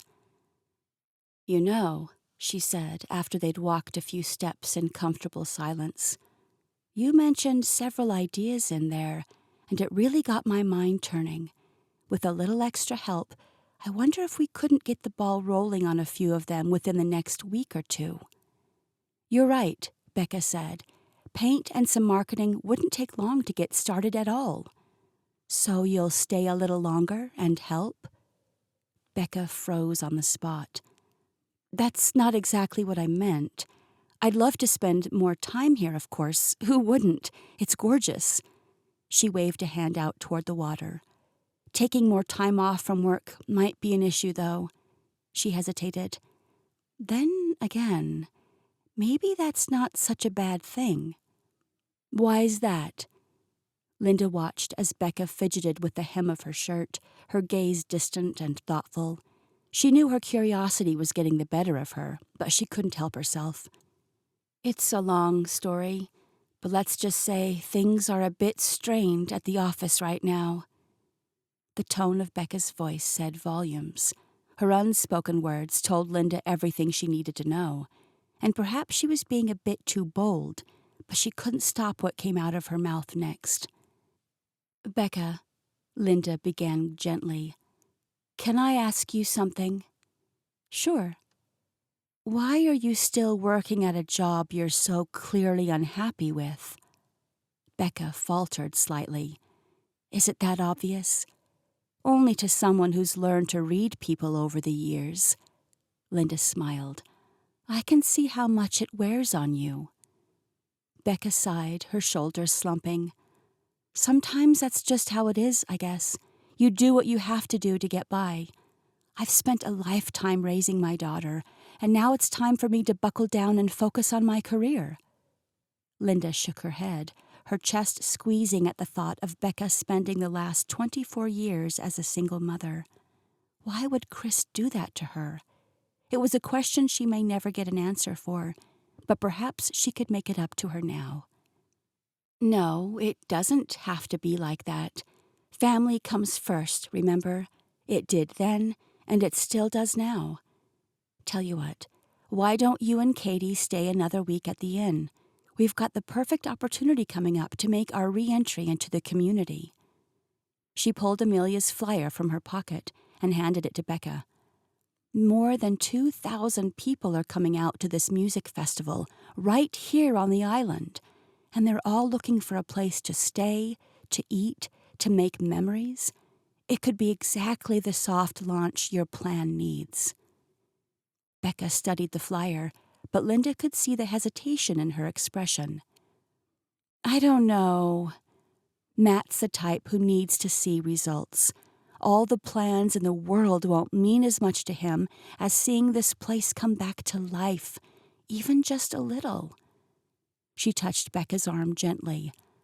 "And I happen to know we've got plenty of room at the inn." A smile tugged at the corner of Becca's mouth. "You don't give up easily, do you?" "Not when it comes to family." The words slipped out before Linda could catch them, but she didn't regret them. "What do you say? Will you at least think about it?" Becca was quiet for a long moment, watching the waves chase each other onto the shore. Finally, she nodded. "I'll send a few emails tonight and see what I can work out. If I can get a green light from work, I'll stay another week." "Wonderful!" Linda clasped her hands together, trying not to appear too eager. "I'll have Tyler get a room ready for you and Katie right away." As they turned back toward the house, Linda sent up a silent prayer of thanks. It wasn't much, but it was a start, and sometimes that's all you needed, just a chance to prove what was possible.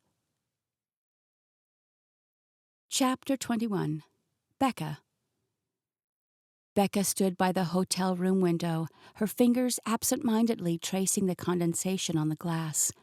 The morning sun cast long shadows on the sandy shore below as the beach was just beginning to come to life for the day. Her stomach ached with a nervous excitement.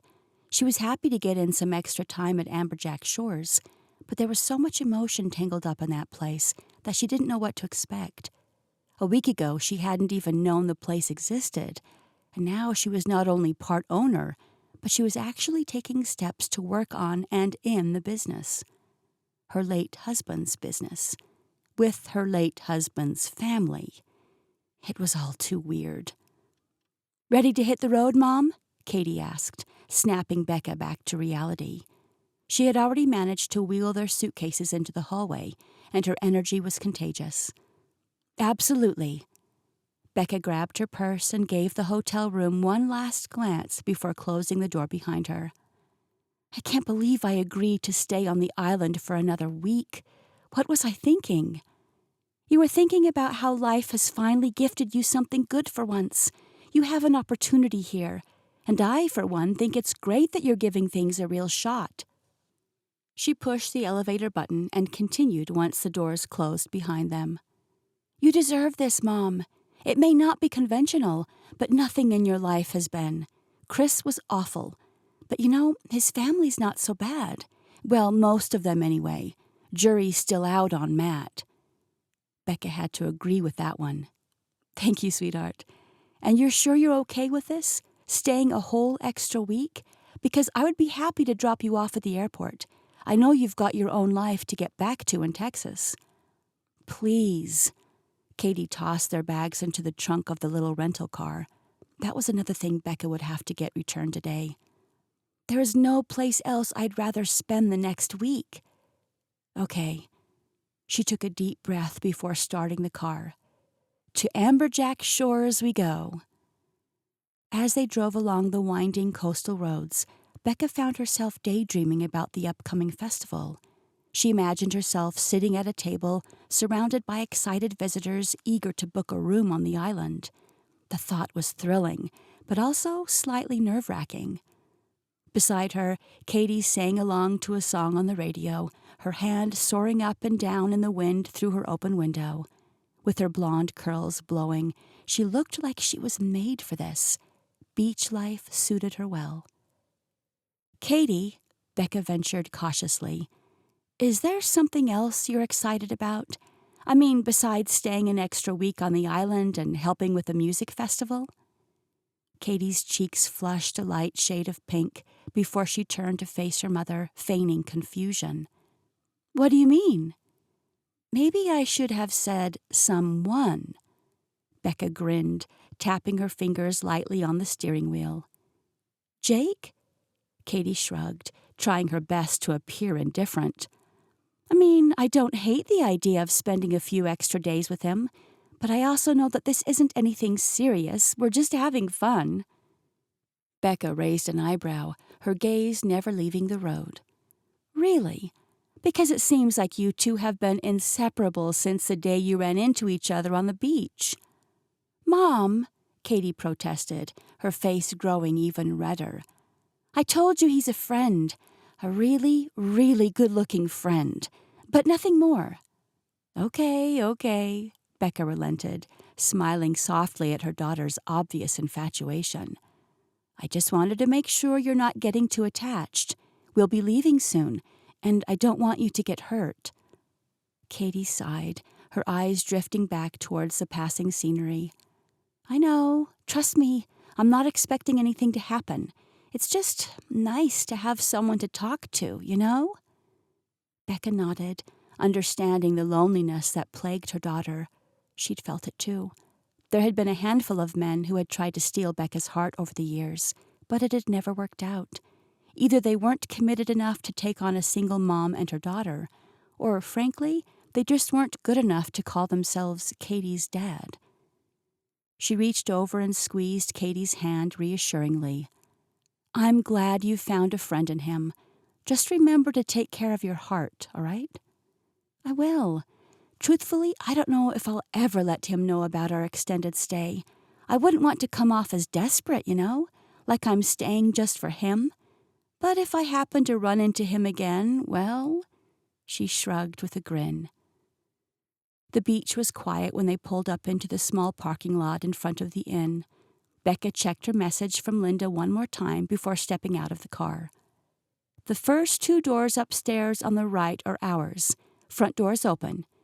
"And she said to just go on in?"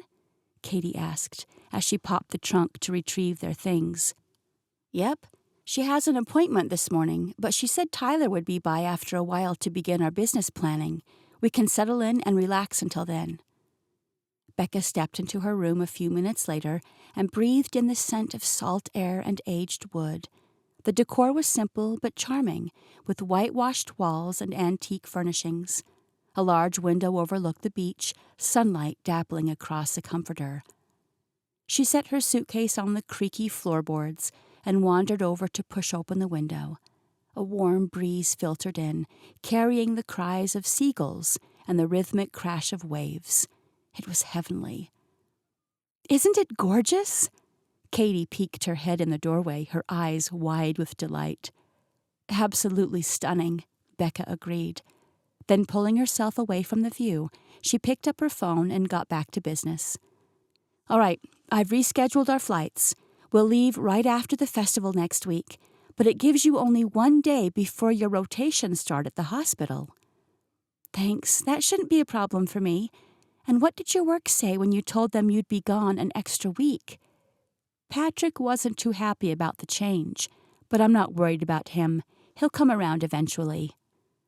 "Do you think he'll cause any trouble while you're here?"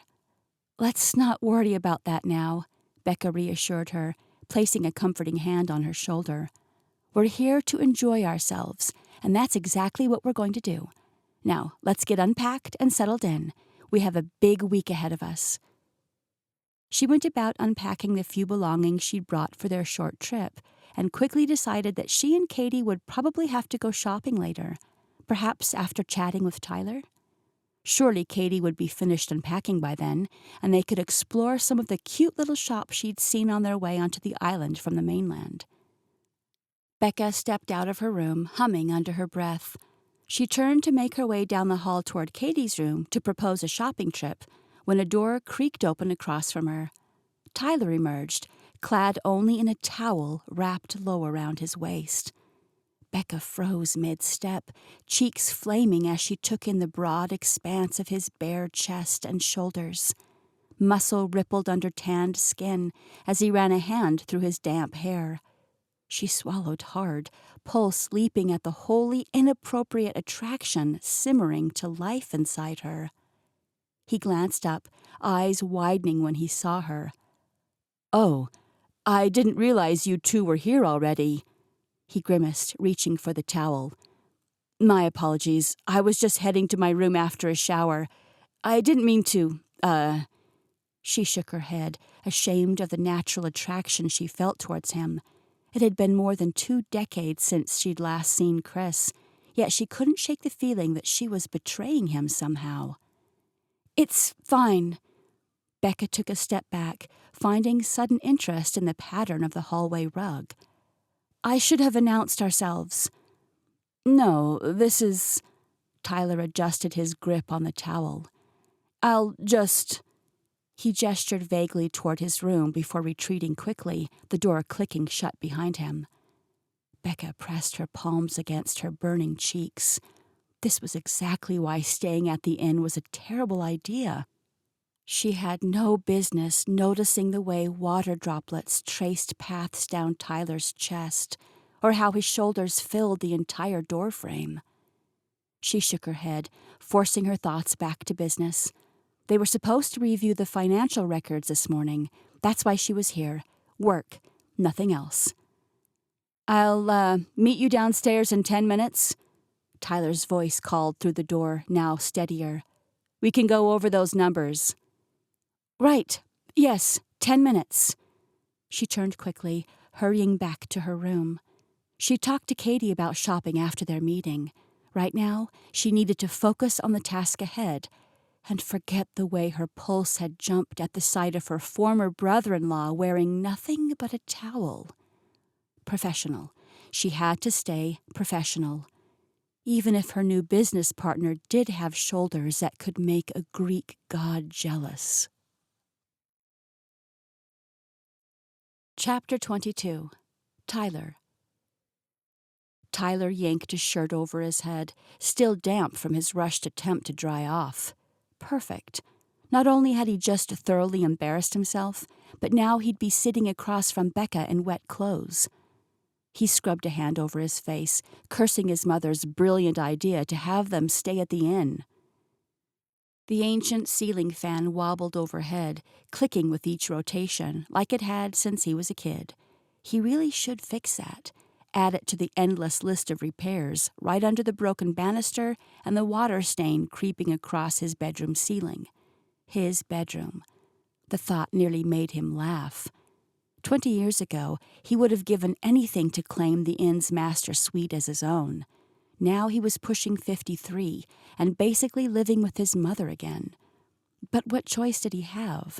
The place needed too much work, and hiring help wasn't in the budget. Besides, after Leah left, well, being alone in some empty apartment wouldn't have done him any good. He grabbed the stack of financial records from his dresser, purposely avoiding his reflection in the old mirror. The glass was spotted with age anyway, the silver backing peeling at the corners. Dad would have replaced it years ago. Dad would have fixed all of it by now. A floorboard creaked beneath his feet as he turned toward the door. He should probably fix that, too. The whole place was falling apart, held together by nothing but memories and his mother's stubborn determination to keep it standing. And now Becca would see it all. The peeling wallpaper, the worn carpets, the water-damaged walls. He tried to tell himself it didn't matter what she thought. She was here for business, nothing more. But he hated for her to have to stay in a place of such disarray. At least he and his mother had gotten some good cleaning in yesterday. It might be worn, but at least it was tidy. He gathered the rest of the paperwork, including the old ledgers Matt had finally turned over. Time to focus on what mattered, saving the business. And if that meant spending the next week working closely with his brother's widow, well, he'd just have to be more careful about his shower schedule. Tyler found Becca in what used to be the parlor, perched uncertainly on the edge of an armchair that had seen better days. Sunlight streamed through threadbare curtains, highlighting dust motes that danced through the air despite his mother's religious cleaning schedule. "Sorry about," he gestured vaguely upward, not quite meeting her eyes. "Earlier." "Nothing to apologize for." Becca smoothed non-existent wrinkles from her skirt, and a faint pink still colored her cheeks. "It's your home." "More like a construction zone these days." He moved toward the coffee table, wincing as one of its legs wobbled. "Maybe we should use a dining room instead." "This is fine." She shifted some magazines to make room for his papers, carefully avoiding his gaze. The table shifted with the movement. "Though this table does have a little wiggle in its get-along, doesn't it?" Tyler couldn't help but laugh. "That's a Texas phrase if I've ever heard one. Dad always said the table had character." "Is that what we're calling it?" "Hey now, that table's been through a lot." He spread out the financial records, studying them as the surface tilted. Hurricane Matthew, 3 generations of Dalton family feet propped up on it, and Matt's brief juggling phase in high school. "Juggling?" Becca's eyebrows rose. "Let's just say there's a reason he stuck to accounting." Tyler settled onto the couch, wondering what on earth had prompted him to start making jokes. He supposed getting caught half naked might bring out some nervous energy in anyone. Thankfully, Becca didn't seem bothered by it. The humor seemed to make her relax a little. She glanced around the room, her expression softening. "This place has good bones. It just needs some attention." "That's what Mom keeps saying." He cleared his throat, focusing on the task at hand. "A little attention and probably some new furniture, if we can fit it into the budget. Speaking of, are you ready to take a look at our current numbers?" Sure, let's see what we're working with here. The papers rustled as he arranged them, filling the comfortable silence between them. A seagull cried somewhere outside, and the ancient grandfather clock in the hall marked each second with decisive clicks. The fishing charters are doing well, Becca noted, leaning forward to study the figures. Her perfume, something light and floral, drifted across the space between them. Tyler shifted in his seat, suddenly aware of how close they were sitting. Yeah, that's our main source of revenue these days. Matt runs a tight ship. He paused, catching the unintended pun. No pun intended. Sure about that? The smile that tugged at her lips made something flutter in his chest. Because that seemed pretty intentional to me. No, my puns have much more depth than that. Was that another one? She flashed him a full smile, and he had to bite the inside of his lip to keep from returning it. Maybe. He quickly looked back at the spreadsheets. Business. They were here for business. Becca must have been thinking along the same lines. She reached for another spreadsheet. How does this compare to the income Amberjack was bringing in during its prime? Do you happen to have any historical figures on hand? I'd like to compare today's business to when it was thriving. That will paint a fuller picture and help us decide where to focus our energy moving forward. There's no use revitalizing a part of the business that never contributed much to the bottom line anyway, you know? Yeah, that makes sense. He reached for another folder. These are the numbers from 5 years ago. Tyler slid another set of papers across the uneven table. Back when Dad was still running things. Becca studied the documents, her finger tracing along rows of figures. The difference is substantial, especially with the inn. She glanced up at a small crack stretching away from the corner of the window. What changed? Everything. Tyler leaned back, careful to avoid the broken spring. Dad passed, and we just, lost our way for a bit. Matt tried to keep things going, but he was more focused on Mom. The inn took the biggest hit. And the cottages? She flipped to another page. The revenue drop isn't as dramatic there. Mom never gave up on those. She says they're her happy place. Even when everything else was falling apart, she kept booking guests. Probably saved us that first year. Becca nodded, still focused on the numbers. Then she paused, her finger hovering over a particular line item. What are these monthly distributions? Chris's share. The words felt heavy in his mouth. 25% of the profit, direct deposited like clockwork. Even though he wasn't involved in the business? Tyler watched her expression carefully. He had talked about coming back and helping. You know, he was always good at talking up a big game, but then... He trailed off, not wanting to bring up painful memories. Then he disappeared. Becca's voice was quiet, but he definitely picked up on a note of bitterness. Not that he could blame her, really. He knew what it was like to be left behind. What did he do instead for all those years? Honestly, we never really knew.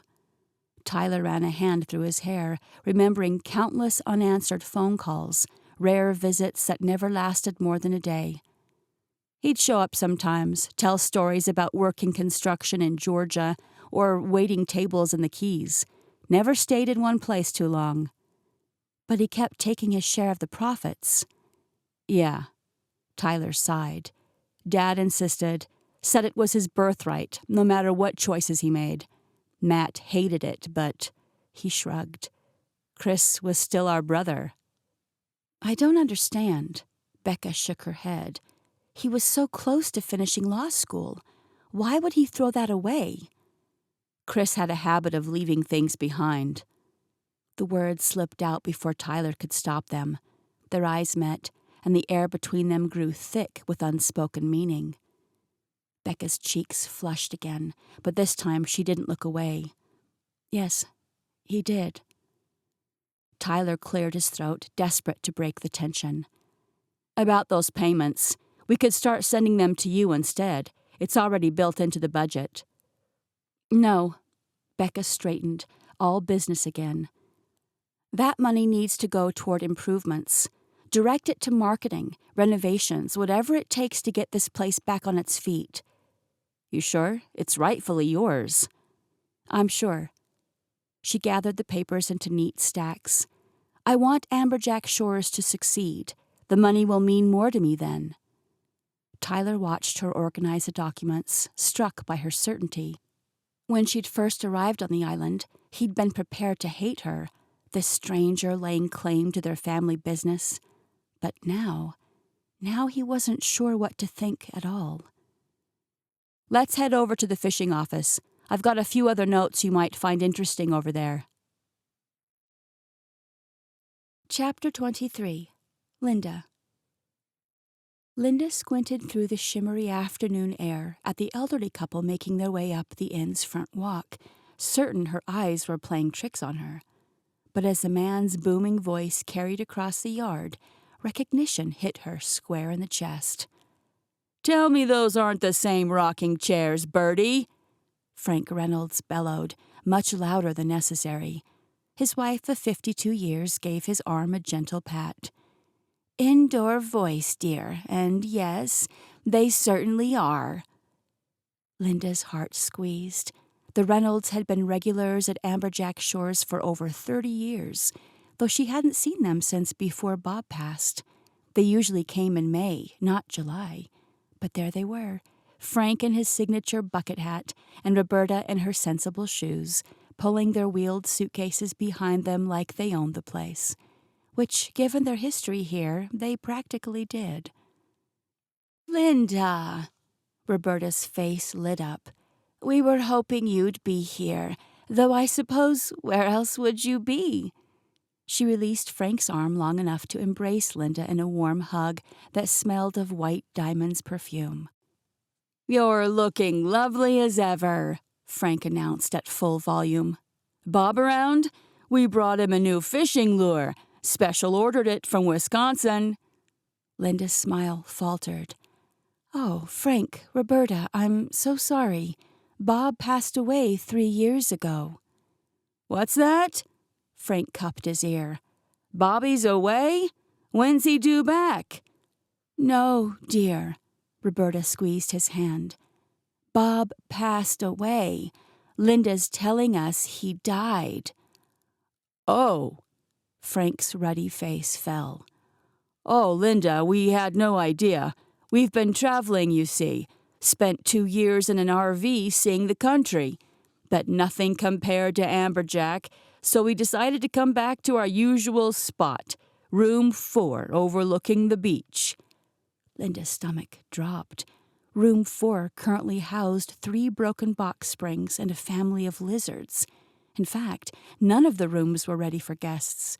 She'd been so focused on the news with Becca and Katie, she hadn't even considered the possibility of regular visitors showing up unannounced. "The thing is," she began. But Frank was already headed for the door, his suitcase bouncing along behind him.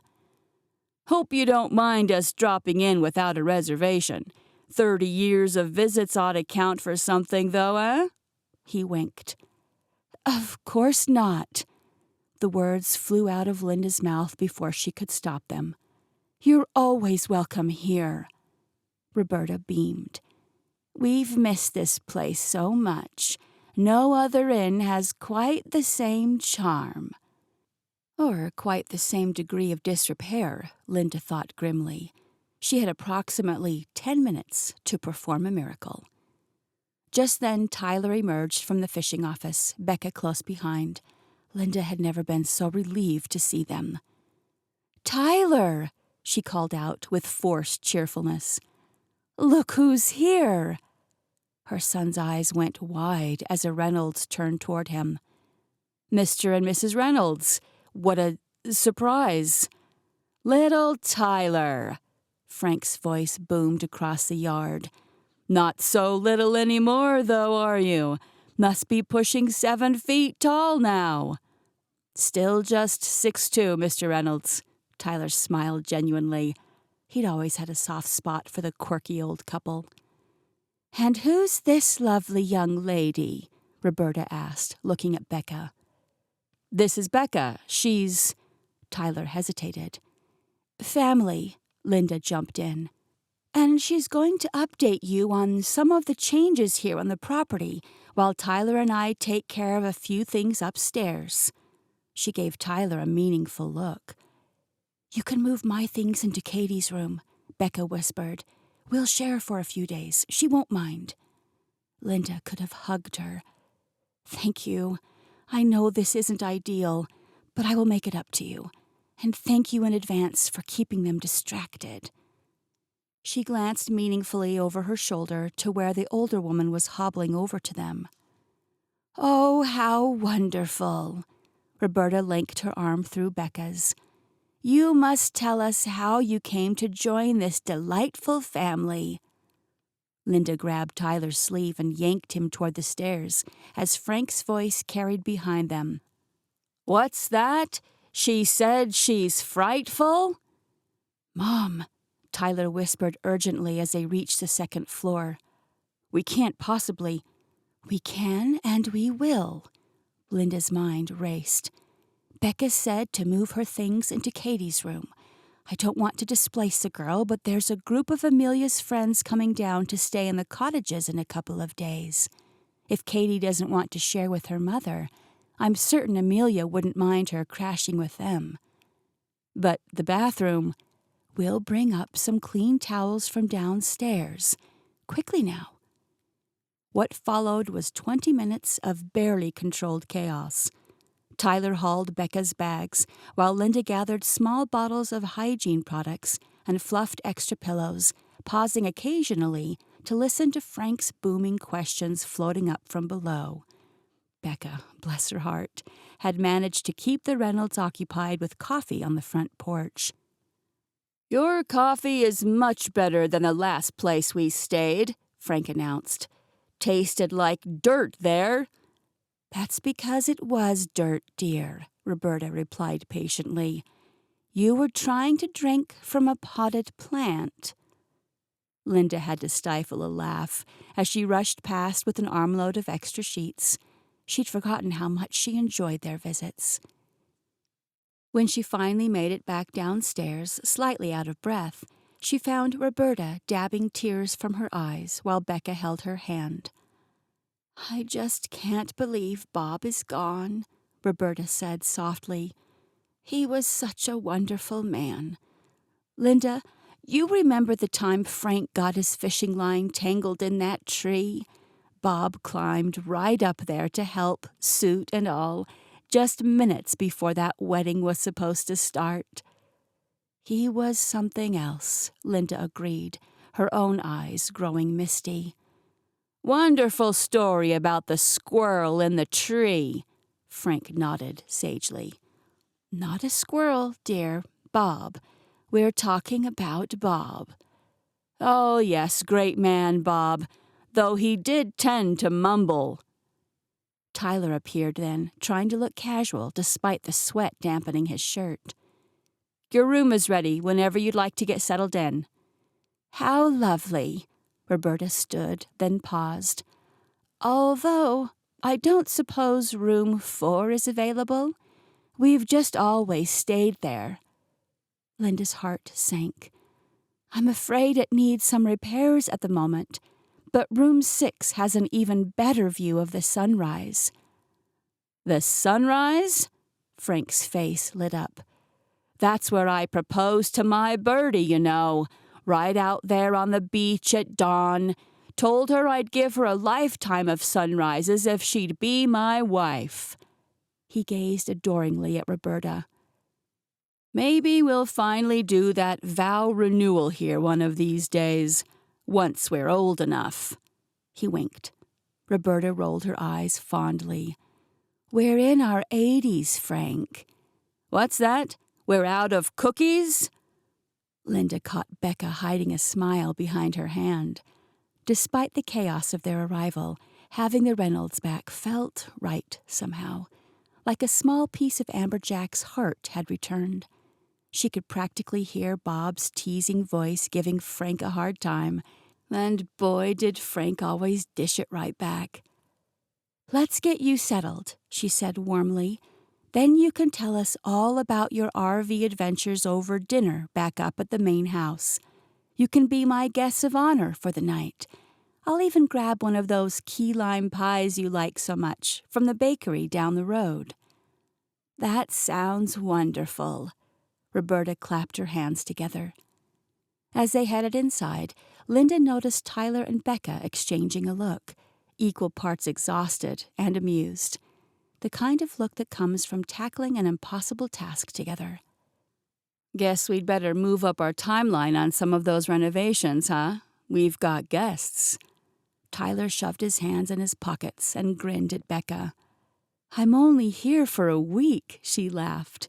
"But for Frank and Roberta's sake, I imagine we better find somewhere else to get our work done. I don't want to interrupt their vacation with budget meetings and hammers."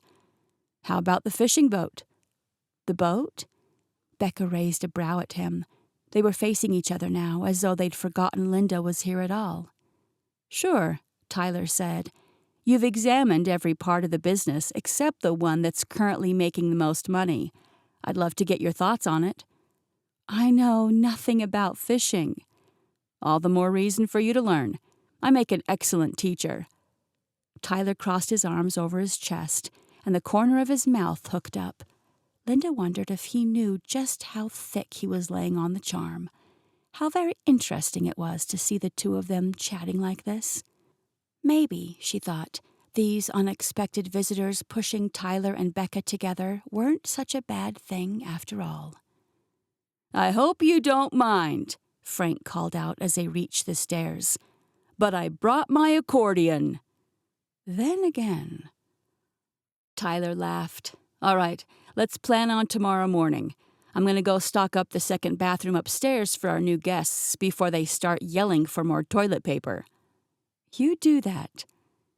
Becca watched him walk away before turning back to Linda. She was still smiling as her eyes widened slightly upon meeting Linda's gaze. "What?" "I didn't say anything." "But you're looking at me funny." Linda raised both hands casually in front of her. "Not at all. I'm just happy to see you happy. So sorry about the unexpected visitors, by the way. I feel terrible for convincing you to stay here an extra week and then crowding your livable space with extra loud guests." Becca laughed. "It's fine, really. I like seeing guests here on the property, and who doesn't love an accordion?" But her smile faded quickly. "Something on your mind?" Linda asked. She didn't want to intrude, but she could tell Becca's thoughts were somewhere else. "Maybe. Do you have a minute to chat?" Becca gestured for the sandy path that led toward the cottages. "Of course. After you." The women walked in silence for a few minutes before Becca finally spoke. "I saw the payments made to Chris each month while Tyler was sharing the financials with me earlier. But he said Chris wasn't around much." "That's right." Linda sighed, her fingers absently twisting the wedding band she still wore. "Chris was complicated. Even as a boy, he had this restlessness about him, like he was always searching for something none of us could see." They walked in silence for a moment, their footsteps soft in the sand. "You know, I was there that day," Linda said quietly, "at your graduation." Becca stopped walking. "You were?" "In the audience. I saw you sitting there, looking at that empty chair beside you." Linda's voice caught. "I should have introduced myself then, should have reached out and tried to understand what happened. Maybe if I had—" "You can't blame yourself." Becca's voice was gentle. "Chris made his own choices." "But why?" Linda spread her hands. "That's what I've never understood. He was so close to finishing, to having everything he'd worked for." "When did you hear from him again?" It was years before we got more than a quick message letting us know he was alive. When he finally started coming around again, he said he'd had a change of heart about being a lawyer. But that didn't explain. Linda shook her head. It didn't explain anything, really. They resumed walking, the waves keeping time with their steps. Sometimes I wonder what secrets he was carrying, Linda continued. What demons he was fighting that made him run from everything and everyone who loved him. I've wondered that too. Becca's voice was barely audible above the surf. For 24 years, I've wondered. They reached the end of the beach path, with nothing but the vastness of the ocean spreading out for miles and miles in front of them.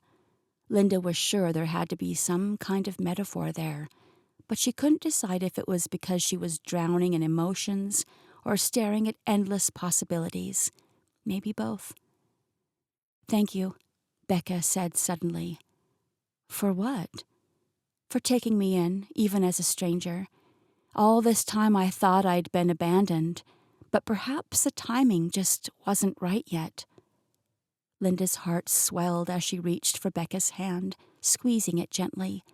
Maybe they couldn't change the past, but they could build something new from its ashes. The first notes of what might have been Yellow Rose of Texas wheezed from Frank's accordion on the porch of the inn behind them, slightly off-key but enthusiastic. Linda squeezed Becca's hand one more time. "Come on, sugar. Let's go see what other surprises this family has in store for us." Chapter 24. Katie. 6 weeks of ICU rotation. Katie stared at her phone screen, her stomach churning. Followed by 8 weeks of internal medicine. The schedule seemed to stretch endlessly before her, each rotation more daunting than the last. Sunlight streamed through the inn's front windows, and the old grandfather clock in the corner ticked away precious seconds of freedom, counting down her remaining days of peace before diving back into the pressure cooker of medical school. She slumped deeper into the ancient armchair, its worn fabric soft against her skin. Just thinking about those endless hospital corridors made her chest tight. The constant beeping of monitors, the harsh fluorescent lighting, the "Birdie!" a man's voice boomed from upstairs. "Have you seen my other sock?" "Check your foot, dear," came the patient reply. "You're wearing it." Katie couldn't help but smile. The Reynolds had only been here a few hours, but their presence had already brought more life to the old inn than she'd seen since arriving. A knock at the door interrupted her thoughts. Amelia's head popped in before Katie could answer. "Hey, cousin. Thought I might find you here. What you working on?" "Just reviewing my schedule for when we head back." Katie quickly closed the rotation calendar. "What's up?" "Well, I heard about your temporary displacement." On cue, the sound of an accordion wheezed from above. "And I had an idea.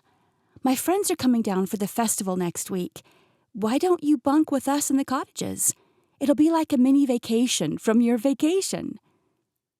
"I love this song," Roberta's voice carried down the stairs. "Wait, I thought I did. But that's not right. You're playing it wrong." Amelia grinned. "Unless you prefer the musical stylings of your newest guests." Katie laughed, already feeling lighter. "The cottages sound amazing, but I hate to leave my mom stranded here." "She's not stranded. She's got Tyler. But you can stay here if you want. I just thought I'd make the offer, since Gran said you guys were pushed into one room, and I know that old bed isn't very comfortable." "Won't your friends mind if I crash the cottages with you?" "Are you kidding? They'll love you." Katie twisted her lips to one side, considering it. "I'll give it some thought. Thanks for thinking of me." "You got it. And one other thing. Your mom is working today, right? I was wondering if you wanted to go explore the area. Want to see St. Augustine with me? I know all the best spots that aren't in the tourist guides." Katie glanced at her phone one more time, thinking of the intimidating schedule that awaited her return. Then she tucked it into her pocket, choosing instead to focus on the present moment. "Lead the way." Amelia's jeep wound through narrow brick-paved streets as she pointed out landmarks. "That's the oldest wooden schoolhouse in America," she said, gesturing to a small building. "And down there is the best chocolate shop you'll ever visit. They make everything in-house." Katie pressed her face closer to the window, drinking in the details of the historic district. Spanish moss draped from ancient oak trees, creating leafy tunnels over the streets. Every corner seemed to hold another piece of history, another story waiting to be told. "This is amazing." She pulled out her phone to snap a photo of a particularly beautiful courtyard. "I could paint this place forever and never run out of subjects." "You paint?" Amelia parallel parked with practiced ease. "Why didn't you say so? Come on, I need to show you something." They walked down a narrow alley that opened into a hidden plaza. Local artists had set up easels and displays, their work capturing the city's essence in watercolors and oils. Katie's fingers itched for her sketchbook. "The light here is incredible," she murmured, noting how the sun played off the old stone walls. "My friend Sophie teaches art classes here on weekends."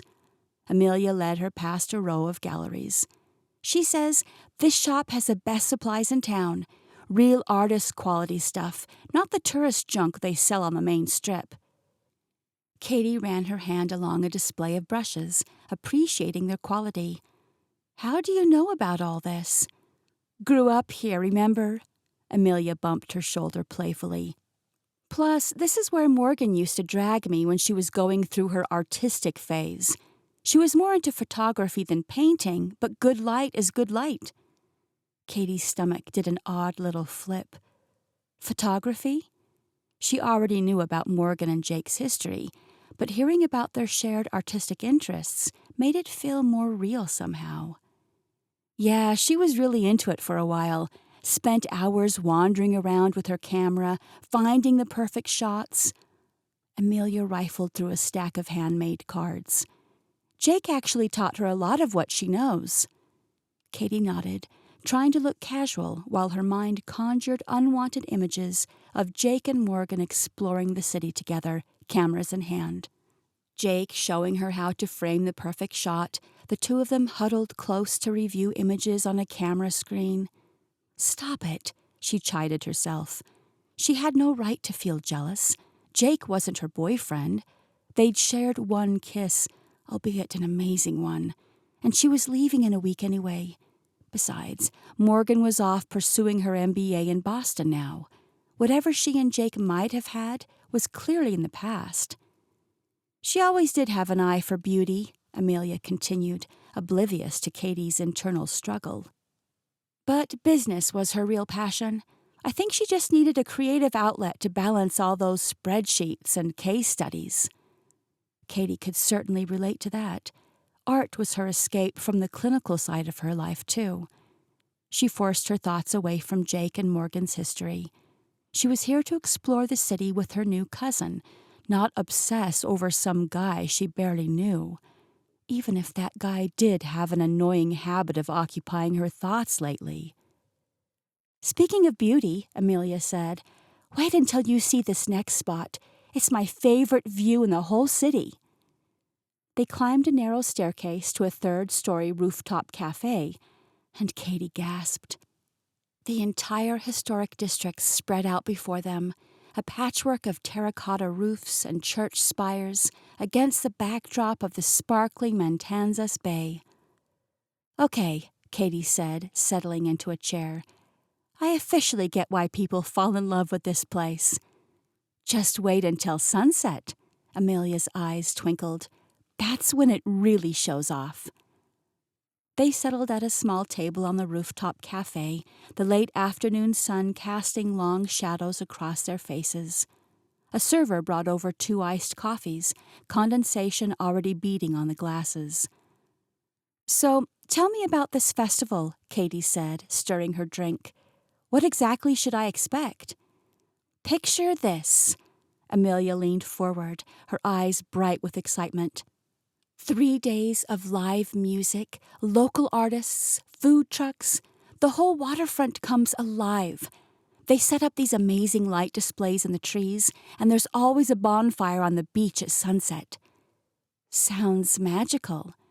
It really is. Last year they had this indie folk band that played right as the sun was going down. Everyone was dancing in the sand. Amelia trailed off, studying Katie's face. You're imagining painting it, aren't you? Katie laughed. That obvious? You get this look, like you're already choosing which colors to mix. Amelia took a sip of her coffee. Dad says Gran used to paint, before she got busy with the inn and raising 4 kids. Really? Katie watched a sailboat glide across the bay, its white sail bright against the blue water. Mom never had time for art either, between work and raising me. She shrugged. Must have been tough, just the 2 of you. We managed.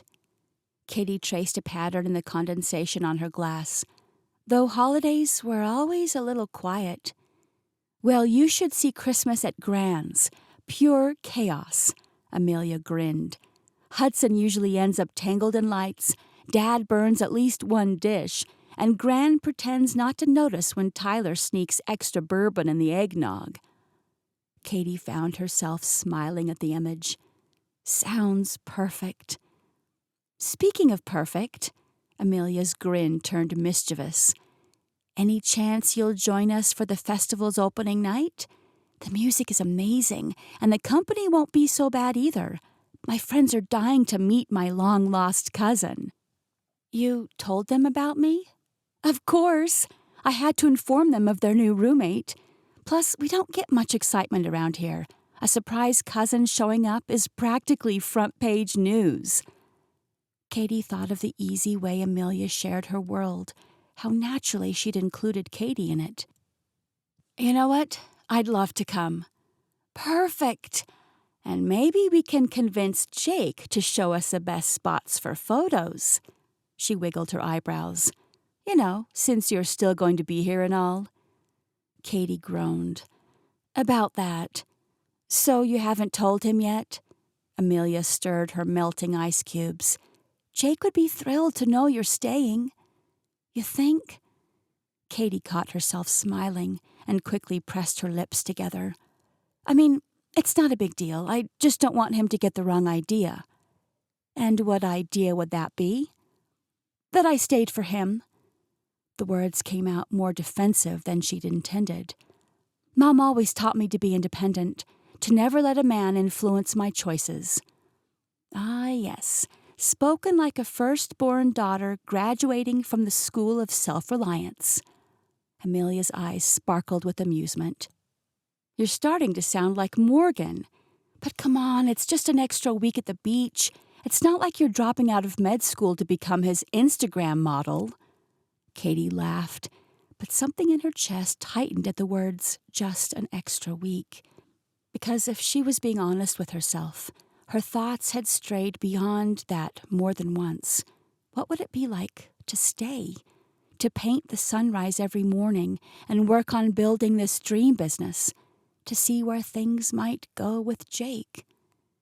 Katie! Amelia waved a hand in front of her face. You went somewhere else for a minute there. Sorry, She shook her head, surprised by the direction of her own thoughts. You're right, it's only a week. Exactly. So text the poor guy. Let him know you're still around. Amelia leaned back in her chair. Unless there's some other reason you're hesitating. Katie thought about Jake's easy smile. I guess I'm just not used to this. What, having fun?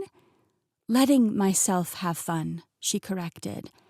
Everything in my life has always been so structured, planned.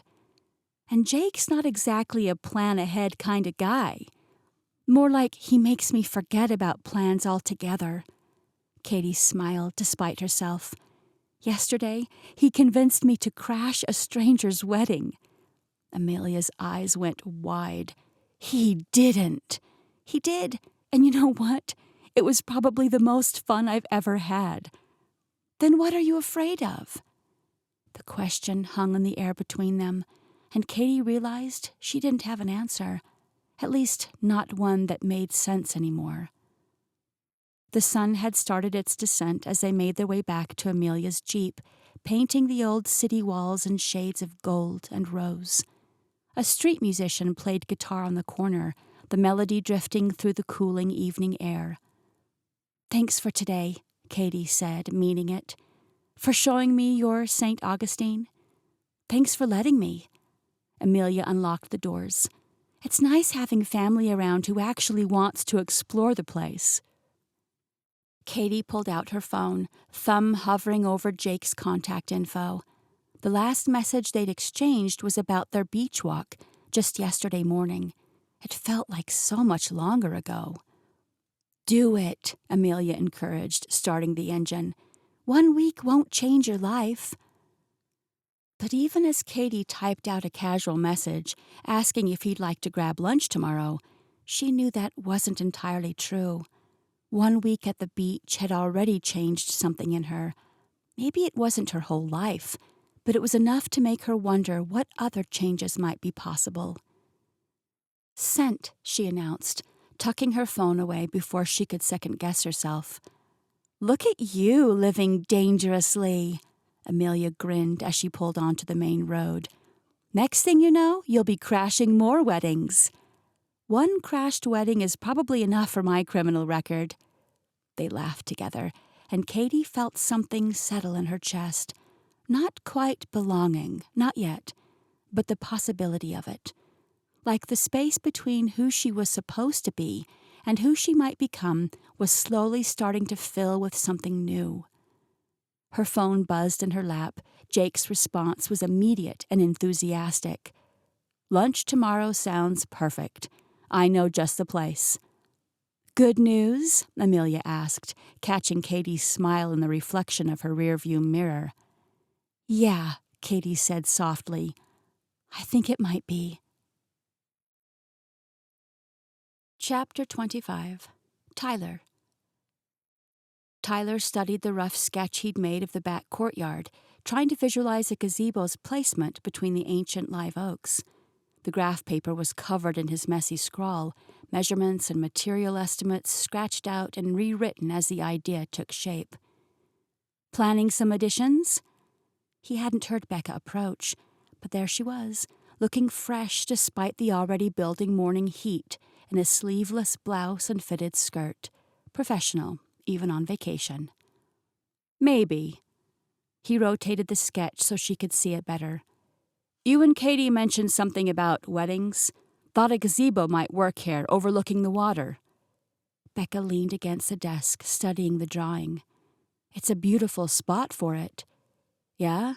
I wasn't sure if brides would go for something so," he gestured vaguely, "beachy, casual." "Trust me, that view would sell itself." A small smile played at her lips. "Though I'm hardly an expert. My only wedding experience involved a musty old courtroom and a judge who spelled my name wrong on the certificate."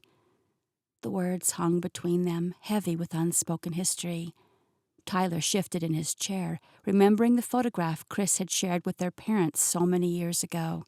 Becca in a simple white dress, his brother in a suit, both of them grinning like they had all the time in the world. "I'm sorry," Becca said quickly. "I didn't mean to make things awkward." "You didn't." He met her eyes, hoping she could see he meant it. "Besides, courthouse weddings can be romantic, too. All that matters is the people involved, right?" "Right." But something in her expression suggested otherwise. Tyler turned back to his sketch, adding detail to the railing design. "Tell you what, how about we forget the past for a minute and just focus on the future? I've got some other ideas I'd love your opinion on." "The future." Becca tested the words like she was trying them on for size. Then she pulled up a chair beside him, close enough that he caught the faint scent of her shampoo. "All right, show me what you've got in mind." He spread out more drawings, ideas for updating the inn's entrance, plans for a proper bridal suite, thoughts about expanding the deck behind the cottages. Becca asked thoughtful questions, suggesting tweaks here and there that honestly made the designs better. "You've got a good eye for this," he said, after she pointed out a way to improve the traffic flow between venues. "I've sat through enough property development meetings to pick up a few things." She reached across him for a pencil, her arm brushing his, as she sketched a quick modification to the deck layout. "But usually I'm just reviewing contracts, not actually helping design the spaces." "Well, maybe it's time for a career change." The words came out more seriously than he'd intended. Becca's pencil stilled. "Are you suggesting I leave my job and stay here?" "Of course, I'd never suggest that. I was only kidding." He wasn't, not entirely, but neither of them was ready for that conversation. "Though I won't say no to more of your input, even if it's just long-distance consulting." She smiled, but it didn't quite reach her eyes. Right. Now that he'd sufficiently made things awkward enough for both of them, Tyler figured he'd better switch gears. "I think that's enough remodeling talk for now." He gathered the sketches into a neat pile. "We still need to go over the charter business. You up for a quick trip out on the water?" "Now?" Becca glanced down at her outfit. "We've got time for you to run upstairs and change first. I'm in no hurry. Island time and all." He stood, unable to hide a slight grin. "Unless you're afraid of getting your hands dirty." "Please." She raised one perfectly arched brow. "I'll have you know I caught a fish once." "Really?" "Well, it was actually a tin can at a carnival when I was 12. Her laugh was rich and genuine. "But I won a stuffed bear, so I'd say that counts for something." "Oh, it definitely counts." Tyler shook his head, enjoying this playful side of her. "Come on, fish whisperer. Let's see what you can do with actual bait." Tyler finally had his wits about him again by the time Becca returned, and he was eager to get on the boat. That's where he felt most like himself, and in his opinion, the boat was the real heart of Amberjack Shores. Weddings sounded nice and all, but Becca would never truly understand this business if he didn't get her out on the water, rod in hand. The familiar scent of salt and bait hit them as they entered the fishing office. Tyler moved with familiar ease, gathering supplies while Becca examined the collection of photos on the wall, customers proudly displaying their catches through the decades. "Your dad?" She pointed to a faded picture of a younger Bob Dalton, grinning beside an enormous marlin. "Yeah." Tyler handed her a life vest. "That fish became legendary around here, though the story got bigger every time he told it." "Like father, like son?" "I never exaggerate." He grabbed the last of the gear. "Much?" Outside, the old bus waited like a faithful friend. Tyler pulled open the door with its signature creak. "Please tell me this thing runs better than it looks," Becca said, climbing aboard. "She may not be pretty, but she's reliable." He settled into the driver's seat. "We're just heading across the highway to the marina. It's not more than 3 minutes. We use the bus because there's more parking here at the office for our guests, and it's easier to haul everyone's stuff over on this thing. You're right, though." He looked it over through fresh eyes. "I think she may be due for a makeover." "You should chat with Katie about it. She has quite the artistic eye," Becca offered with a smile. "I'm sure she'd be happy to paint a mural on the side or something."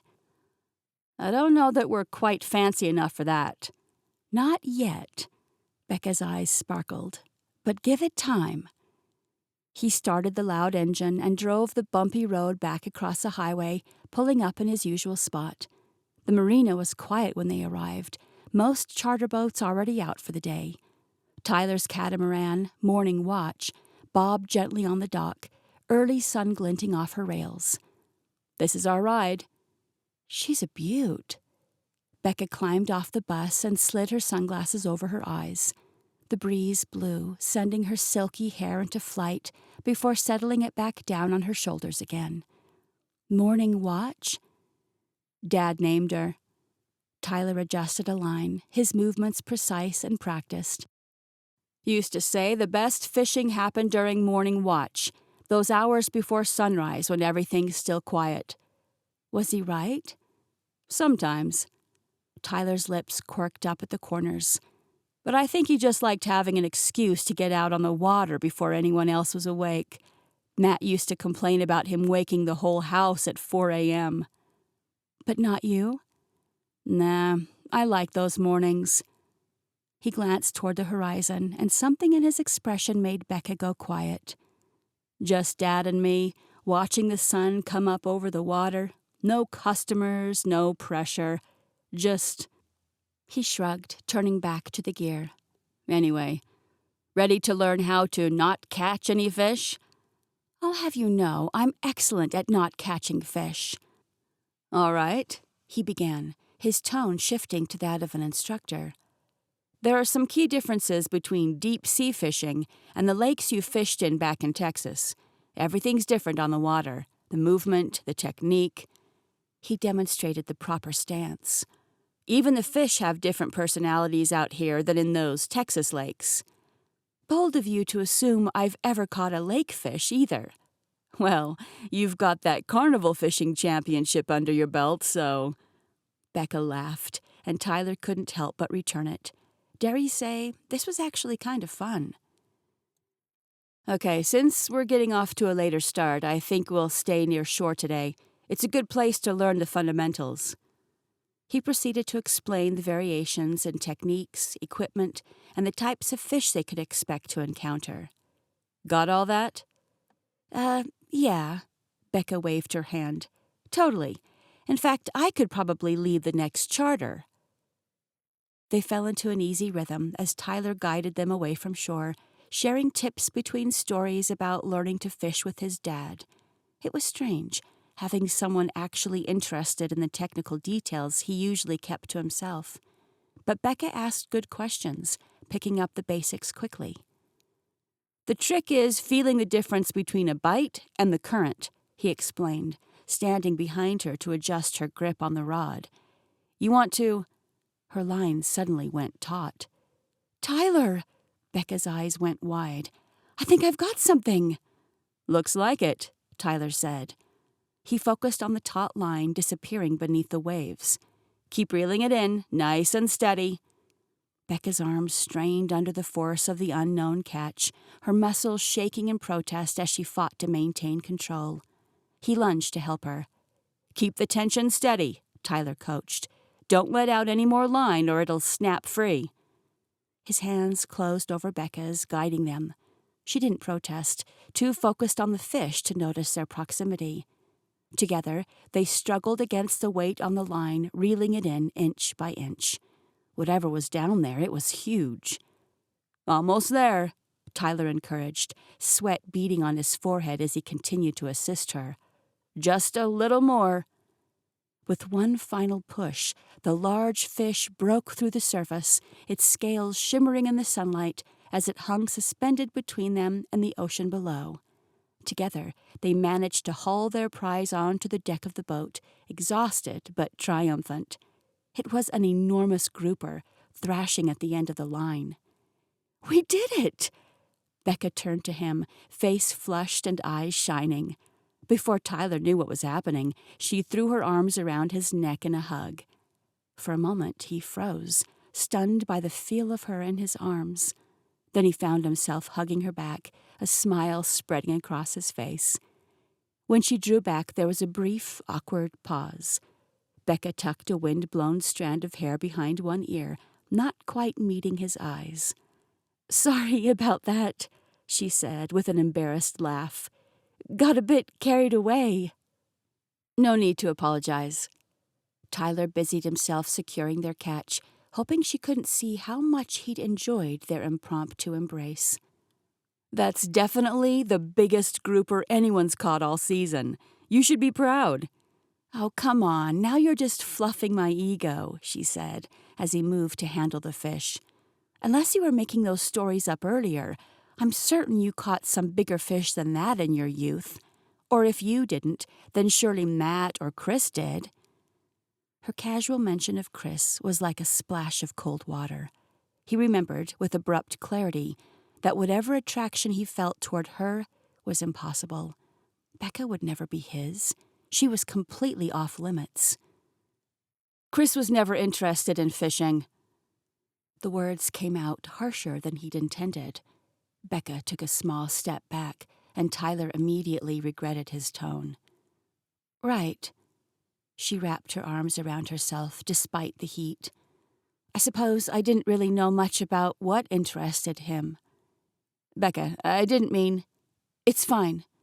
But her voice had lost its earlier warmth. We should probably head back. I'm sure you have actual charters to run today. Tyler nodded, moving to the helm. The easy camaraderie from earlier evaporated, replaced by a silence that felt heavier than their catch. He kept his eyes on the horizon as they cut through the waves, trying not to notice how Becca had retreated to the far side of the boat. What the hell was wrong with him? She'd been nothing but helpful since arriving, offering business advice, bringing fresh ideas, even learning about the fishing operations, and he'd ruined it with one thoughtless comment. When the boat bumped against the dock, Becca scrambled out without waiting for his help. By the time Tyler had secured the boat, she was already marching up the path toward the bus, her shoulders stiff. He dragged a hand over his face and let out a ragged sigh. He had made a mess of things, as always, and now Becca probably hated him. The thought filled him with an ache that had nothing to do with guilt or regret. He realized with dawning horror that he didn't want Becca to hate him. He didn't want her to leave. And that was the most dangerous realization of all. Chapter 26. Katie. Jake leaned against an ancient oak tree outside the cafe where they'd agreed to meet, but instead of heading inside, he straightened and grabbed the handlebars of a powder blue bicycle with a woven basket on the front. Please tell me that's not our transportation, Katie said, eyeing the bike's rusty chain. What? You don't trust my vintage wheels? He patted the worn leather seat. This beauty's gotten me through many adventures. I notice there's only one seat. Purely intentional, he grinned. Hop on, I know a spot. You're serious? As a heart attack. He pulled a neatly folded blanket from the basket. Though I should warn you, I've never actually transported precious cargo on Martha before. Martha? Every good bike deserves a name. Katie laughed despite herself while Jake kicked up the stand. Coming? She should say no. Should insist on a normal lunch at a normal restaurant. But there was something about the way his eyes crinkled at the corners that made her want to say yes to whatever adventure he had planned. Fine. She climbed onto the seat. But if we die, I'm haunting you for eternity. Deal. Jake pedaled them through narrow brick streets, past colorful buildings and hidden courtyards. Katie held onto his shoulders, trying not to notice how solid they felt beneath her fingers. The sea breeze caught her hair, and she felt lighter than she had in years. They turned down what looked like a dead end, but Jake kept going, guiding the bike through an iron gate nearly hidden by climbing jasmine. The path opened into a secret garden, complete with a burbling fountain and climbing roses. How did you find this place? Would you believe me if I said Martha led me here? He helped her off the bike, his hands lingering at her waist a moment longer than necessary. Not even a little bit. Jake laughed, pulling containers from the basket. Actually, I shot an engagement session here last spring. The couple found it on some historical garden tour, but tourists rarely make it back here anymore. He spread the blanket in a patch of dappled sunlight. Their loss is our gain. Our very private gain. Katie settled onto the blanket, watching him unpack lunch. Should I be worried that you've lured me to a secret location? Absolutely terrified. He pulled out 2 glasses and a bottle of sparkling cider. I might force you to eat prosciutto and aged Gouda, maybe even some of those fancy olives that normal people hate but pretend to love. The horror. I know, I'm a monster. He arranged everything with careful precision. "But look, I also brought normal person food." He produced a container of chocolate-covered strawberries. "My hero." Their eyes met, and Katie felt that familiar flutter in her stomach. But before the moment could grow too heated, Jake cleared his throat. "So," he said, pouring the cider, "I have a confession to make." "You really are planning to murder me?" "Much worse." He handed her a glass. "I actually like the fancy olives." "You really are a monster." Katie took a sip to hide her smile. "However will I survive?" "Well, you should start with some basic sustenance." He passed her a plate full of delicious little bites of food, and Katie didn't waste any time digging in. They shared commentary about the different meats and cheeses as they ate, and it wasn't long before the commentary extended to their surroundings. Though they were somewhat secluded, a black wrought iron gate revealed a glimpse into the busier street beyond their cozy little courtyard. It reminded Katie of a mysterious portal into another world, and Jake didn't hesitate to jump into her game. "Okay, him." Jake nodded toward a man in a crisp business suit hurrying past their hidden garden. "Definitely a time-traveling Victorian gentleman struggling to understand modern technology." Katie watched the man fumble with his phone. "You might be right. Look how confused he is by that strange glowing rectangle. Poor fellow probably still writes with the quill pen and sends messages by carrier pigeon." They'd finished most of the picnic, the remains of cheese and fruit scattered between them on the blanket. Katie lay back on her elbows, feeling surprisingly comfortable in their secluded spot. "What about her?" She gestured to a woman with flowing red hair and at least 6 shopping bags. Jake studied the target. "Professional mermaid, just picking up her dry cleaning." "A mermaid who dry cleans?" "Have you ever tried washing scales in salt water? Terrible for the shimmer." Katie snorted. "And I suppose she's heading to her day job now?" "Oh, no. Definitely sneaking off to her secret underwater speakeasy." He lowered his voice conspiratorially. "That's not shopping in those bags. It's contraband coral." "Good thing there's no one around to report her illegal reef trafficking. Let's just hope no one gets injured, or we might need a doctor." Jake's eyes lit up. "Actually, we might need one soon anyway. Look at this guy."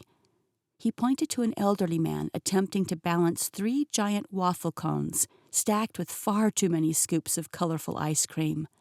"That's going to end badly." "Should I get my stethoscope ready?" "Absolutely. Do they cover ice cream triage in med school?" The playful comment landed differently than Jake intended. Katie's smile faded slightly as she picked at a loose thread on the blanket. "They mostly focus on the life or death stuff." "Hey," Jake's voice softened. "I was only teasing, but something tells me there's more to that story." Katie met his eyes, surprised by the genuine interest she found there. No judgment, just curiosity. She wasn't planning to get into her career choices today, but something about Jake made her feel safe, and this weight she'd been carrying was getting to be too much. So before she could think better of it, the words seemed to tumble right out of her lips. "It's just, everyone always acts like being a doctor is this noble calling, like I must be so passionate about helping people." "But you're not?" "I want to help people, of course I do. But mostly," she took a deep breath, "I want to never worry about money again. It's important to know I'll always be able to take care of myself." "Like your mom did for you." Katie nodded, surprised by his insight. After Chris left, she worked so hard. She never complained, but I saw how much she struggled." She plucked a blade of grass, twirling it between her fingers. "I promised myself I'd never be in that position." "Makes sense." Jake leaned back on his hands. "Though I gotta say, from where I'm sitting, You don't look like someone resigned to follow a path with no spark, no matter how practical it may be." "What do you mean?" "I mean, I've seen you light up talking about art, seen how you capture the world in your sketches." He smiled. "That's not someone playing it safe. That's someone with a fire in her soul." Katie felt her cheeks warm. Says the man who turned photography into a career. True, but I had help. He watched another couple stroll past their hidden spot. "My mom worked 3 jobs when I was a kid. We didn't have much, but she always made sure I had a camera. She told me to always follow my spark and said dreams were just as important as security." "Sounds like a wise woman." "She is." Jake's grin turned mischievous. "She also said I should never let a beautiful artist get away without at least trying to convince her that some risks are worth taking." Katie's heart skipped. She did not say that. "No, but she'd approve of the sentiment." He glanced at their empty plates. "She definitely wouldn't approve of us wasting the rest of this cheese, though. Last piece?" He held up a wedge of aged Gouda. "I couldn't eat another bite." Katie watched him wrap up the remnants. "So, your mom, is she still in the area?" "Just across the bridge. Still working too much. But now it's because she wants to, not because she has to." He secured the picnic basket and settled back against a tree. "Actually, you might have seen some of her work without realizing it. She does all the flower arrangements for events at the resort where we crashed that wedding." "The ones with the sea glass? Those were gorgeous." "That's her specialty. She says every arrangement should tell a story." He reached for his camera bag. "Speaking of stories, want to see what I've been working on?" Jake pulled out his camera, shifting closer to Katie so she could see the display.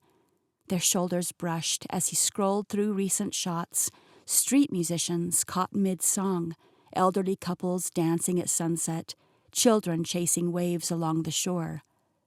"These are beautiful." Katie leaned in, drawn to the way he captured quiet moments of joy. "Thanks. They're for a tourism project, but I keep getting distracted by the real stories happening around town." He clicked through a few more images. "Like this one." The photo showed a young girl in a sundress, perched on the seawall with her sketchbook. Golden hour light caught in her wild curls, and her expression was one of pure concentration as she worked. It took Katie a moment to realize she was looking at herself. "When did you—" "That first day we met." His voice was soft. "You were so lost in your art, you didn't even notice me." Heat crept up Katie's neck as he showed her more. Her laughing during their coffee-tasting adventure, dancing at the wedding they'd crashed, standing in the surf at sunset, hair blowing in the breeze. "I hope it's okay," Jake said. "I know I should have asked, but sometimes the best moments are the ones people don't pose for." "They're—" Katie struggled to find words. In each photo she looked free, happy, like a completely different version of herself. "Is that really how you see me?" "You mean completely in your element?" "Absolutely." He zoomed in on one where she was adding details to her sketch of the wedding couple. "Look at how you lose yourself in creating. That's not someone meant for fluorescent lights and hospital corridors." "Jake." I know. Not my place." He lowered the camera. "I just think sometimes people get so caught up in who they're supposed to be, they forget who they are." "And who am I?" The question came out barely above a whisper. Jake turned toward her, close enough that she could see flecks of gold in his eyes. "Someone who sees the world in color and light, who captures stories in pencil strokes and paint, who makes me want to be a better photographer just to keep up." Katie's breath caught. No one had ever described her quite like that before. "Also," he added with a slight smile, "someone who's totally judging my composition on that last shot." She laughed, grateful for the break in tension. I am not. Katie watched him scroll through more photos. Here was someone who'd chosen to build a life around what he loved, who saw beauty in ordinary moments and wasn't afraid to chase his dreams. It was terrifying and wonderful, and exactly what she'd been trying so hard not to want. I should probably start packing this up. Jake glanced at the lengthening shadows in their hidden garden, though I hate to end a perfect afternoon. Who says it has to end? The words surprised Katie as much as they seemed to surprise him. I mean, you said you were going to be at the festival this weekend, right? Maybe I'll see you there. Jake's smile spread slowly across his face. You're planning to go? Mm-hmm. My cousin Amelia invited me. Apparently there's going to be bonfires and dancing on the beach. She traced a pattern on the blanket beneath them. Might be worth checking out. You could join us if you wanted. Funny you should mention that. He started gathering their picnic supplies, but his eyes stayed on her. I'm actually shooting the behind-the-scenes stuff, meeting the bands, capturing the setup. Oh. Katie tried to hide her disappointment. Of course, you'll be working. True, but... He paused, running a hand through his hair. I could use an assistant, someone with an artistic eye, if you're interested. An assistant? Yeah, help me capture the real story of the festival, meet some musicians, maybe even learn a few photography tricks. He grinned. I mean, if you're not too busy being a responsible adult. Katie laughed. I suppose I could pencil in some irresponsibility. That's a spirit. Jake reached out, tucking a strand of hair behind her ear. His touch lingered, sending sparks across her skin. And after the work's done, I happen to know the festival photographer. Might be able to get us a good spot for the sunset show. Katie's heart raced as he leaned closer. That sounds nice. He smiled, inches away from her now. I think so, too.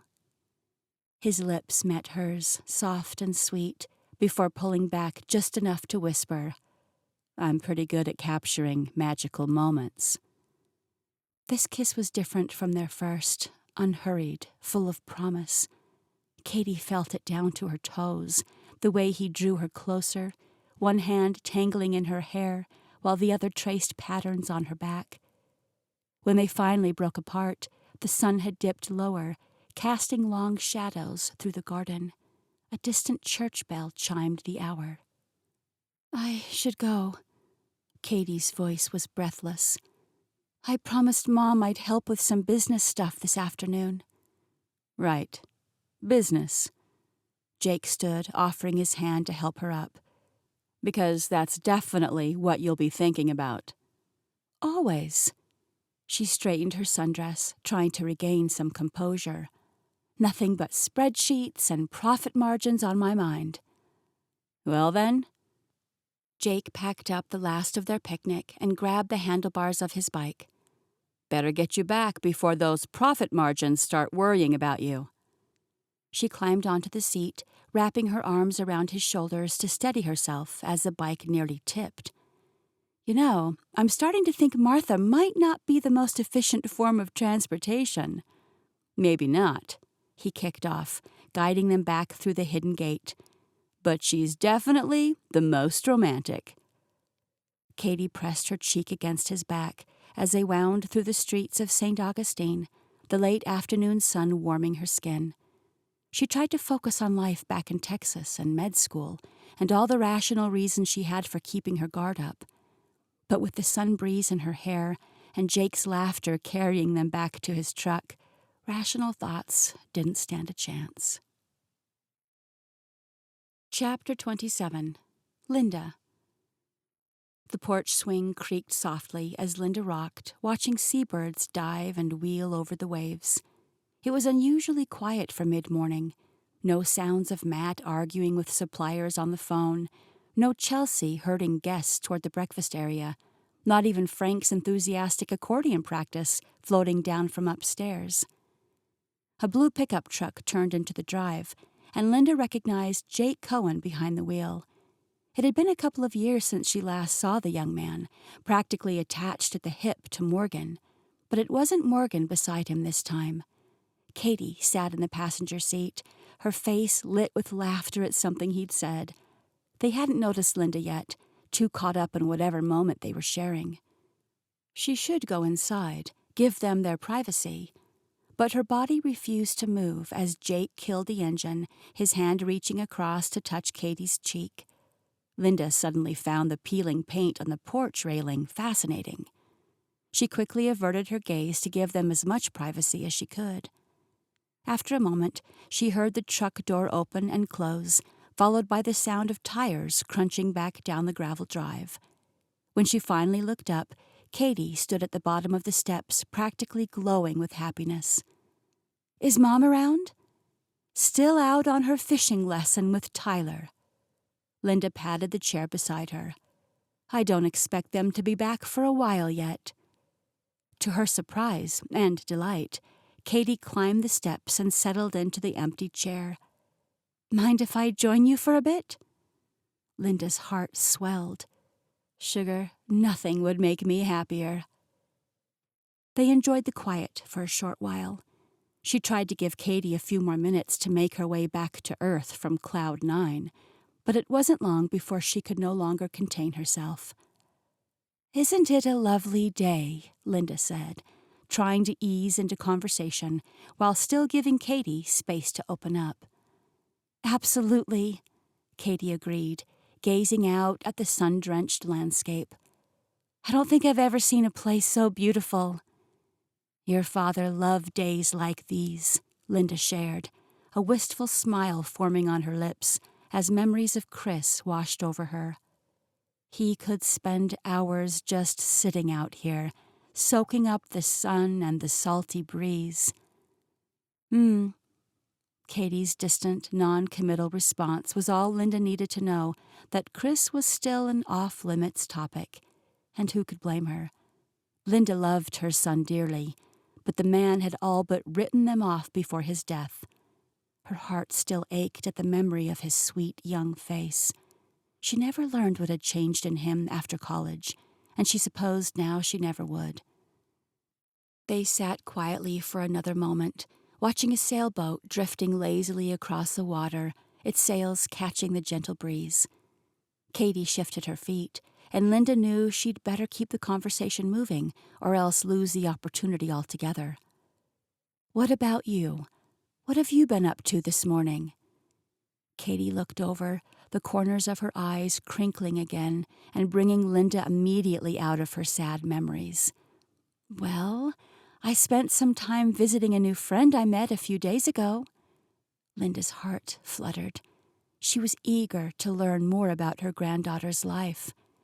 She leaned closer, the wooden slats of the rocking chair creaking softly beneath her. "Oh? And how did you meet this friend?" "Actually, it was kind of funny."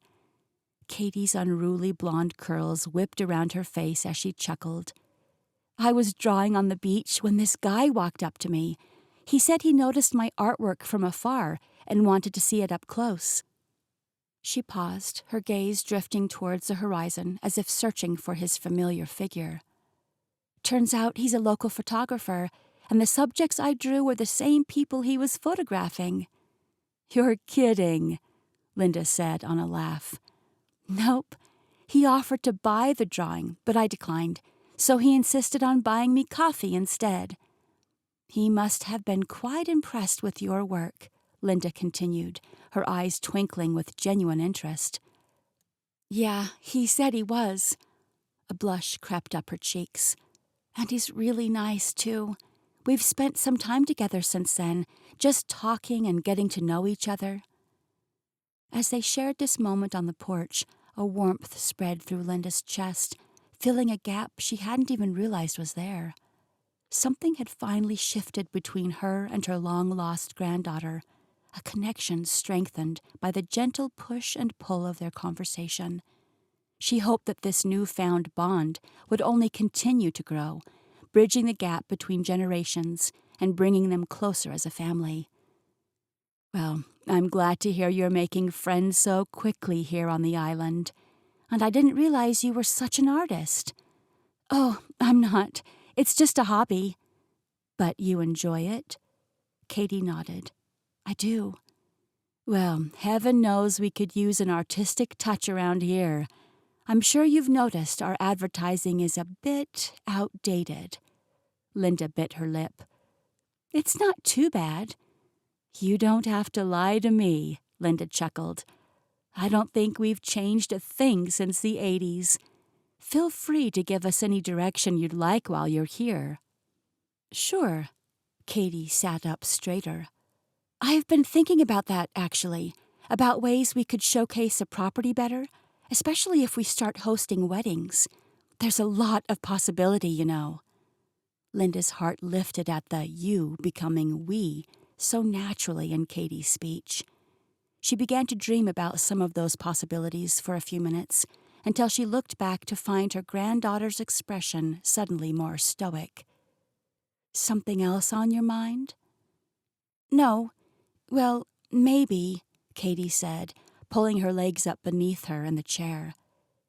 Can I ask you something? Of course. Do you ever wonder what your life would have been like if you'd chosen differently? If you hadn't stayed here to run the inn? Linda studied her granddaughter's face, noting the way Katie stared out at the water like it held answers to questions she hadn't quite formed yet. I had other opportunities, if that's what you're asking. I could have moved to Jacksonville and taken a teaching position. But you stayed.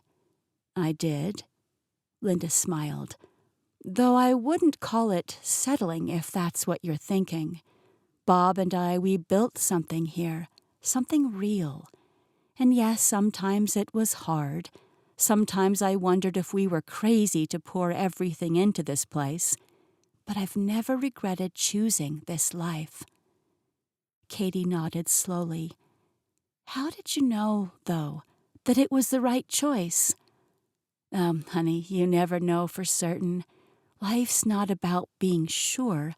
It's about being brave enough to follow your heart, even when your head's telling you to play it safe. They sat quietly for a moment, letting the words settle between them. Then Katie brightened. Speaking of being brave, I was talking to Amelia yesterday about some ideas for the business.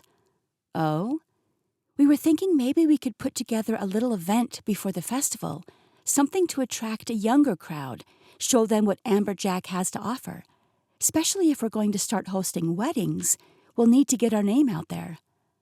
A brunch, maybe? Linda suggested, delighted by Katie's enthusiasm. On the deck? Exactly. Amelia knows so many people in town, and with social media... Katie's hands moved animatedly as she spoke, her earlier pensiveness forgotten. We could really make this place something special. Linda's heart swelled, watching her granddaughter light up with possibilities. This was more than just business talk. This was Katie finding her place in the family legacy, whether she realized it or not. The distant rumble of the fishing bus interrupted their planning. Tyler came into view, bumping across the gravel in that noisy fishing bus of his. But he didn't park at the inn. He only stopped long enough to open the door and allow Becca to hop out. The sunlight glinted off the windshield, momentarily blinding Linda. As she squinted against the glare, she watched Becca climb out without a word, barely nodding at Tyler before making her way up toward the inn. Katie turned her head and immediately recognized her mother's irritated expression. Uh-oh, she muttered under her breath. Something must have happened. Let's give her a moment to cool off before we ask about it, Linda suggested. Good idea, Katie agreed. As they waited, Linda couldn't help but worry about Becca. She understood the pressures a woman faced, both as a single parent and as someone restarting her career. It was her hope that this island getaway would provide some much-needed respite for them all. Hey, Mom, Katie called out when Becca reached the porch steps, trying to keep her tone light. How was fishing? Fine, Becca replied tersely, her jaw clenched as if holding back a torrent of frustration. "Did you catch anything?" "Yep, and then we let it go." Becca tried and failed to disguise her annoyance with a forced smile. "How was your lunch? Did you find Jake?" "I did. We'll hang out again, but I reserved this afternoon for some time with you. Still up for some shopping?" Becca sighed. "No, actually. Let's go tomorrow. I think I just need some time to decompress right now." She brushed past them and disappeared into the inn without another word. Linda and Katie exchanged puzzled glances. "Well, that didn't go as expected," Katie remarked, biting her lower lip. "Give her a little time, dear," Linda advised, patting Katie's hand reassuringly. "She'll come around when she's ready, and when she does, we'll be here to listen." She refocused her gaze on Tyler, who had just parked down the gravel road in front of the fishing office. He unloaded the equipment with more force than was necessary, and she had a strong suspicion that he was to blame for Becca's turn in mood. Her grumpy sons sure did have a knack for ruining things lately. "I should go check in with Tyler, but let's try to do dinner again one of these nights while you're still here. Maybe a cookout here at the inn? You can bring your friend, Jake, was it?" "That sounds great, Linda. Thank you." "My pleasure, sweetheart." She patted Katie's knee in a true grandmotherly fashion. "I enjoyed chatting with you." "Me too. I'm looking forward to helping out with the festival." Linda's heart soared in her chest. Perhaps one of life's greatest gifts, a growing family, would be born from the tragedy she'd been dealt lately. She just had to convince her sons to keep themselves in line. Chapter 28. Becca. The moon cast a silvery path across the water's surface as Becca paced her room at the inn. Sleep felt impossible after the disastrous fishing lesson, and Tyler's cold demeanor kept playing through her mind on repeat. She dealt with awkward business relationships before, but this was different. These people were supposed to be family, or something close to it. And just when she'd started to feel comfortable here... Unable to stand the confines of her room any longer, Becca pulled on a light cardigan over her tank top and shorts. The wooden steps creaked beneath her bare feet as she made her way downstairs, but the chorus of cicadas easily drowned out her footsteps. The beach was different at night, peaceful. She walked close to the water's edge where the sand was firmest, letting the warm breeze lift her hair.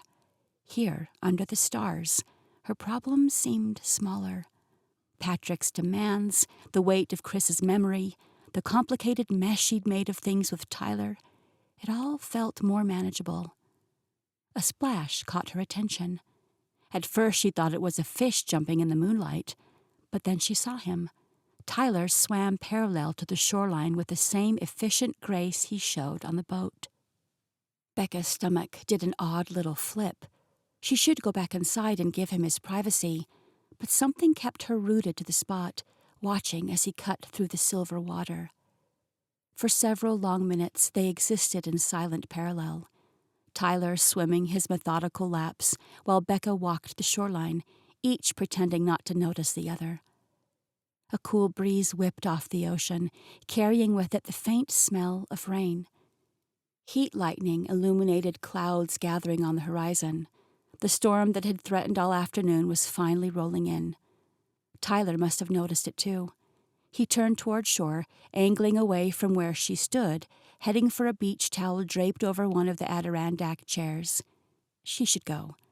Whatever fragile peace they'd found in this moonlit moment would shatter if they were forced to acknowledge each other. But still, she lingered, watching as he emerged from the water with that same quiet confidence he brought to everything. He grabbed the towel and dried his hair, his back to the beach. For a moment, Becca thought he might turn around. Instead, he draped the towel around his shoulders and disappeared through the inn side entrance. The first drops of rain began to fall as Becca finally headed back inside. Sleep would be even more elusive now, her mind too full of all the things they hadn't said. Some conversations, she decided, were better left for daylight. 3 days had passed since that awkward afternoon on the boat, and Becca had thrown herself into work with renewed determination. The less time she spent dwelling on Tyler's cold shoulder, the better. Hot Florida sunlight streamed through the fishing office's windows as she carefully connected cables to the new desktop computer. The fan whirred softly to life when she pressed the power button, its gentle hum replacing the grinding wheeze of the ancient machine that had finally given up the ghost earlier in the week. "Progress," she murmured, watching the startup screen illuminate the dimly lit office. It was just one of many small improvements she'd managed to implement during her extended stay. The front desk at the inn now had a proper credit card reader instead of the carbon copy slips they'd been using. The cottages got some fresh linens and new shower fixtures. Even their social media presence had begun to take shape, thanks to Katie's eye for art and Amelia's endless enthusiasm. But the website was what made Becca most proud. When Amelia mentioned her friend Sarah was finishing a UX design degree and needed a portfolio piece, it had seemed like divine intervention. Sarah had transformed their static, outdated page into something clean and functional, complete with actual booking capabilities. Not that reservations were pouring in yet. These things took time. But the infrastructure was there now, ready for when their other improvements began to attract notice. Her phone buzzed in her pocket, the 5th time in the past hour. She didn't need to check to know it was either Patrick or his assistant demanding updates on cases she wasn't supposed to be handling during her vacation. The firm's definition of time off grew more flexible by the day. She silenced the device without looking at the screen. The only thing she'd been avoiding harder than work demands was Tyler, since she couldn't seem to shake the tension stirred up during their fishing lesson disaster. But avoidance proved easier than expected. He seemed equally determined to keep his distance, sticking to the charter boat, while she focused on the inn and cottages. It was just fine by her. She needed to focus on getting as much done here at Amberjack Shores as she could, in the very small amount of time she had remaining. She just turned back to the computer when the storm door creaked behind her. Becca's spine stiffened at the sound of heavy footsteps on the wooden floor. The weight of Matt's presence filled the small office before she even turned around. She caught his reflection in the computer screen. "Morning, Matt." Becca kept her voice neutral, professional. A week ago, she might have jumped to defend herself, to explain the new computer and why she'd taken the liberty of installing it. Today, she simply continued her work. "Didn't realize we were getting new equipment." His tone wasn't exactly hostile, but it wasn't friendly either. "The old one crashed yesterday when Linda was trying to check her email." Becca typed in a command, watching the test page load. "I had this one shipped overnight." "And who authorized that expense?" There it was. That was a challenge she'd been expecting. She swiveled in the chair to face him directly. "Tyler did, but I covered the cost. Consider it my contribution to the business." Matt's eyebrows rose slightly, the only indication of his surprise. He moved closer, his gaze shifting from Becca to the glowing screen. For a moment, neither spoke. "Is that—" he began, leaning forward to get a better look. "The new website?" "Yes." Becca stood, offering him the chair. "Want to see how it works?" Matt hesitated, clearly torn between curiosity and his instinctive resistance to her involvement. Finally, curiosity won. He settled into the seat, the old chair creaking beneath him. "We've streamlined the booking process." She leaned over his shoulder, careful to maintain a professional distance as she navigated to the reservation page. "Customers can see real-time availability for the charters and cottages. And look," she clicked to a different section. "We've highlighted the specialty tours, sunset cruises, wildlife watching, deep-sea fishing." Matt's fingers hovered over the mouse, his focus completely on the screen. "The photos are good." Katie's friend Jake took most of them, and Amelia's friend Sarah designed the site as part of her portfolio, We got it for a fraction of what it would normally cost." He clicked through a few more pages, his expression unreadable. "And this is live? People can book right now?" "As of this morning. Katie just texted that she completed our first test reservation." "And how will we know when someone books? Mom's not exactly glued to a computer screen." "That's the beauty of it." Becca moved the mouse to a small icon in the corner. "You don't have to be. The system sends automatic notifications to whoever needs them." She clicked, revealing a settings page.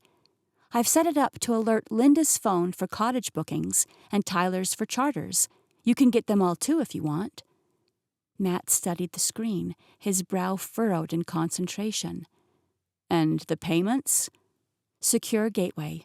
Money deposits directly to your business account, minus the standard processing fees." She pulled up another window. "I've created a dashboard that tracks everything: occupancy rates, popular booking times, even weather patterns that affect reservations." "Huh." The single syllable held a note of grudging respect. "The best part is that Linda won't be tied to the phone all day. She mentioned wanting to spend more time in the garden, maybe even start painting again."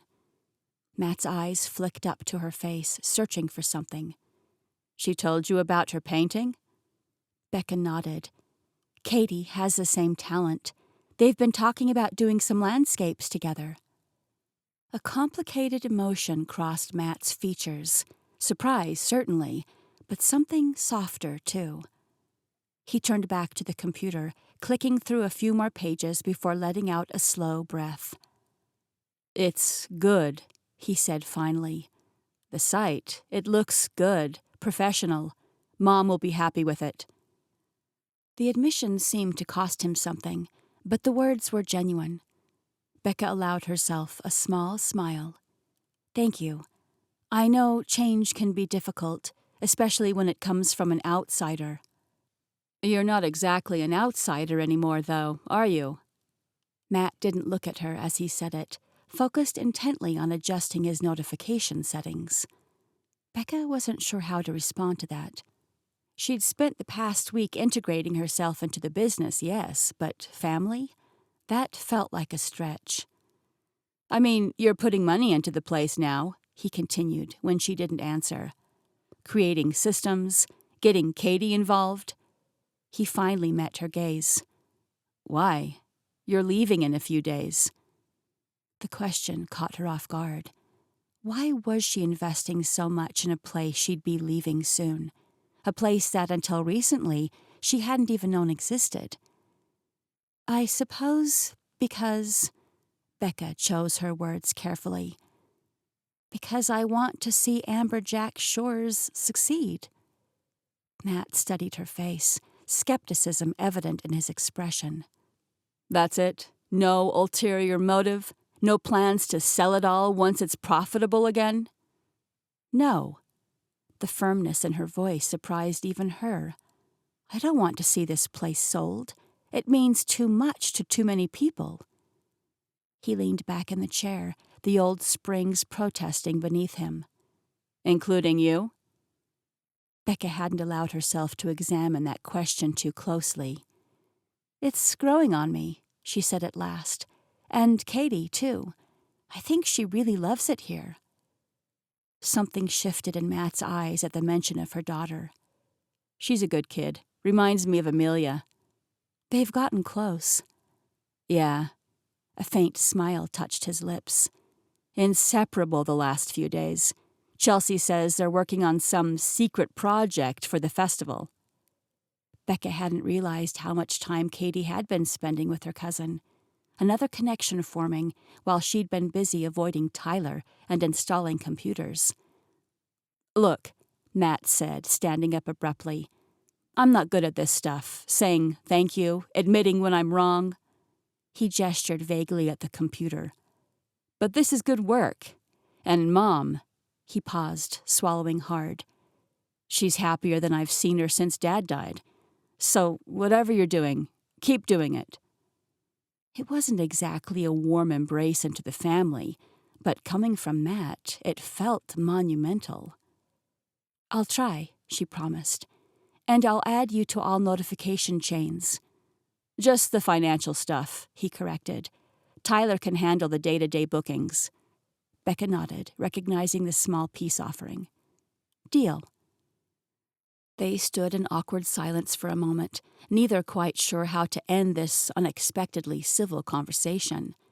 Finally, Matt cleared his throat. Festivals this weekend, he said. You and Katie planning to attend? I think so. Jake invited her to some opening night thing. Good. He nodded once, decisively. Maybe you can help Mom with her booth. She's selling some of those shell crafts she makes. With that, he turned and headed for the door, pausing with his hand on the knob.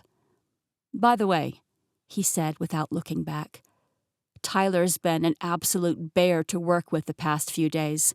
Whatever happened between you two might be worth fixing before the weekend.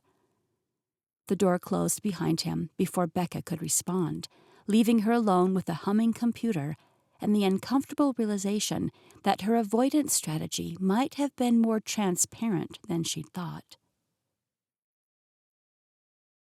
Chapter 29. Linda. Linda woke to the unfamiliar sound of voices drifting through her open window. She pulled on her robe and hurried to peek outside, hardly believing her eyes at the transformation below. The once empty courtyard between the inn and cottages bustled with activity. White linen tablecloths fluttered in the morning breeze atop at least a dozen round tables. Young people in matching blue T-shirts, friends of Amelia's presumably, moved about with purpose, hanging strings of lights between the palms and setting out mason jars filled with wildflowers. And in the middle of it all stood Katie, clipboard in hand, directing the chaos with surprising authority. She dressed quickly, choosing her favorite sundress for the occasion. By the time she made it downstairs, even more tables had appeared, creating an elegant arrangement that led from the inn's porch all the way down to the path to the beach. Quite the operation they've got going, Chelsea said, appearing at Linda's side with 2 glasses of something pale purple. Here, try this. Katie and Amelia's creation. Linda took a sip, and her eyebrows shot up in surprise. This is delicious. What is it? Lavender honey lemonade. Chelsea raised her glass in a mock toast. When did those girls become mixologists?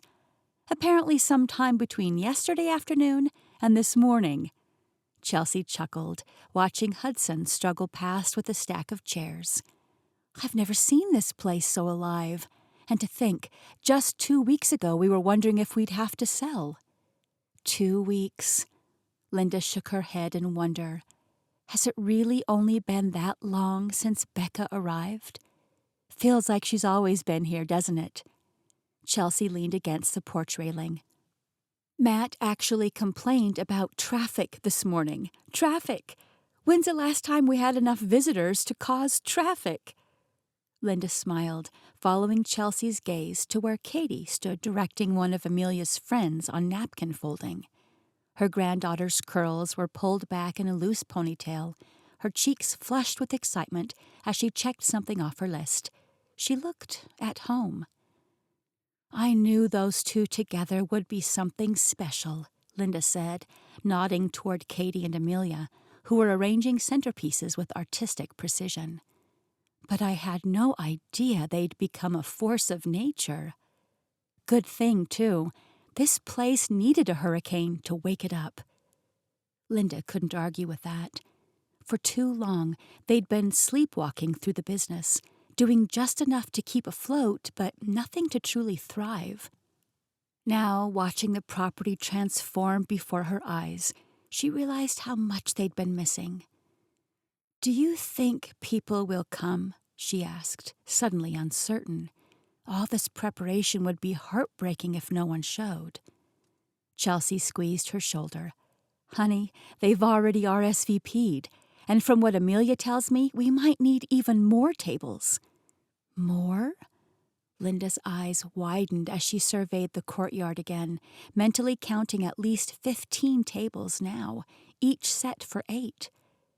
Turns out our girls are popular, or at least they know how to create an event people want to attend. Our girls. The phrase settled warmly in Linda's chest as she watched Katie laugh at something Amelia whispered in her ear. 2 weeks ago, they'd been strangers. Now they moved around each other with the easy familiarity of lifelong friends. "Land's sakes, is there a wedding happening?" Frank's booming voice carried across a courtyard as he and Roberta made their way toward the porch, his arm protectively guiding his wife around bustling workers. "My goodness, this place is busier than Grand Central." "Indoor voice, dear," Roberta reminded him gently before turning her curious gaze to Linda. "What's all this? You didn't mention any events when we checked in." Linda exchanged an amused glance with Chelsea. "To be honest, I'm not sure I knew the full extent of it myself."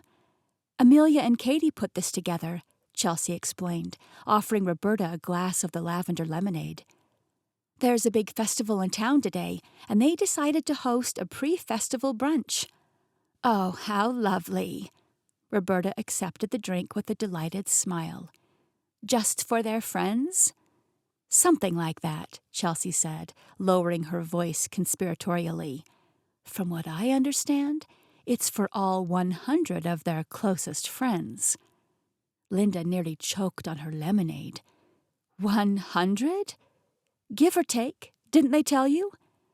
"They mentioned a small gathering," Linda said weakly, surveying the space with new eyes. "No wonder they needed so many tables." Chelsea patted her arm. "Apparently, Amelia reached out to every family she knows who's bringing visitors to the island this weekend. Said she wanted to put Amberjack Shores back on the map, so we'd be the first place they think of next time." "Sounds like smart business to me," Frank declared, having helped himself to a plate of pastries that had appeared on a nearby table. "Though I hope all these newcomers won't push out the regulars." "Frank's worried we won't get our usual room next summer," Roberta explained with a fond eye roll. "As if we haven't been coming here for 30 years.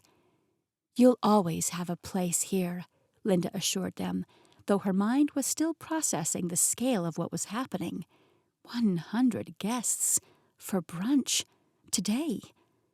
Even in Amberjack's heyday, they'd never hosted an event this size without months of planning. Yet somehow, 2 young women who'd only known each other for 2 weeks had organized all this seemingly overnight.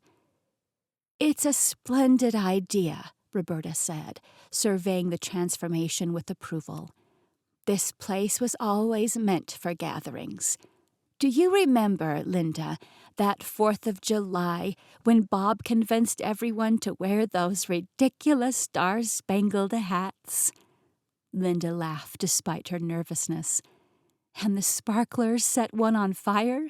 How could I forget?" "Best fireworks show I've ever seen," Frank declared with a wink. Their reminiscing was interrupted by a crash from the direction of the kitchen, followed by her grandson's apologetic voice and Amelia's patient instructions.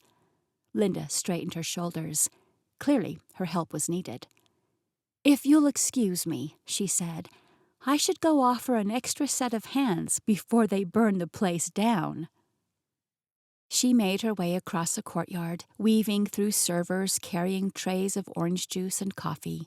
The buzz of activity had a rhythm to it, purposeful and organized, despite the apparent chaos. "No, Hudson, the mimosa station goes under the oak tree, not by the steps." Amelia's voice carried the reprimanding tone that only an older sister would use. "Remember, we talked about the flow of traffic?" "Sorry," Hudson mumbled, shifting the direction of the cart he was pushing. "It all looks the same to me." Amelia groaned and turned back to the inn. "Here's a diagram." Katie passed him her clipboard with a smile that softened the correction. "Follow the blueprint and we'll be fine." "Need any help, sugar?" Linda asked, approaching as Hudson shuffled away with the cart. Katie's face brightened. "Gran! Perfect timing! Could you check on the welcome table? We need someone to make sure the name cards are easy for our guests to find." Gran. The endearment was new, casual in Katie's mouth, as if she'd been saying it forever. Linda's heart swelled. "Of course."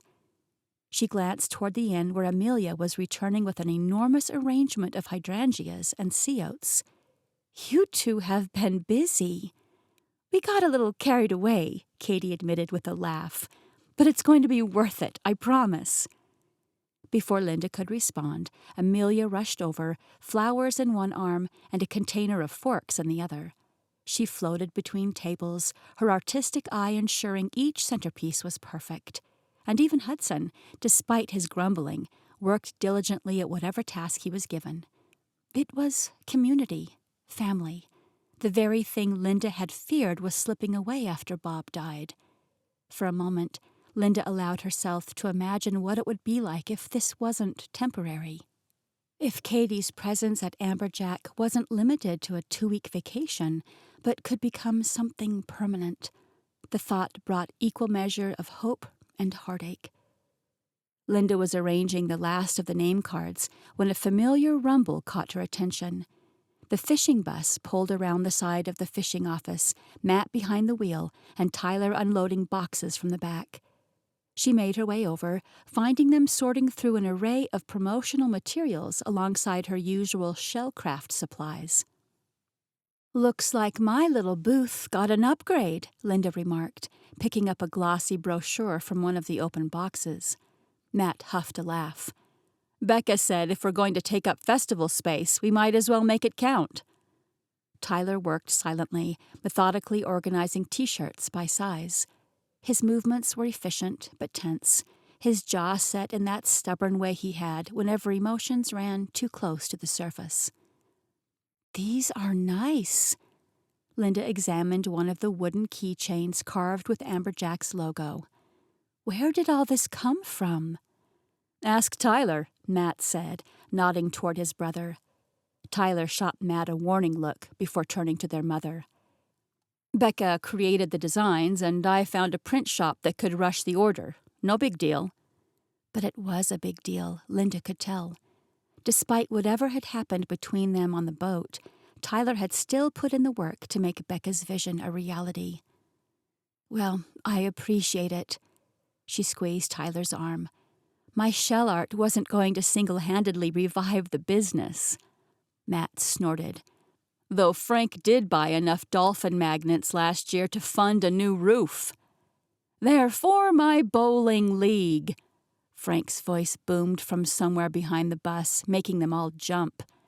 "Each member gets one at Christmas." Linda laughed, helping Tyler load the last box.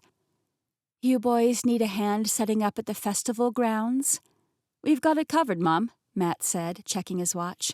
"You've got your hands full here with Katie and Amelia's extravaganza." "True enough." Linda patted the side of the van. "You boys be careful driving down there, and save me a good spot for my shell crafts." As they pulled away, Linda found herself alone for the first time that morning. She took a moment to simply breathe, looking around at the transformation happening before her eyes. The once quiet property now buzzed with life and possibility. Finding a quiet corner of the porch, Linda sank into her favorite rocking chair, overwhelmed by the flurry of activity. From this vantage point, she could see everything: the beautifully arranged tables, the guests beginning to arrive in their festival finery, Katie and Amelia greeting everyone with matching enthusiasm. "You'd love this, Bob," she whispered to the empty chair beside her. In the 47 years they'd spent building Amberjack Shores together, they'd weathered countless storms, both literal and figurative. But Bob had never lost faith in what this place could be. Even in those final days, when his body was failing him, he'd talk about next season's improvements, the new ideas he wanted to try. "You were right all along," she continued softly. "It just took a little patience." Her gaze drifted to Katie, who was laughing as she directed an older couple to their table. She had Bob's laugh, though she'd never know it. and something in the determined set of her shoulders reminded Linda so much of Chris as a boy, before whatever demons took hold of him. A familiar ache bloomed in her chest. What might have been if Chris had stayed? If he'd brought Becca and Katie home all those years ago? They could have had a lifetime of moments like this, rather than just these precious few days. But dwelling on what might have been had never been Linda's way. Not when Chris disappeared, not when Bob died, and not now. Instead, she focused on the gift before her. She would cherish what she had in the now. Chapter 30. Tyler. The festival grounds pulsed with morning activity. Vendors hammered together booths, sound technicians tested speakers, and volunteers in matching T-shirts were stringing up lights across the boardwalk. Tyler maneuvered through the chaos with a heavy box of brochures, headed toward the blue tent where Becca was already setting up. He spotted her immediately, efficiently arranging pamphlets on a folding table. She dressed for the occasion in neat white shorts and a blue top that matched the Amberjack Shores logo. All business as usual. "Where do you want these?" he asked, setting the box down. "Over there, thanks." She barely glanced up, focused on perfectly aligning a row of promotional photos. "The T-shirts go on the display rack once you've assembled it."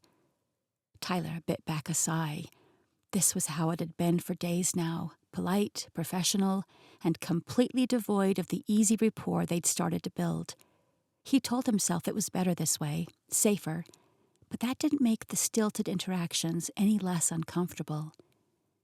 He unpacked the display materials, keeping his movements deliberate and methodical. No point in rushing. Matt wouldn't be here with the rest of the supplies for another hour, and the festival didn't officially open until noon.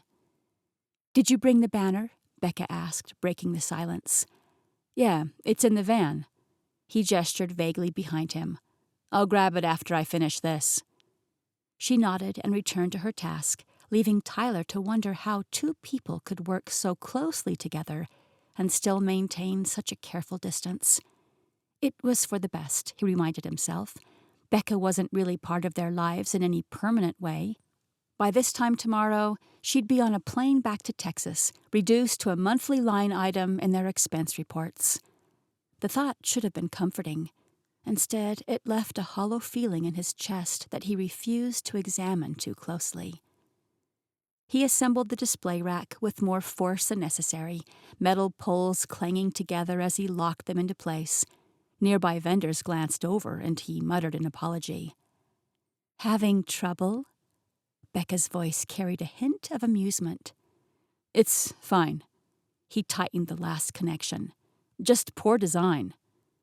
She made a non-committal sound and returned to sorting through a box of wooden keychains, the very one she designed herself and somehow managed to have produced in less than a week. Tyler had to admit they looked professional.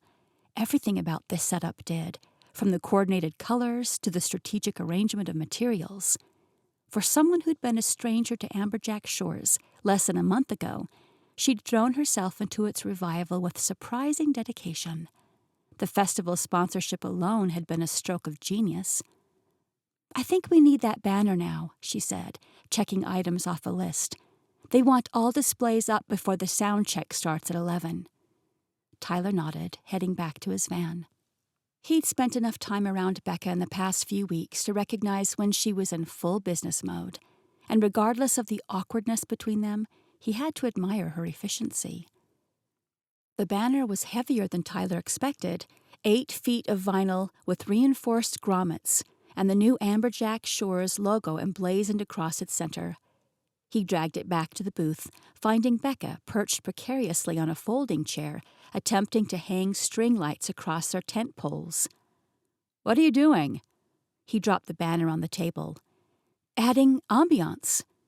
She stretched to reach the far corner, and the chair wobbled beneath her. "The neighboring booth had twinkle lights, and I refused to be outshone." Despite himself, Tyler smiled. "You know there's a ladder in the supply truck." "This is faster." "And more dangerous," he pointed out. "Here, let me help." He stepped closer, intending to steady the chair, But at that exact moment, Becca leaned too far. The chair began to fold, and she tumbled backward with a startled gasp. Tyler lunged forward, managing to catch her before she hit the ground. For a suspended moment, they froze, Becca in his arms, both of them wide-eyed with surprise. She was lighter than he expected. With her body warm against his chest, he could smell her shampoo, something citrusy and clean, and feel her pulse racing where his hand pressed against her back. "Nice catch," she said finally, a smile tugging at her lips. Something about the absurdity of the situation broke the tension. Tyler found himself laughing. "And they say chivalry is dead," he quipped, carefully setting her on her feet. Becca's laugh joined his, bright and unguarded. "I totally would have stuck the landing." "Sure you would." He took the lights from her hand. "But maybe let's use the ladder for the banner." "Fine, fine." She was still smiling, her eyes meeting his without their usual caution. "Safety first, I suppose." Tyler felt something shift between them. The ice of the past few days cracked just enough to glimpse the warmth beneath. He found himself noticing details he'd been trying to ignore. The way her eyes crinkled at the corners when she smiled, the small freckle just below her left ear, the confident set of her shoulders. "Hey, there you are." Matt's voice cut through the moment as he approached, arms laden with more supplies. "I brought the extra tablecloths Mom insisted on, and about 50 of her shellcrafts." Just like that, the spell was broken. Becca's professional demeanor slid back into place as she turned to greet Matt, leaving Tyler to wonder if he'd imagined the momentary connection between them. But the lingering warmth in his chest suggested otherwise. "The booth looks great," Matt said, surveying their setup with uncharacteristic enthusiasm. "Way better than whatever that is." He jerked his thumb toward a haphazard display across the way. "The competition," Becca replied with a small smile. "Paradise Palms Resort." Tyler couldn't help but notice the gleam in her eye. For someone who claimed to be just passing through, she developed quite the competitive streak when it came to Amberjack Shores. "Well, we're crushing them." Matt set down his load and checked his watch. "Listen, I can man this place for a while if you two need to finish anything else." Tyler raised an eyebrow at his brother's offer. Matt wasn't usually the first to volunteer for customer service duties. He decided not to let the opportunity go to waste. "Actually, I do need to get the boat ready. We're supposed to start the shoreline runs at 1. He glanced at Becca. "And I could use an extra hand with that banner." She looked surprised by the invitation. "I'm not sure if I'd be the best help, and the booth—" "Matt's got this covered," Tyler continued, suddenly determined. "And after that chair incident, you've convinced me that you're a banner installation expert now." A hint of their earlier laughter returned to her eyes. "Well, when you put it that way—" "Seriously, I've got this," Matt insisted, already arranging Linda's shellcrafts on the display. "You two go ahead." Becca hesitated, then nodded. "Let me just finish the price sheets." As she gathered her things, Tyler caught Matt watching him with an unreadable expression. "What?" "Nothing," his brother shrugged. "Just good to see you two getting along again. Mom was starting to notice." Tyler opened his mouth to object, then closed it. No point denying what was apparently obvious to everyone. "We'll be back before the crowd gets heavy," he promised instead. Walking toward the marina, Tyler found himself strangely nervous, which was ridiculous. He'd spent countless hours with Becca over the past few weeks, but something about today felt different. Maybe it was a festival energy in the air, or the knowledge that tomorrow she'd be gone. "I'm impressed you managed to get the sponsorship set up so quickly," he said, breaking the silence between them. "Festival partnerships usually take months to arrange." "The organizer is Amelia's former swim coach," Becca explained. "And I might have mentioned that Katie's artwork would make excellent promotional posters for next year's event." Tyler laughed. "Using your daughter's talents as leverage? That's ruthless." "Effective," she corrected with a smile. "And everyone wins. The festival gets a water patrol, Katie gets commissioned for artwork, and Amberjack gets visibility. Remind me never to negotiate against you. Too late for that. Their eyes met briefly, acknowledging the complicated dance they'd been engaged in since her arrival. But this time, neither looked away quite so quickly. Morning Watch sat waiting at the dock, sunlight glinting off her freshly polished rails. Tyler had spent hours yesterday getting her ready, washing down the deck, buffing out scratches, and making sure every inch was showcase-worthy. If they were going to parade her in front of festival crowds, she deserved to look her best. "She cleans up nicely," Becca remarked, running a hand along the gunwale. "Unlike her captain," Tyler joked. He was suddenly very conscious of his worn t-shirt and faded cap. "I don't know." Her eyes flicked to him briefly. "You don't look so bad." He felt heat rise to his face and quickly busied himself with untying the mooring lines. Being on the water always brought him a sense of confidence, but something about having Becca aboard made him feel like a teenager taking out his first date. "The banner's in the stern locker," he said, nodding toward the back of the boat. "Should be pretty straightforward to attach." They worked together easily, unfolding the banner and beginning to fasten it to the stern railings. Becca fumbled with the first knot, and Tyler found himself moving closer to demonstrate. "Like this," he said, his hands guiding hers through the motions. "It needs to hold even against strong wind." "I clearly missed this lesson during our fishing trip," she admitted with a self-deprecating smile. "My knowledge of knots begins and ends with shoelaces." "You're a quick study." He watched her successfully complete the next fastening. "Most people take longer to get the hang of it." "Lawyer," she reminded him, "we're good at pretending to understand things until we actually do." Tyler laughed, surprised by her candor. "Is that the secret to your success?" "That and caffeine." She tugged on the knot to test its strength. "Lots and lots of caffeine." They fell into a comfortable rhythm, Tyler demonstrating each knot while Becca followed his lead. It was oddly intimate, this shared task, and he found himself wondering about the life she'd built back in Texas. "You know, for someone who grew up nowhere near the ocean, you've adapted pretty well to all this." He gestured around them at the boat, the water. "Sink or swim, right?" Something flickered across her expression, a shadow of old hurt quickly masked. "My father would have hated it here. He wasn't exactly the outdoorsy type." The way she said it suggested there was more to that story, but Tyler didn't press. Everyone had their complicated family history. He knew that better than most. "His loss," Tyler said simply. Becca looked up, clearly surprised by his response. "Yes," she said after a moment. "I suppose it was." As they made final adjustments to the banner, Tyler found himself noticing the easy rhythm they'd fallen into, despite her inexperience.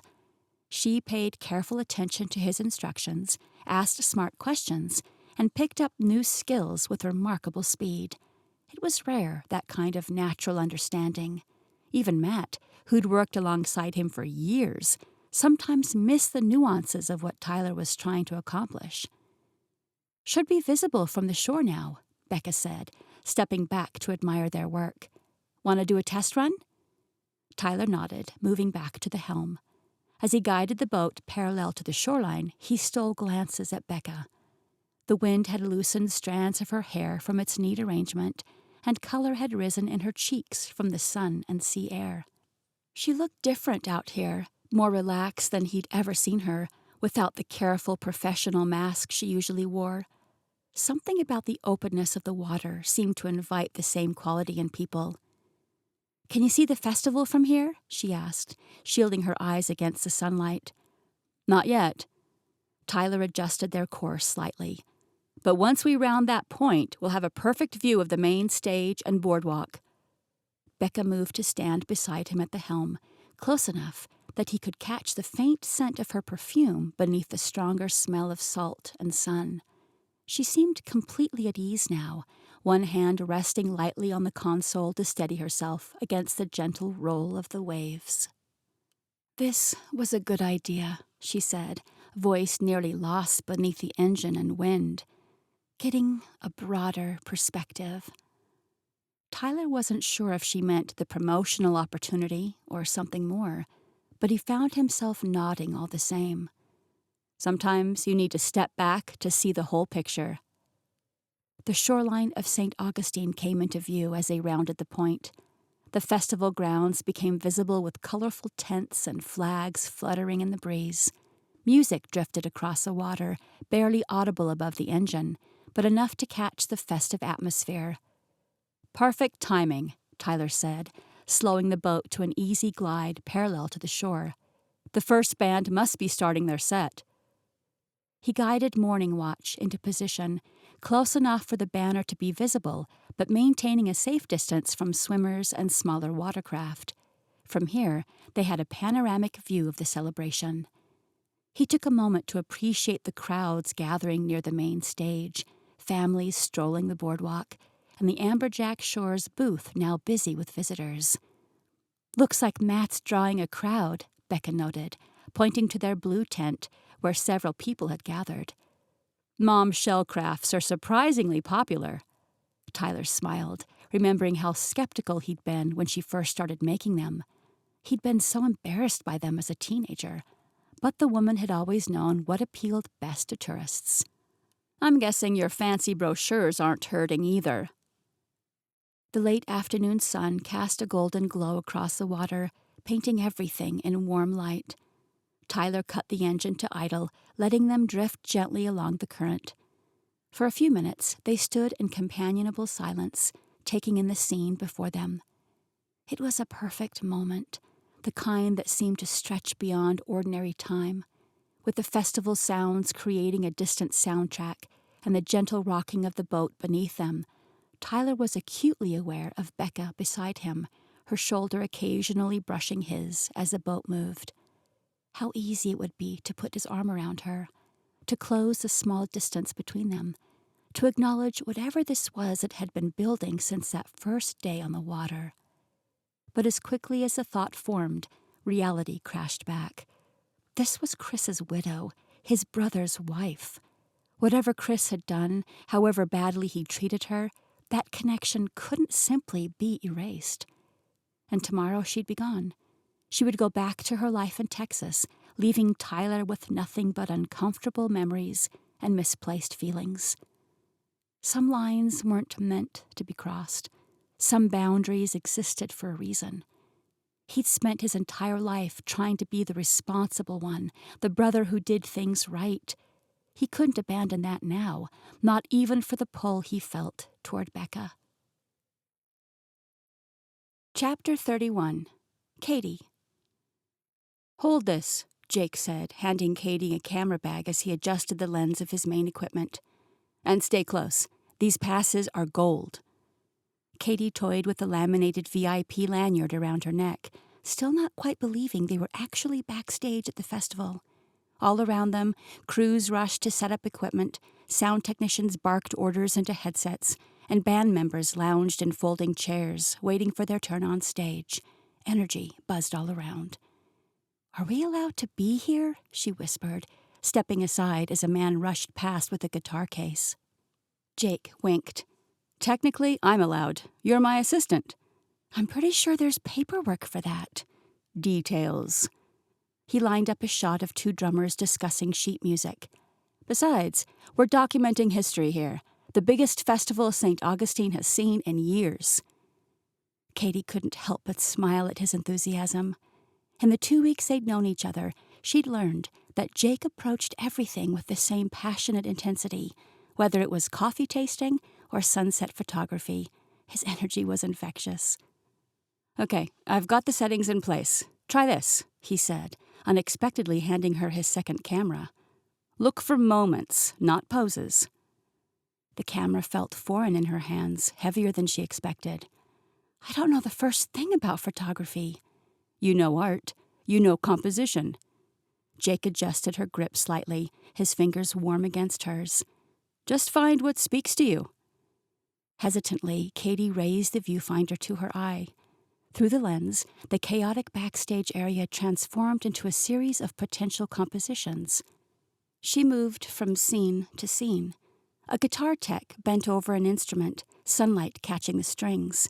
A singer mouthing lyrics silently to herself, hands drumming nervously against worn jeans.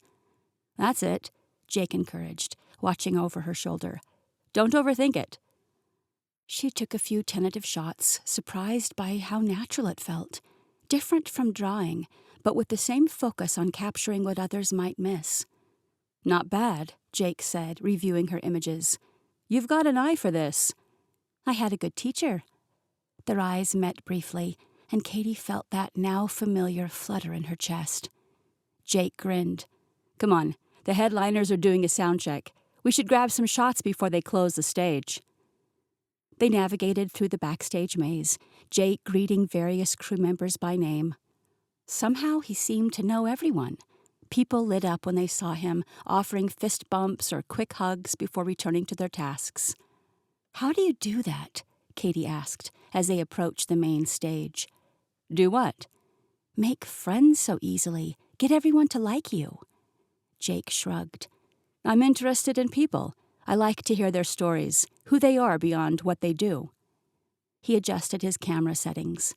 "Plus, I bring cookies to the sound crew. Works every time." Katie laughed, struck once again by how different Jake was from the ambitious pre-med students she usually surrounded herself with. Those relationships were built on competition and shared stress. This felt lighter. It was fun. She was happy. They reached the edge of the main stage just as a headline band began their sound check. 4 musicians in various stages of casual dress worked through their equipment setup, the lead singer's voice powerful, even in practice mode.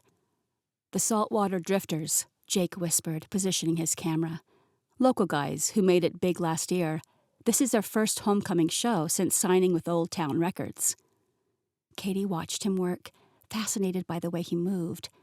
Jake was somehow both confident and unobtrusive, finding angles that captured intimate moments without intruding. He motioned for her to join him, guiding her toward a better vantage point. "Try from here," he suggested.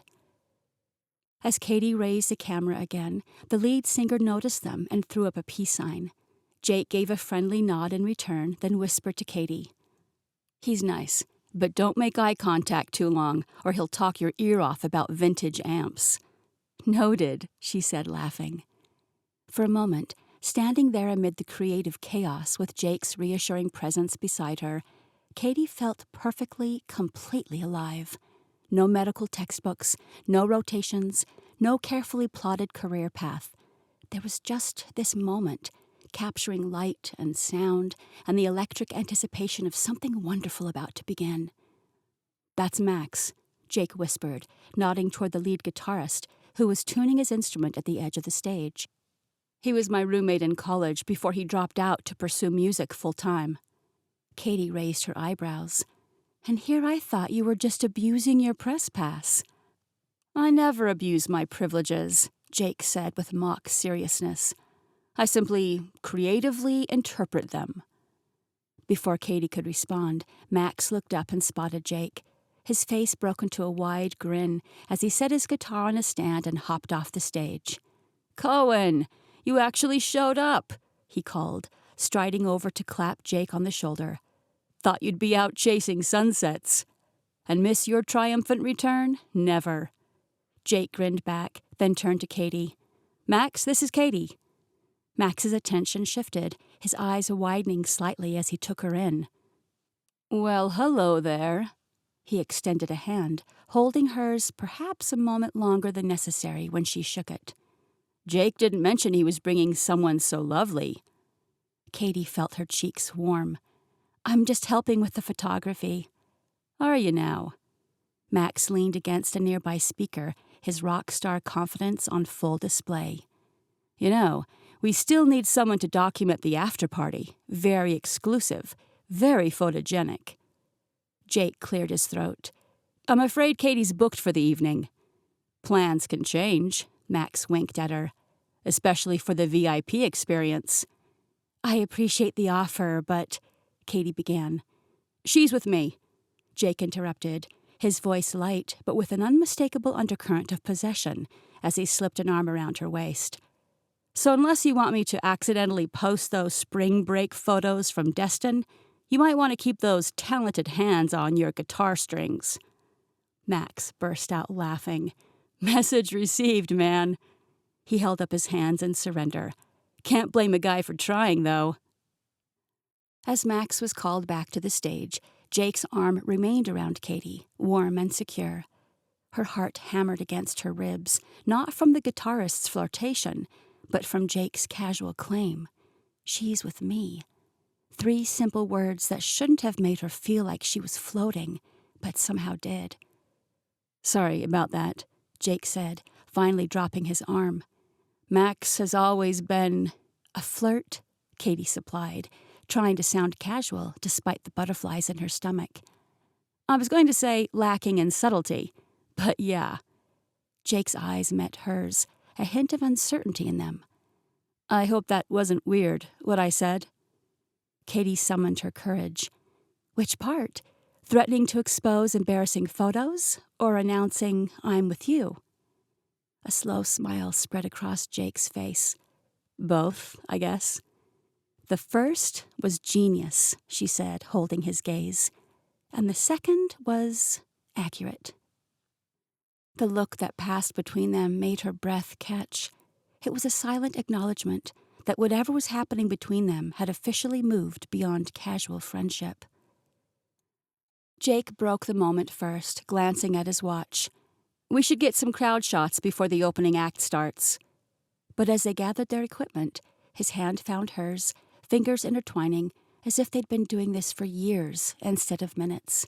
And Katie found herself thinking that of all the photos they'd take today, this moment, unrecorded accepted memory, might be the one worth framing. "I think that's the last shot we need," Jake said 3 hours later, scrolling through the preview screen on his camera. The setting sun cast long shadows across the festival grounds, and the crowd had swelled to fill every available space. "The client just wants atmosphere and headliner coverage." "So we're done?" Katie asked, flexing her fingers. She'd taken more photos today than she'd ever thought possible. Her index finger cramped from pressing the shutter button. "Officially off the clock," Jake grinned, tucking his camera safely into its bag. "Which means we can actually enjoy the festival?" "Exactly." He took her hand, a gesture that already felt natural. "Starting with beverages, my treat." They weaved through the crowd toward one of the drink tents, Jake occasionally stopping to greet someone or point out a detail Katie might have missed. She took it all in, from the elderly couple dancing like they were teenagers again, to the way the festival lights reflected off the water as darkness began to fall. The line moved quickly, and soon Jake handed her a plastic cup filled with something fruity. "Festival special," he explained. "Secret recipe, but I'm pretty sure it's mostly rum and pineapple." "Dangerous." Katie took a sip. The sweetness masked the alcohol almost completely. "Only if you have more than 2. He clinked his cup against hers. "To breaking rules." "We didn't break that many today." "Backstage access, borrowed press credentials, ignoring the do not enter sign to get that shot of the soundboard." Jake ticked off on his fingers. "I'm corrupting you nicely." Katie laughed, the sound bubbling up from somewhere deep and genuine. "If my advisors could see me now." "They'd be shocked that the future Dr. Dalton knows how to have fun." "Something like that." She took another sip, letting the alcohol warm her from the inside. "This isn't exactly how I usually spend my weekends." "Library? Study groups? Memorizing really long words?" "All of the above." Jake's arm slipped around her waist as they moved toward the main stage where the crowd was thickest. "Then I'm honored to be your deviation from routine." The casual intimacy of his touch made her skin tingle, even through the fabric of her sundress. They found a spot with a decent view of the stage, close enough to feel the bass vibrating through the wooden platform beneath their feet. As the saltwater drifters took the stage to thunderous applause, Katie leaned back against Jake's chest, his arms encircling her from behind. It felt right being here with him. She reveled in feeling the music wash over them, surrounded by the energy of the crowd, yet somehow in their own world. "Katie!" A familiar voice called from nearby. She turned to see Amelia waving enthusiastically, flanked by a group of friends. Her cousin's gaze flicked to Jake's arms around Katie's waist, and her eyebrows shot up as she gave an exaggerated thumbs up, accompanied by a not at all subtle wink. Katie's cheeks flushed, but she couldn't help laughing at Amelia's enthusiastic approval. She waved back and eagerly allowed the music to swallow her whole again. Some time passed, minutes or hours, she couldn't tell, but the crowd only seemed to grow louder and hungrier as the night went on. "Getting to be too much for you?" Jake asked, after the third song of the encore, noticing Katie's slight discomfort as the audience pressed closer to the stage. She nodded, grateful for his perception. Even with the drinks and music and Jake's steady presence, large crowds had never been her thing. "I know somewhere quieter," he said, taking her hand. "If you're interested." "Lead the way." Jake guided her through the throng, expertly navigating gaps in the crowd until they reached the edge of the festival grounds. Instead of heading toward the exit, he turned down a narrow wooden walkway partially hidden by sea oats. "Where are we going?" Katie asked, the boardwalk creaking beneath their feet. "Just wait." He squeezed her hand. "It'll be worth it, I promise." The path descended gradually to the beach, the sand still warm from the day's sun.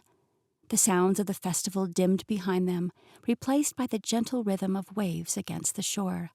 Here, the only illumination came from the moon and the distant glow of festival lights, casting long shadows across the empty stretch of beach. They walked along the water's edge, close enough for the occasional wave to brush their feet. The music from the festival drifted to them now as a distant soundtrack, making the stretch of beach feel like their own private retreat. "I can't believe I'm leaving tomorrow," Katie said finally, voicing the thought that had been lurking beneath her happiness all evening. Jake's steps slowed. "Back to the world of medicine and responsibility?" "Something like that."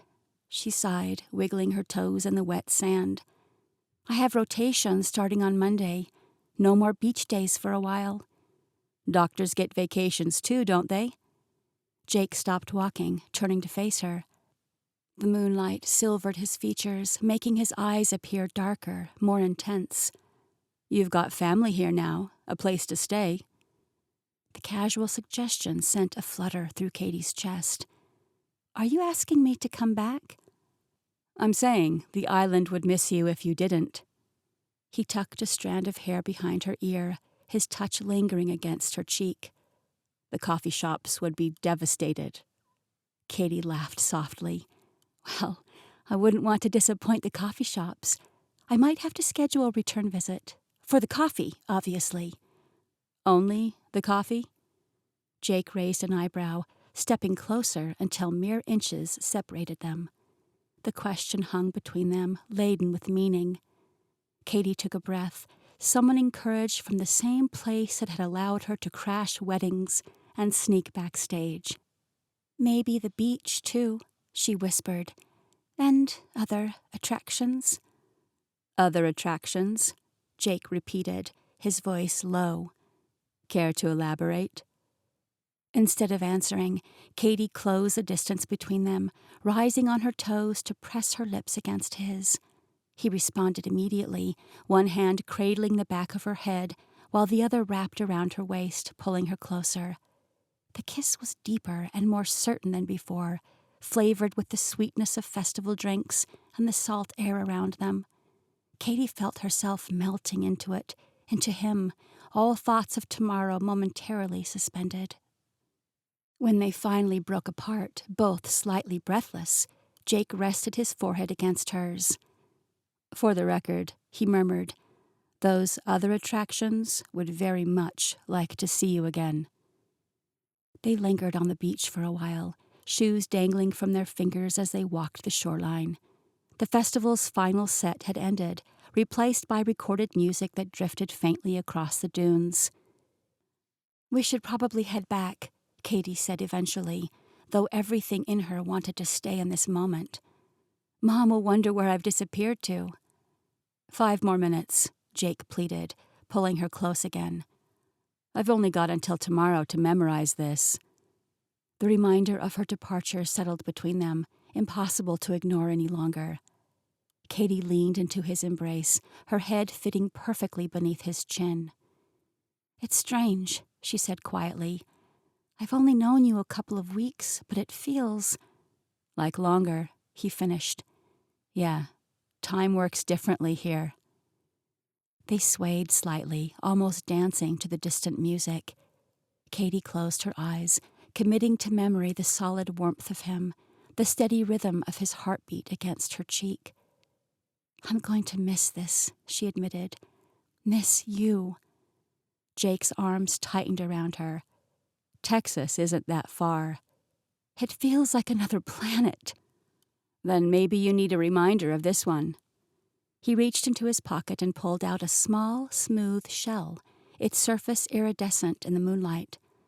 I found this earlier today and thought you might want something to keep on your desk during those long hospital shifts. Katie accepted the gift, turning it over in her palm. It was a simple gesture, yet somehow perfect. It's beautiful. Like you. The words were quiet, almost shy. It was quite the contrast to his usual confidence. She looked up to find him watching her with an expression that made her heart trip over itself. There was no artifice there, no practiced charm or casual flirtation, just Jake looking at her like she was something precious he discovered unexpectedly. I don't usually do this, you know, he said, running a hand through his hair. The whole falling for someone who's leaving thing. You're falling for me? She tried to sound teasing, but the words were more hopeful than anything. A smile touched his lips. Yeah, I think I am. He shrugged, as if trying to downplay the admission. Inconvenient timing, right?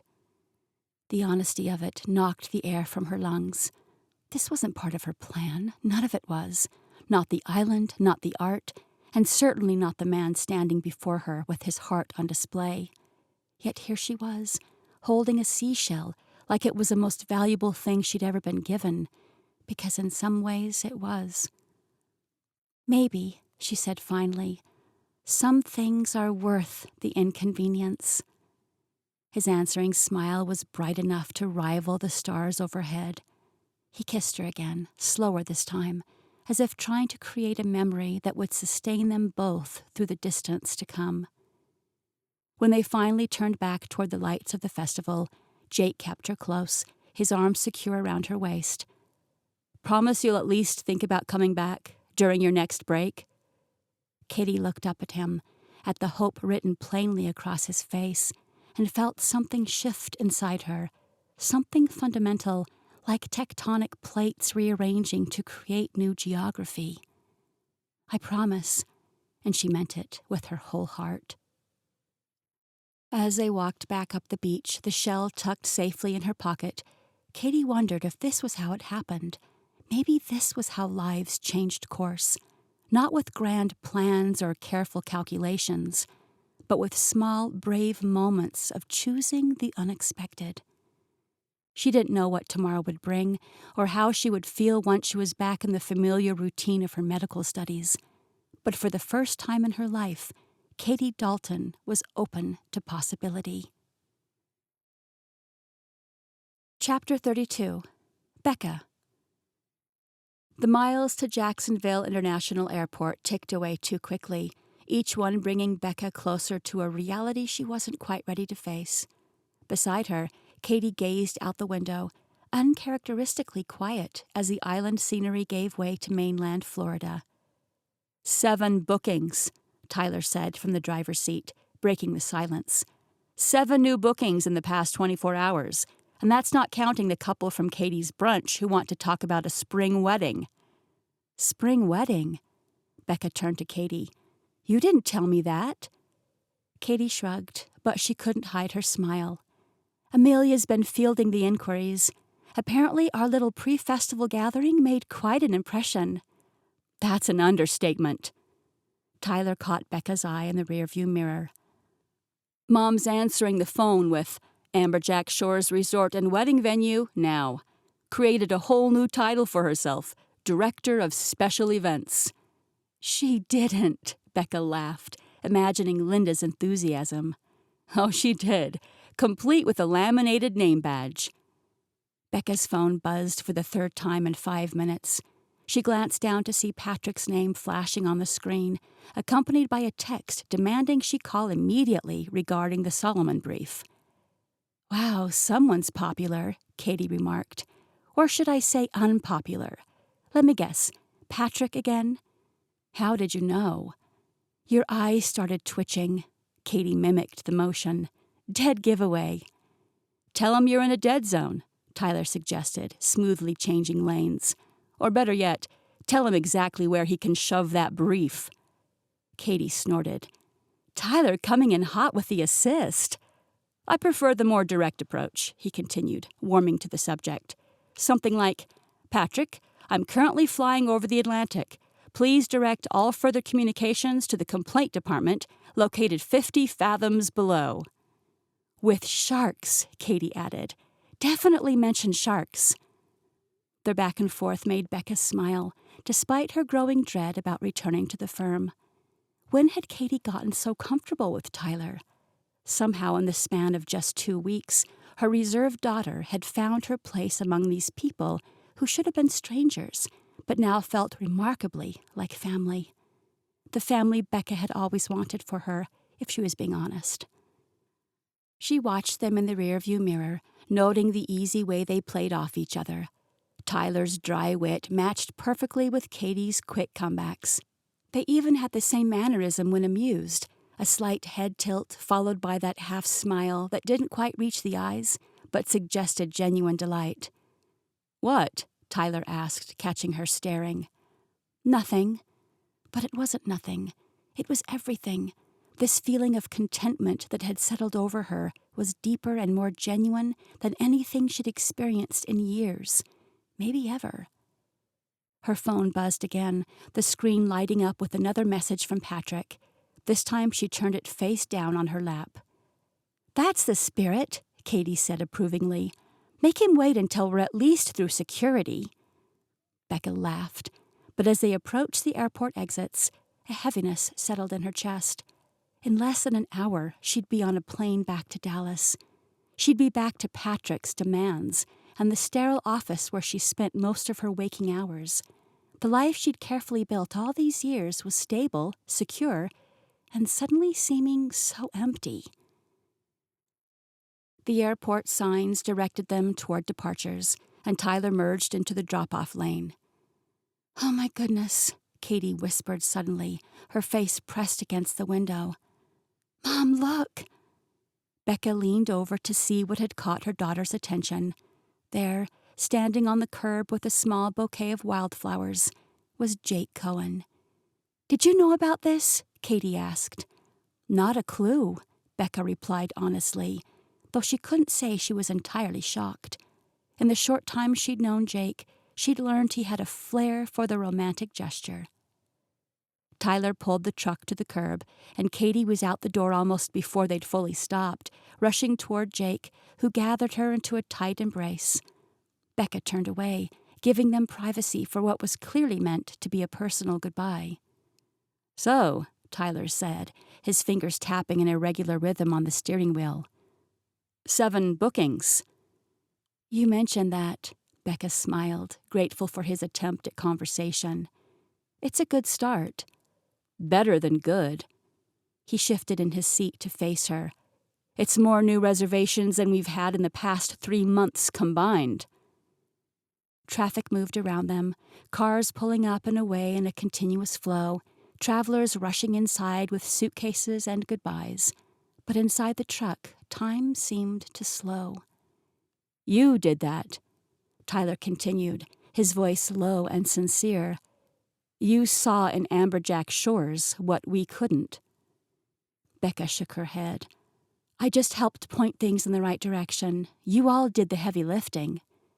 Take the compliment, Becca. The corner of his mouth quirked up. It's rare enough from me." She laughed softly, surprised by the lightness in her chest despite the impending goodbye. "Fine. You're welcome. And you know," Tyler added, suddenly serious, "you're always welcome back, truly."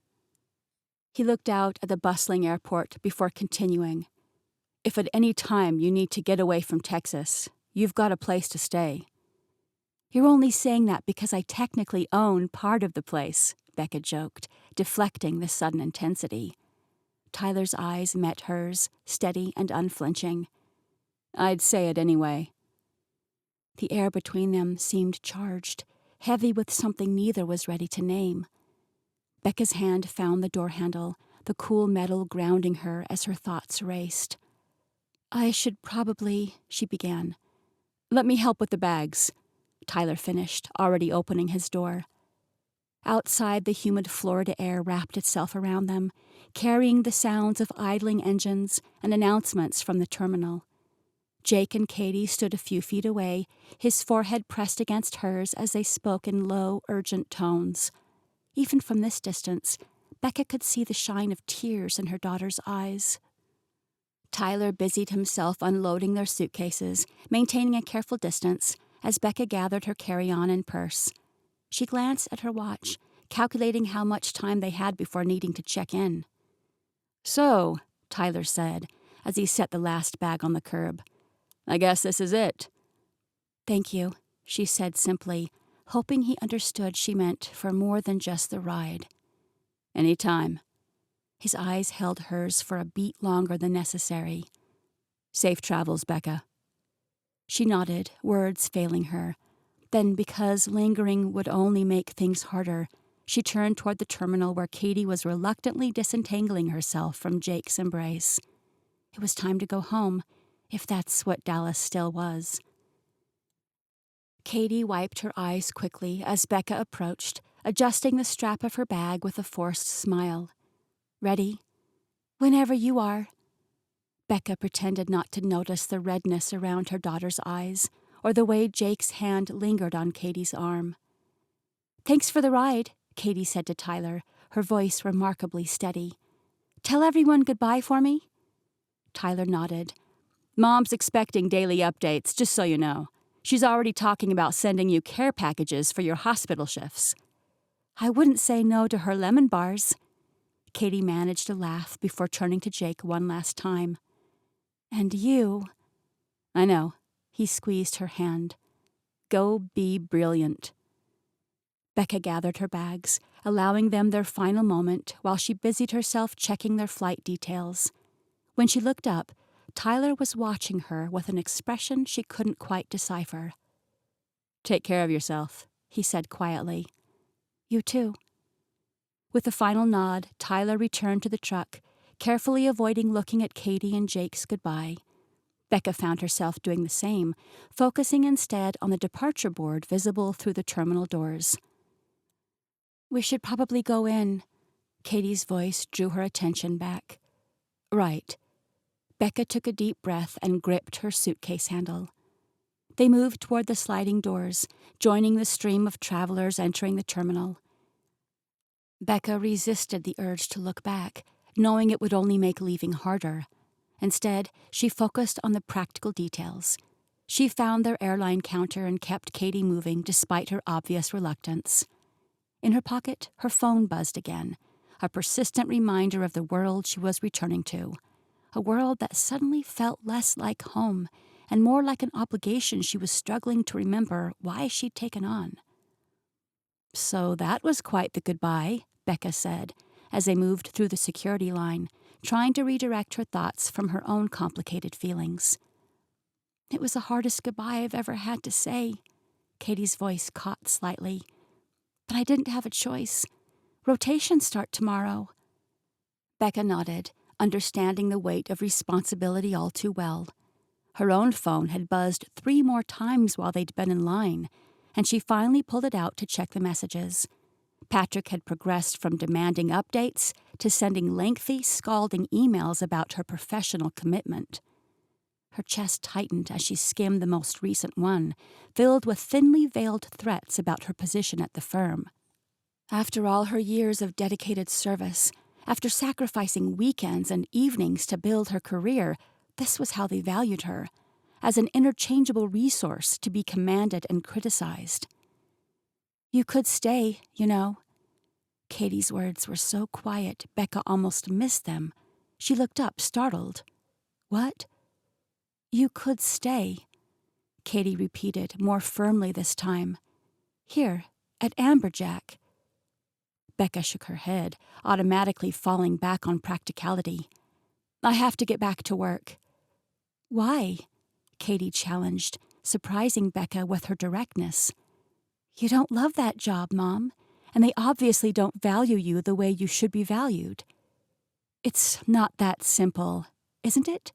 You already have another job, rehabilitating Amberjack Shores, and from what I can tell, you're pretty good at it." "Katie, I can't just work at a fishing resort." "Why not? It's a free place to stay. You could sell the house in Dallas. That would give you a few years of living expenses. By then, the business would be more than stable enough to support you." Katie's eyes lit up as she warmed to her argument. "Worst case scenario, you could always go back to law, just at a new firm here in Florida." Becca stared at her daughter, momentarily speechless. When had Katie started thinking so strategically? And more importantly, how had she so clearly articulated the exact thoughts Becca had been trying to suppress? "I'm not the impulsive type, and I raised you to think practically too," Becca said weakly. "No, you raised me to recognize value, to make smart investments." Katie's expression softened. "Mom, Jake said something to me the other day that I can't stop thinking about. He said, the most important thing in life is finding joy and the people who make you feel most alive." Becca's phone rang, Patrick again, the sound cutting through the airport noise like an unwelcome intrusion from another world. She stared at the screen for a long moment, then deliberately declined the call. Katie's slow smile told Becca her decision was written all over her face. "I'll miss you, Mom. I'll miss you, too." She pulled her brilliant and spontaneous daughter into a tight embrace, holding on to Katie like her last shred of sanity. They stayed that way for a long moment, freezing this slice of time, even as the airport chattered on around them. Becca didn't want to let go, but she knew this was where their paths diverged. "Think of it this way. I have a great excuse to come back and visit frequently now," Katie said, when they finally pulled apart, eyes twinkling. "Yes, you do," Becca laughed, the sound lighter than it had been in years. Katie glanced at the security line ahead of them, which had begun to move more quickly. "I've got to catch my plane." She squeezed Becca's hand. "I'll call when I get home." As Katie joined the line, Becca stepped to the side, her hands shaking slightly as she pulled out her phone. Was she really doing this? Or had she finally lost her mind? She stared at her screen for a moment, then began typing. "Remember that offer you made about coming back any time I want?" Tyler's response came almost immediately. "Yes." Becca took a deep breath and typed, "Is now too soon?" The 3 dots appeared, then disappeared, then appeared again. Finally, 3 minutes. I'm turning around to come get you. Chapter 33. Linda. Linda trimmed the stems of her hydrangeas, arranging them carefully into a mason jar. The flowers were still beautiful despite being left over from Katie and Amelia's brunch that had brought so much life to Amberjack Shores. She added a sprig of sea oats, adjusting the arrangement until it looked just right on the inn's front porch. "Perfect," she murmured, stepping back to admire her work. Her fingers found the laminated badge pinned to her blouse. Linda Dalton, Director of Special Events. The title made her smile, despite the hollow feeling that had settled in her chest since watching Tyler drive Becca and Katie to the airport that morning. The phone rang, and Linda answered with her newly practiced greeting. "Amberjack Shores Resort and Wedding Venue. How may I help you today?"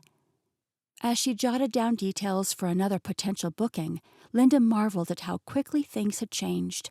Just 2 weeks ago, the phone had been silent for days at a time.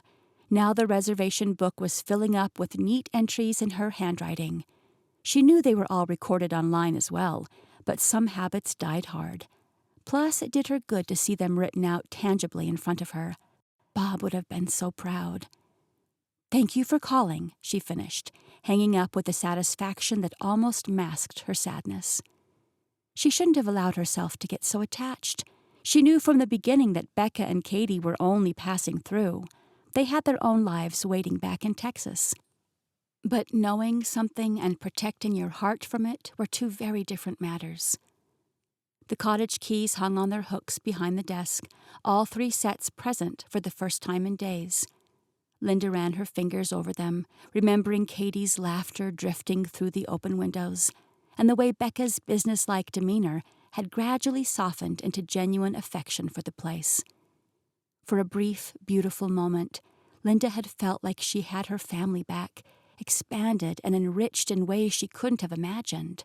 Finally meeting her granddaughter after all these years, watching her bond with Amelia, seeing the way Matt had finally come around to accepting Becca's help, it had felt like a miracle.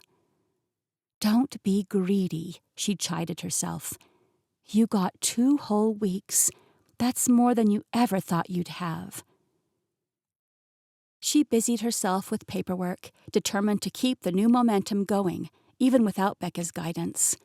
The wedding brochures Katie had designed were stacked neatly beside the computer, and the new reservation system blinked steadily on the screen. Even the ancient ledger books had been updated, digitized by Becca's efficient hands, but kept as backups at Linda's insistence. So many changes, so many improvements. They all bore the subtle imprint of the women who had briefly joined their lives and then departed, leaving Amberjack Shores better than they'd found it. A familiar ache pressed against Linda's ribs. She'd said too many goodbyes in the past few years. Bob, Chris, and now Becca and Katie. Each one carved away another piece of her heart, leaving her a little more diminished. She shook her head, forcing the melancholy away. She had so much to be grateful for. The business was reviving, Matt and Tyler were working together better than they had in years, and most importantly, she finally knew what had become of her granddaughter. Even if she never saw Katie again, knowing she had grown into such a remarkable young woman brought Linda more joy than she could express. A movement outside the window caught her attention. Dust rose from the gravel drive, signaling an approaching vehicle. Linda's heart leapt foolishly in her chest as she hurried to the window. Could it be? Had something changed? Had Becca decided to stay after all? No. The car pulling up wasn't Tyler's truck, but a sleek silver sedan she didn't recognize. Still, business was business, and unexpected guests were always welcome at Amberjack Shores. Linda straightened her new name badge, smoothed her hair, and stepped out onto the porch to greet whoever had arrived. She shielded her eyes against the mid-morning sun, watching as the unfamiliar car came to a stop in front of the inn. Dust settled around it, golden particles dancing in the sunlight before drifting back to earth. And as the dust fell, so did her stomach, though she couldn't say why. Perhaps she just needed to shake off the melancholy that had suddenly grabbed a hold of her this morning. "Please let this be good news," she whispered to herself. The car door opened, and for one wild, irrational moment, Linda's mind played a trick on her, superimposing Becca's silhouette over the woman who emerged. But as the dust cleared and her vision adjusted, disappointment took the place of hope. Not Becca, not Katie. 2 women stood beside the car, both strangers with wary expressions. The older one, perhaps around Becca's age, smoothed her blouse with practiced hands, while the younger fidgeted beside her, attention darting between the inn and the ocean beyond. Linda forced her professional smile back into place. New guests were always welcome, even if they weren't the ones her heart had briefly, foolishly hoped for. "Good morning," she called, stepping down from the porch. "Welcome to Amberjack Shores." The older woman straightened her shoulders, something in her posture suggesting she was bracing herself. The younger one, a girl who couldn't be much older than 20, hung back, crossing her arms over her chest. Linda's welcoming smile faltered slightly. There was something intentional about their arrival, something that didn't feel like the typical curiosity of potential guests. The older woman's gaze swept over the property with an assessing eye, not the admiration Linda had grown accustomed to seeing from visitors. "Beautiful place," the woman said finally, her tone suggesting she was making an observation rather than paying a compliment. "Thank you." She closed the distance between them, extending her hand. "I'm Linda, the owner. Can I help you?" "Yes," the woman replied. "I'm looking for you, I think. Linda Dalton?" "That's me." Linda took in the woman's tailored slacks and simple blouse, practical clothes for travel, not a tourist's beachwear. "What can I do for you?" She noticed the younger woman shifting nervously on her feet, glancing toward the drive, as if contemplating a hasty retreat. There was something familiar about her profile, something that made Linda's heart constrict. "I'm here to settle my husband's estate," the woman said firmly. Linda's mouth went dry. That certainly wasn't what she was expecting. "I'm sorry, I'm not following. Who was your husband?" The woman reached into her purse and withdrew a small leather wallet. She flipped it open to reveal a worn photograph. In it, a man stood with his arm around her, both of them smiling on what appeared to be a fishing boat. Even after all these years, Linda would know that smile anywhere. "My name is Janice," the woman said. "I'm Chris's wife."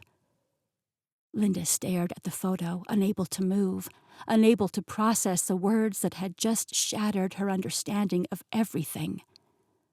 "That's not possible," she whispered. "Mom?"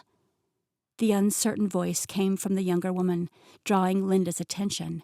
Now that she looked properly, she could see it. Chris's eyes staring back at her from a face that otherwise favored the woman standing before her. "It's true," she looked hurt. "I'm sorry he never told you. This is our daughter, Devon," Janice continued, something softening in her expression as she looked at the girl. "Chris's daughter." Linda gripped the porch railing to steady herself, the world tilting beneath her feet. Another granddaughter, another family, another life Chris had built and hidden from them all. "I don't understand," she managed. "How could he—" The crunch of tires on gravel interrupted her, and Linda turned to see Tyler's truck approaching the inn. Her heart seized as she recognized not just her son behind the wheel, but the passenger beside him. Becca had returned from the airport, her expression bright with possibility. As the truck drew closer, Linda watched in paralyzed horror, knowing she was witnessing the collision of two worlds Chris had carefully kept apart, and there was nothing she could do to stop it. This has been The Island Inn, Amberjack Shores Book 1, written by Laura Abbott, narrated by Jennifer Groberg. Copyright 2025 by Laura Abbott. Production copyright by Laura Abbott.